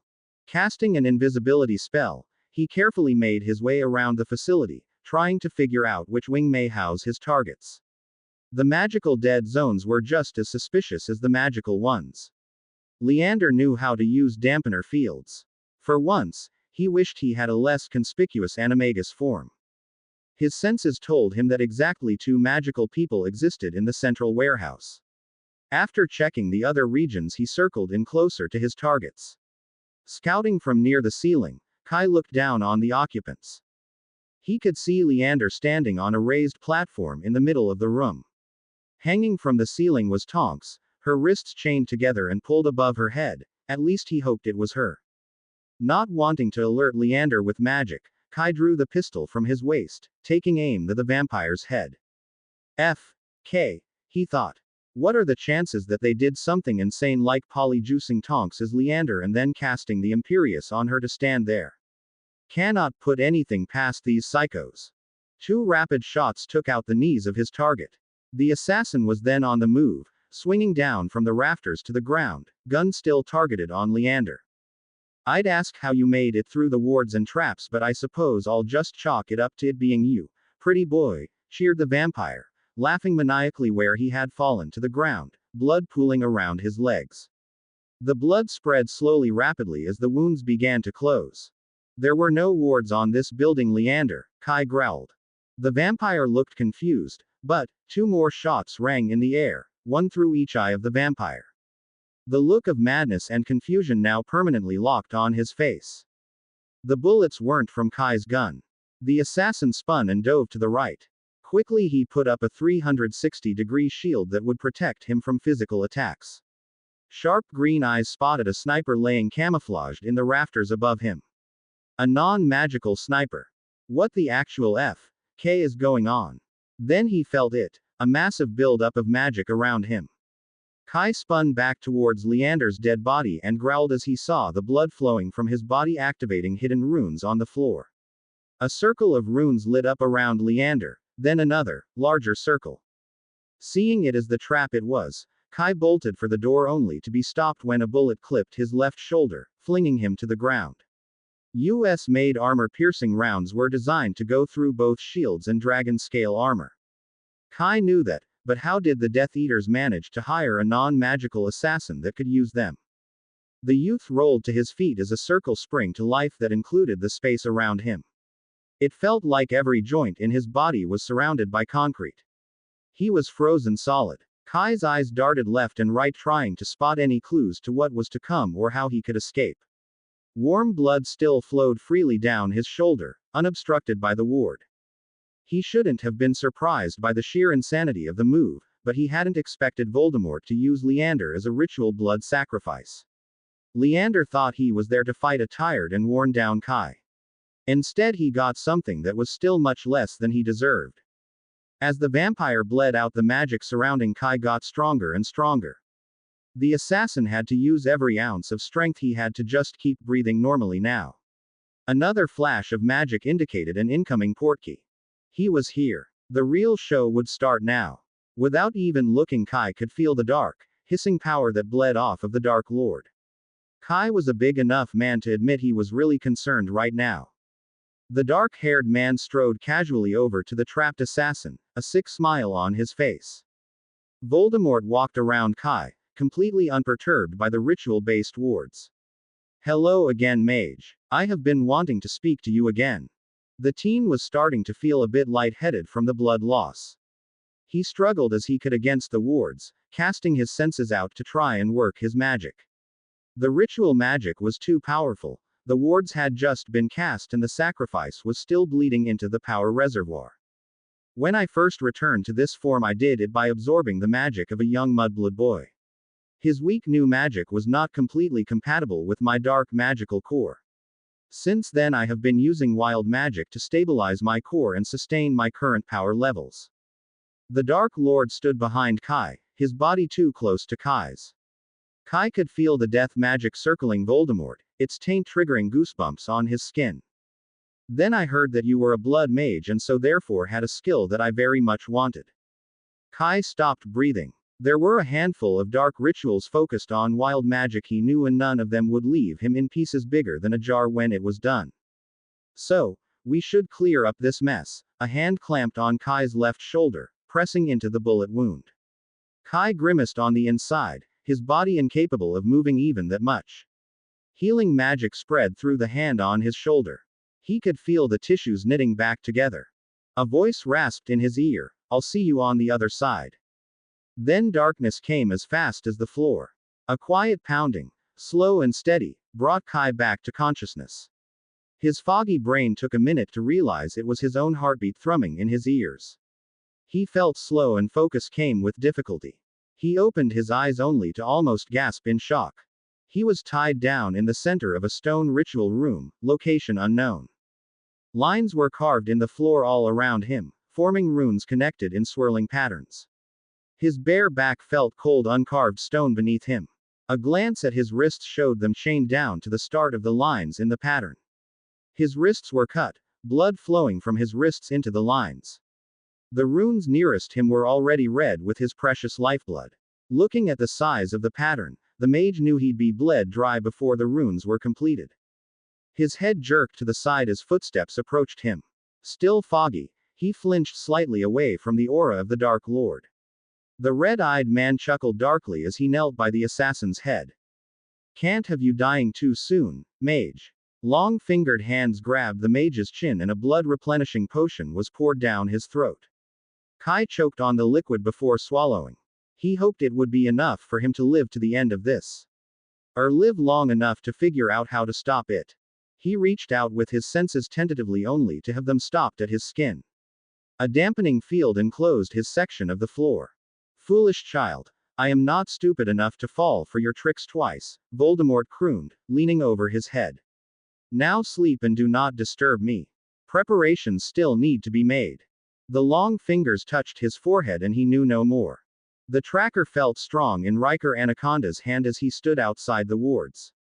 One at a time team members popped into existence around him. Further away Order members appeared as a group. Dumbledore approached the group of Rikers. The signal is still strong. Yes. He's here and he's alive. Hopefully Tonks as well. You know your part. Yes, we're to clear out the upper levels, capture or kill any Death Eaters we encounter, the old man said. I understand that your group is headed for Voldemort. Could I not travel with your team? I have a great deal of experience fighting him. This battle may be the final battle of the war. We cannot risk failure. You are a good fighter, Professor, but you are, at heart, a light wizard. That will be a weakness in the hours ahead. The headmaster's eyes pinched in stress. Casting his eyes back to the fortress ahead, he sighed in regret. Then let us finish this. Kai awoke again, his whole body throbbing now, and couldn't hold back a quiet groan of discomfort. Chanting voices surrounded him. A quick glance to the side showed the runic pattern glowing red with his blood and ritual magic. Voldemort stood right in front of him wearing black linen ritual robes, his hairless chest painted with the rune for containment. Keeping his breath even and his eyes mostly closed, he looked around him. 12 known Death Eaters surrounded the ritual room. Each man's eyes were closed and voice raised in a simple repetitive chant that Kai was too disoriented to translate. His eyes traveled down to his wrists, still cut and bleeding slowly. He focused his magic just under his skin, aiming healing magic at his wrists. The youth hoped that he could keep the healing unnoticed and therefore deprive the ritual of having exactly what it needed. He knew he couldn't use magic past his skin due to the magic dampening field, but he could still use magic internally. Kai's mind spun trying to figure out what he could do. He forced his mind to concentrate. He asked his hands to become small and childlike. His magic responded, shrinking his hands small enough to slowly and subtly pull from the hook chaining his wrists to the ground. Once by his side again, he returned his hands to their normal size. Green eyes closed briefly, focusing his energy on determining the status of his body. It felt tired and slow, the blood loss clearly evident, but his magic was free and full. Opening his eyes, he spotted the room's exit and determined the best path through the Death Eaters to make his escape. Kai waited until the Dark Lord turned his back on his captive before rolling to his feet and sprinting towards the Death Eater circle. His legs felt like jello as he ran, but he forced himself to keep moving. He heard the Dark Lord yell after him in amusement. Wham! The assassin found himself flat on his back in front of the Death Eaters. An invisible physical ward barrier surrounded the ritual circle. The Death Eaters were on the outside. Kai was trapped on the inside and the dampening field prevented any use of external magic. K. He forced himself to back his feet. If he was going to die, it'd be fighting to his last breath. He refused to die in a half-cocked ritual being run by a madman. I shouldn't be surprised that you've managed to get back on your feet, the hissing voice chuckled at him. At least Voldemort should also not be able to use magic. Kai weighed the cost and benefits of trying a physical attack. The Dark Lord's current body was young and strong though, as far as Kai knew, the Dark Lord did not practice any martial art. You cannot stop the ritual now, assassin, it has already begun. Your blood sacrifice fuels the magic and soon your death will seal its power. Kai glanced towards the center of the runic array, eyes widening as a spinning column of power formed. As it solidified, the Death Eaters stopped chanting, their part completed. Kai could feel the wild magic lashing off of the column. He could feel its tentacles reaching out and pulling magic out of the air, out of him. It felt like the last experiment with his dagger of power. He must be using my dagger. That's the only explanation. Knowing that wild magic would not hurt him, he bolted towards the column. The draw on his magic became stronger and stronger as he got closer. Luckily, he had a great deal of magic to spare. Meters from the column, he spotted a dagger, red with blood, sitting in the center. A black shoulder connected with his side, throwing him off course. He skidded to a stop and turned to face the Dark Lord. Evaluating his chances, he lunged at the man, throwing a kick into the man's chest. Riddle stumbled before catching himself and lashing out with a punch that Kai ducked. Maybe the man does have some physical training. I suppose he was raised no mag. Both men were momentarily distracted by shouts from outside the circle. A vicious fight was happening between the Death Eaters and his team. Heart full of hope, Kai grinned as he saw Anaconda take his whip to the neck of Lucius Malfoy. They cannot save you, mage, Riddle hissed. They cannot break the circle until the ritual is complete. By then my power will be insurmountable and you will be dead. Kai slipped the man's defense, grabbing an arm and flinging him away from the column of power. The assassin then quickly rolled away and through the column of power. He struggled to a knee on the other side, his dagger of power in his hand. The power drain passing through the circle was intense, but his task here was almost done. He quickly cleansed the blade of blood, hoping to stop the power channeling. To Kai's surprise, the blade felt dead in his hands and the channeling continued. He'd be had. Haha. Good try, mage. I'd be foolish to leave such a tool where you could easily reacquire it. He must be holding it on his person. The dagger must be somewhere in this circle for the ritual to work. Kai attacked the Dark Lord again, striking him repeatedly in the stomach before darting back out of his defense. A leg sweep sent the man sprawling onto the floor. Kai put a foot on the man's throat and he quickly searched for the dagger in the man's loose robes. Nothing. Where was it? Kai. Came a call from outside the circle. What the F.K. is going on? He looked up from the Dark Lord to see Anaconda looking at him. The man was standing with his team surrounded by the bodies of dead Death Eaters. Kai quickly stepped away from the Dark Lord, maintaining eye contact with him as he yelled to his mentor. It's a wild magic drawing ritual. Trying to shore up a fault in his resurrection ritual using my blood and power dagger to lock in wild magic. I need to find the dagger before the ritual completes. The Dark Lord laughed maniacally. You won't find it. The man stepped closer to the power column as its power intensified. Kai quickly circled the space, looking for any clues to how to end the ritual that would undoubtedly kill him and quite possibly all of his men outside the circle as well. A slight distortion in an unscored part of the floor caught his eye. He bolted to that area and threw back an invisibility cloak to find an unconscious Tonk bound and bolted to the floor. Next to her head, coated in blood, was his dagger. He could feel the power emanating off of it.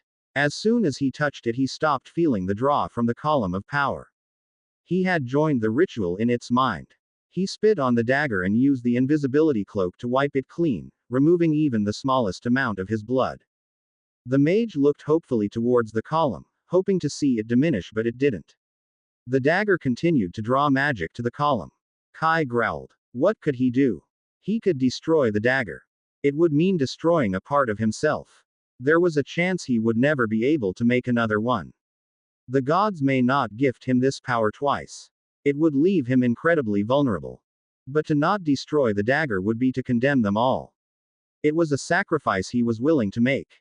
As he watched the Dark Lord step into the column, his eyes cocky with victory, Kai fell to his knees. So as it has been given, shall it be taken away. Made of my bone I break it. Cured in my blood I burn it.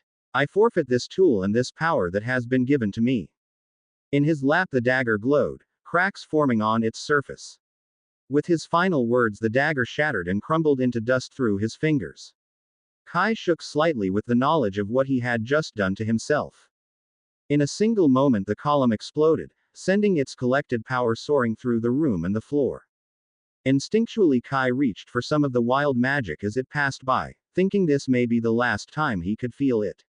Some of the magic surprised him however, by coiling around him and settling on his shoulders. To break free you must break it free. Words spoken by his ancestor weeks ago rang in his head. Could he possibly have succeeded? He pulled again to replenish his spent magic supplies, almost smiling in joy as magic sang once again in his veins. It couldn't replenish his lost blood, but he could forget about that for now. A scream of frustration sounded from where the Dark Lord stood. You fool! What have you done? The assassin stood tall, putting his body between Tonks and the Dark Lord.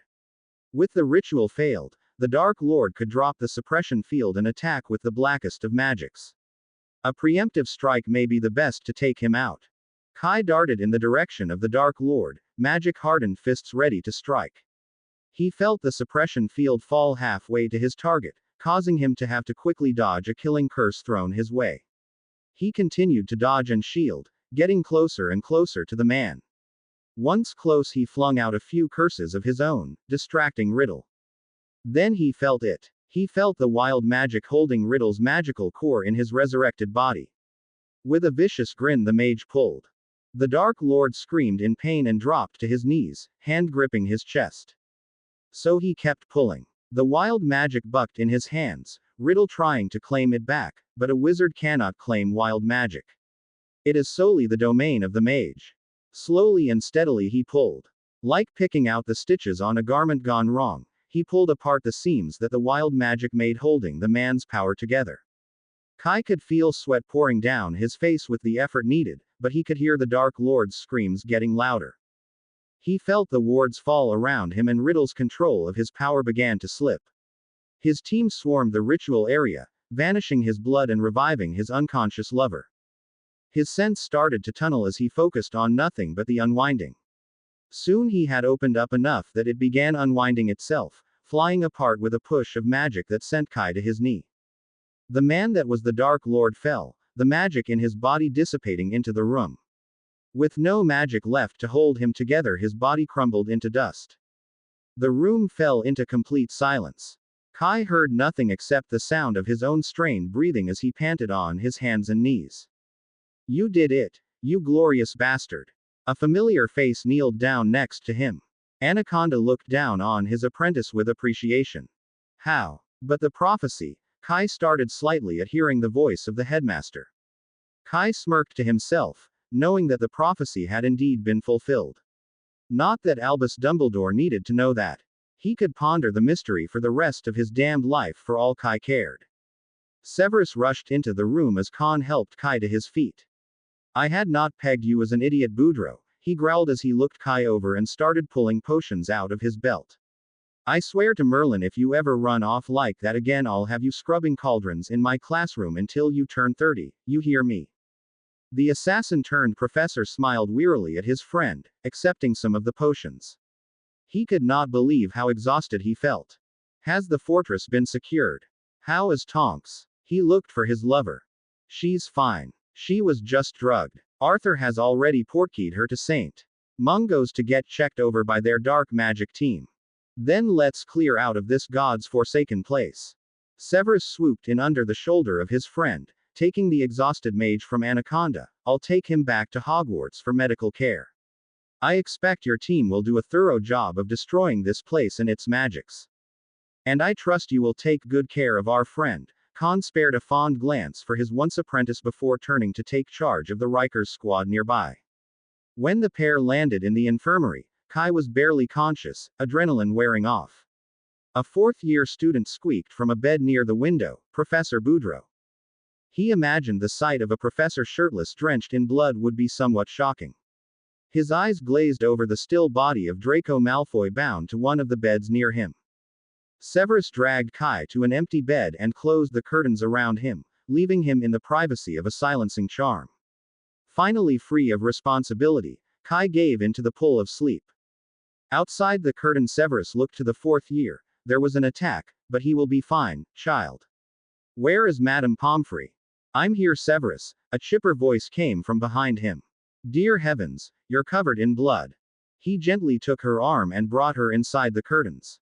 Poppy, The Dark Lord has been defeated. Kai destroyed him.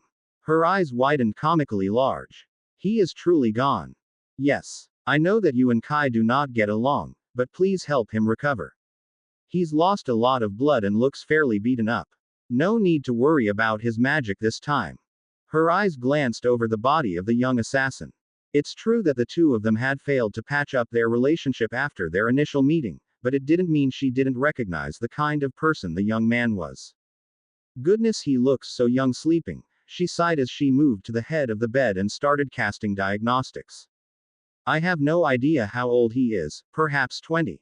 He holds a great deal of maturity for one so young, Severus replied as Dumbledore peeked his head through the curtains. That's a good question, Poppy. Why don't you ask your diagnostics? Dumbledore suggested. Neither Severus nor Poppy saw the look of focused curiosity in the headmaster's eyes. Well, that's a shock, Albus. The spells say he's only 17 years old. He could be a 7th-year student here. Severus startled. Only 17. With the power and knowledge the man wielded. Merlin. In his own thoughts, Severus didn't see the body bind coming. He was suddenly frozen in place, watching the headmaster approach his friend.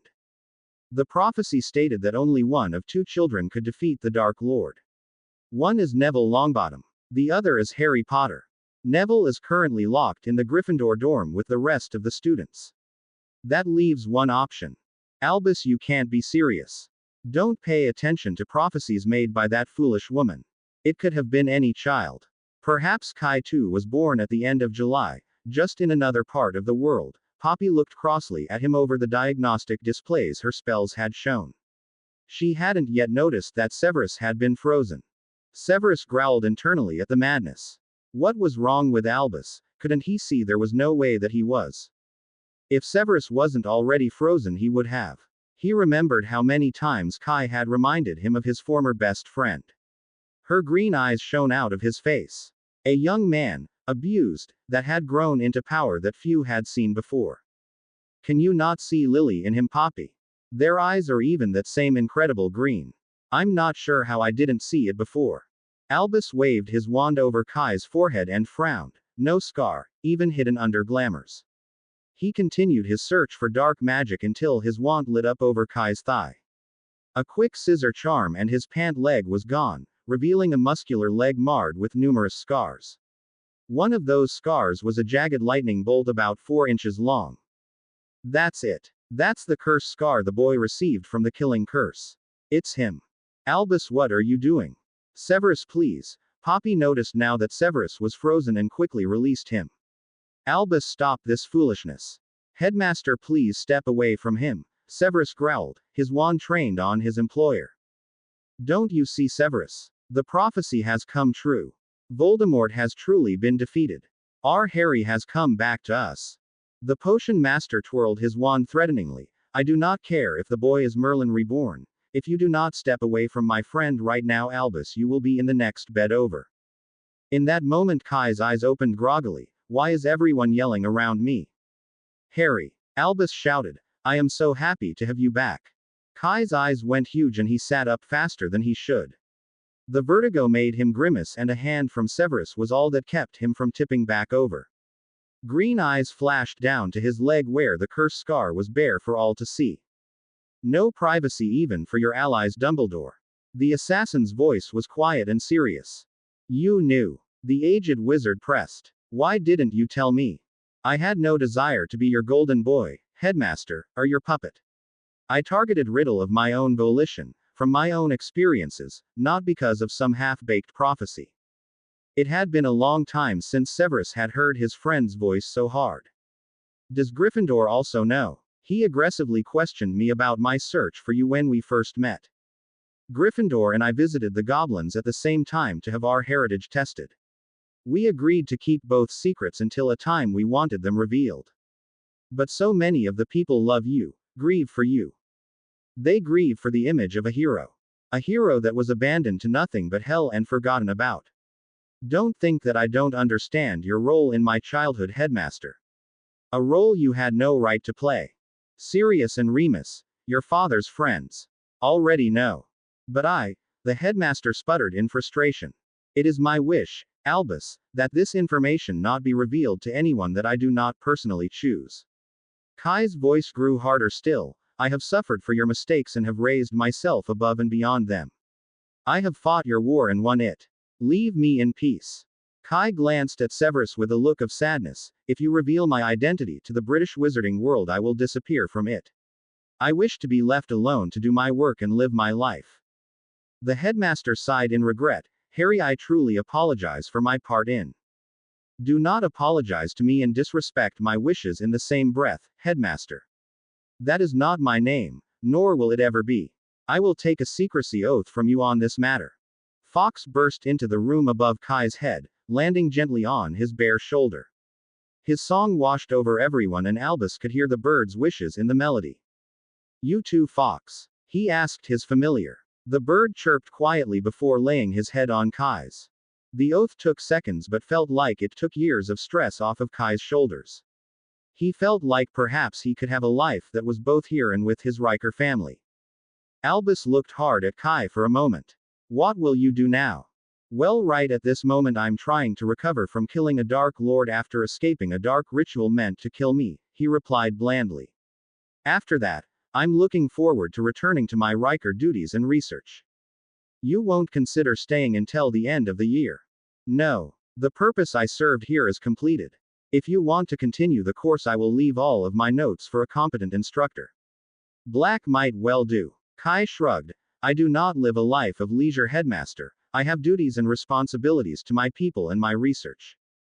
Kai surveyed the room of requirement one last time, dreaming of how he could replicate such a thing at Riker. He had already called and bid farewell to the portrait of Gryffindor, explaining his success with freeing himself from the power dagger. As he was turning to leave, a knock sounded on the door. The warder considered ignoring it, but everyone knew that if the door was there, he was inside. Draco Malfoy was not the person he expected to see on the other side. He looked pale with deep circles under his eyes like he hadn't slept in days. May I speak with you?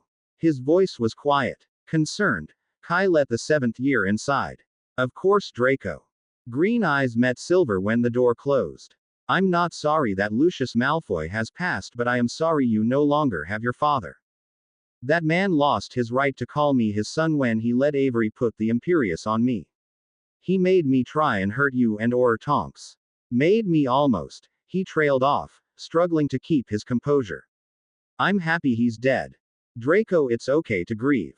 Even if it is grieving the loss of an idea or dream of a relationship that could have been. Please, silver eyes gleamed, I do not deserve your kindness.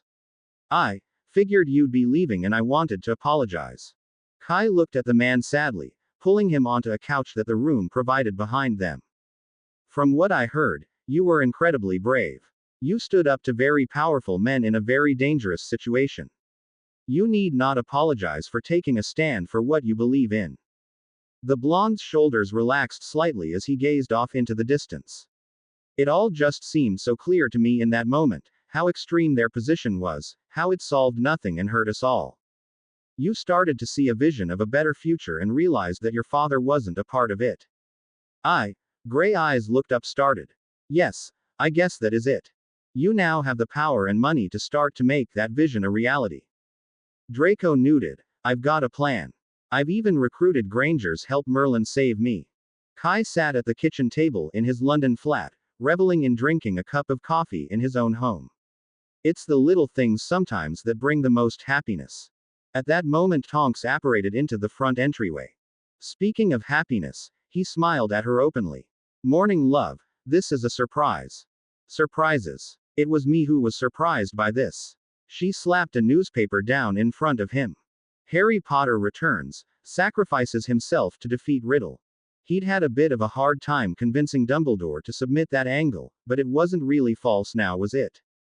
This article claims that Harry Potter was kidnapped by the Dark Lord in order to complete a ritual that only his greatest enemy could fulfill. Then the Order came to the rescue and helped destroy the organization. The Dark Lord was stopped, but Potter did not survive. She glared at him. How did you get Albus to agree to this? Kai took a deep breath, having already made this decision, because in many ways it is true. She scoffed at him. That's bull. She made eye contact with him and stopped. Kai, are you serious? He sat back in his chair, running his hands through his long black hair. Your family that isn't family, it's the Dursleys. Letters unanswered because you were accepted to Riker a year before. Lily Potter's green eyes. Her face showed her shock. Does Albus know? He figured it out after it was all over. The warder's face flashed an annoyed look. I think the prophecy made him suspicious and he knew exactly how to confirm it. She collapsed down on his couch. That's not at all what I expected to hear when I came here. Kai slid onto the couch beside her. I'd considered keeping it from you, but you mean a lot to me, Chammy, and I understand that for this to work I need to actually let you in. She leaned over and kissed him gently. Nothing would make me happier than you trusting me to help you carry your burdens, love. With you, they are far less chammy. To be continue. I hope you enjoyed this story. Also remember to subscribe and like this video. See you in the next video.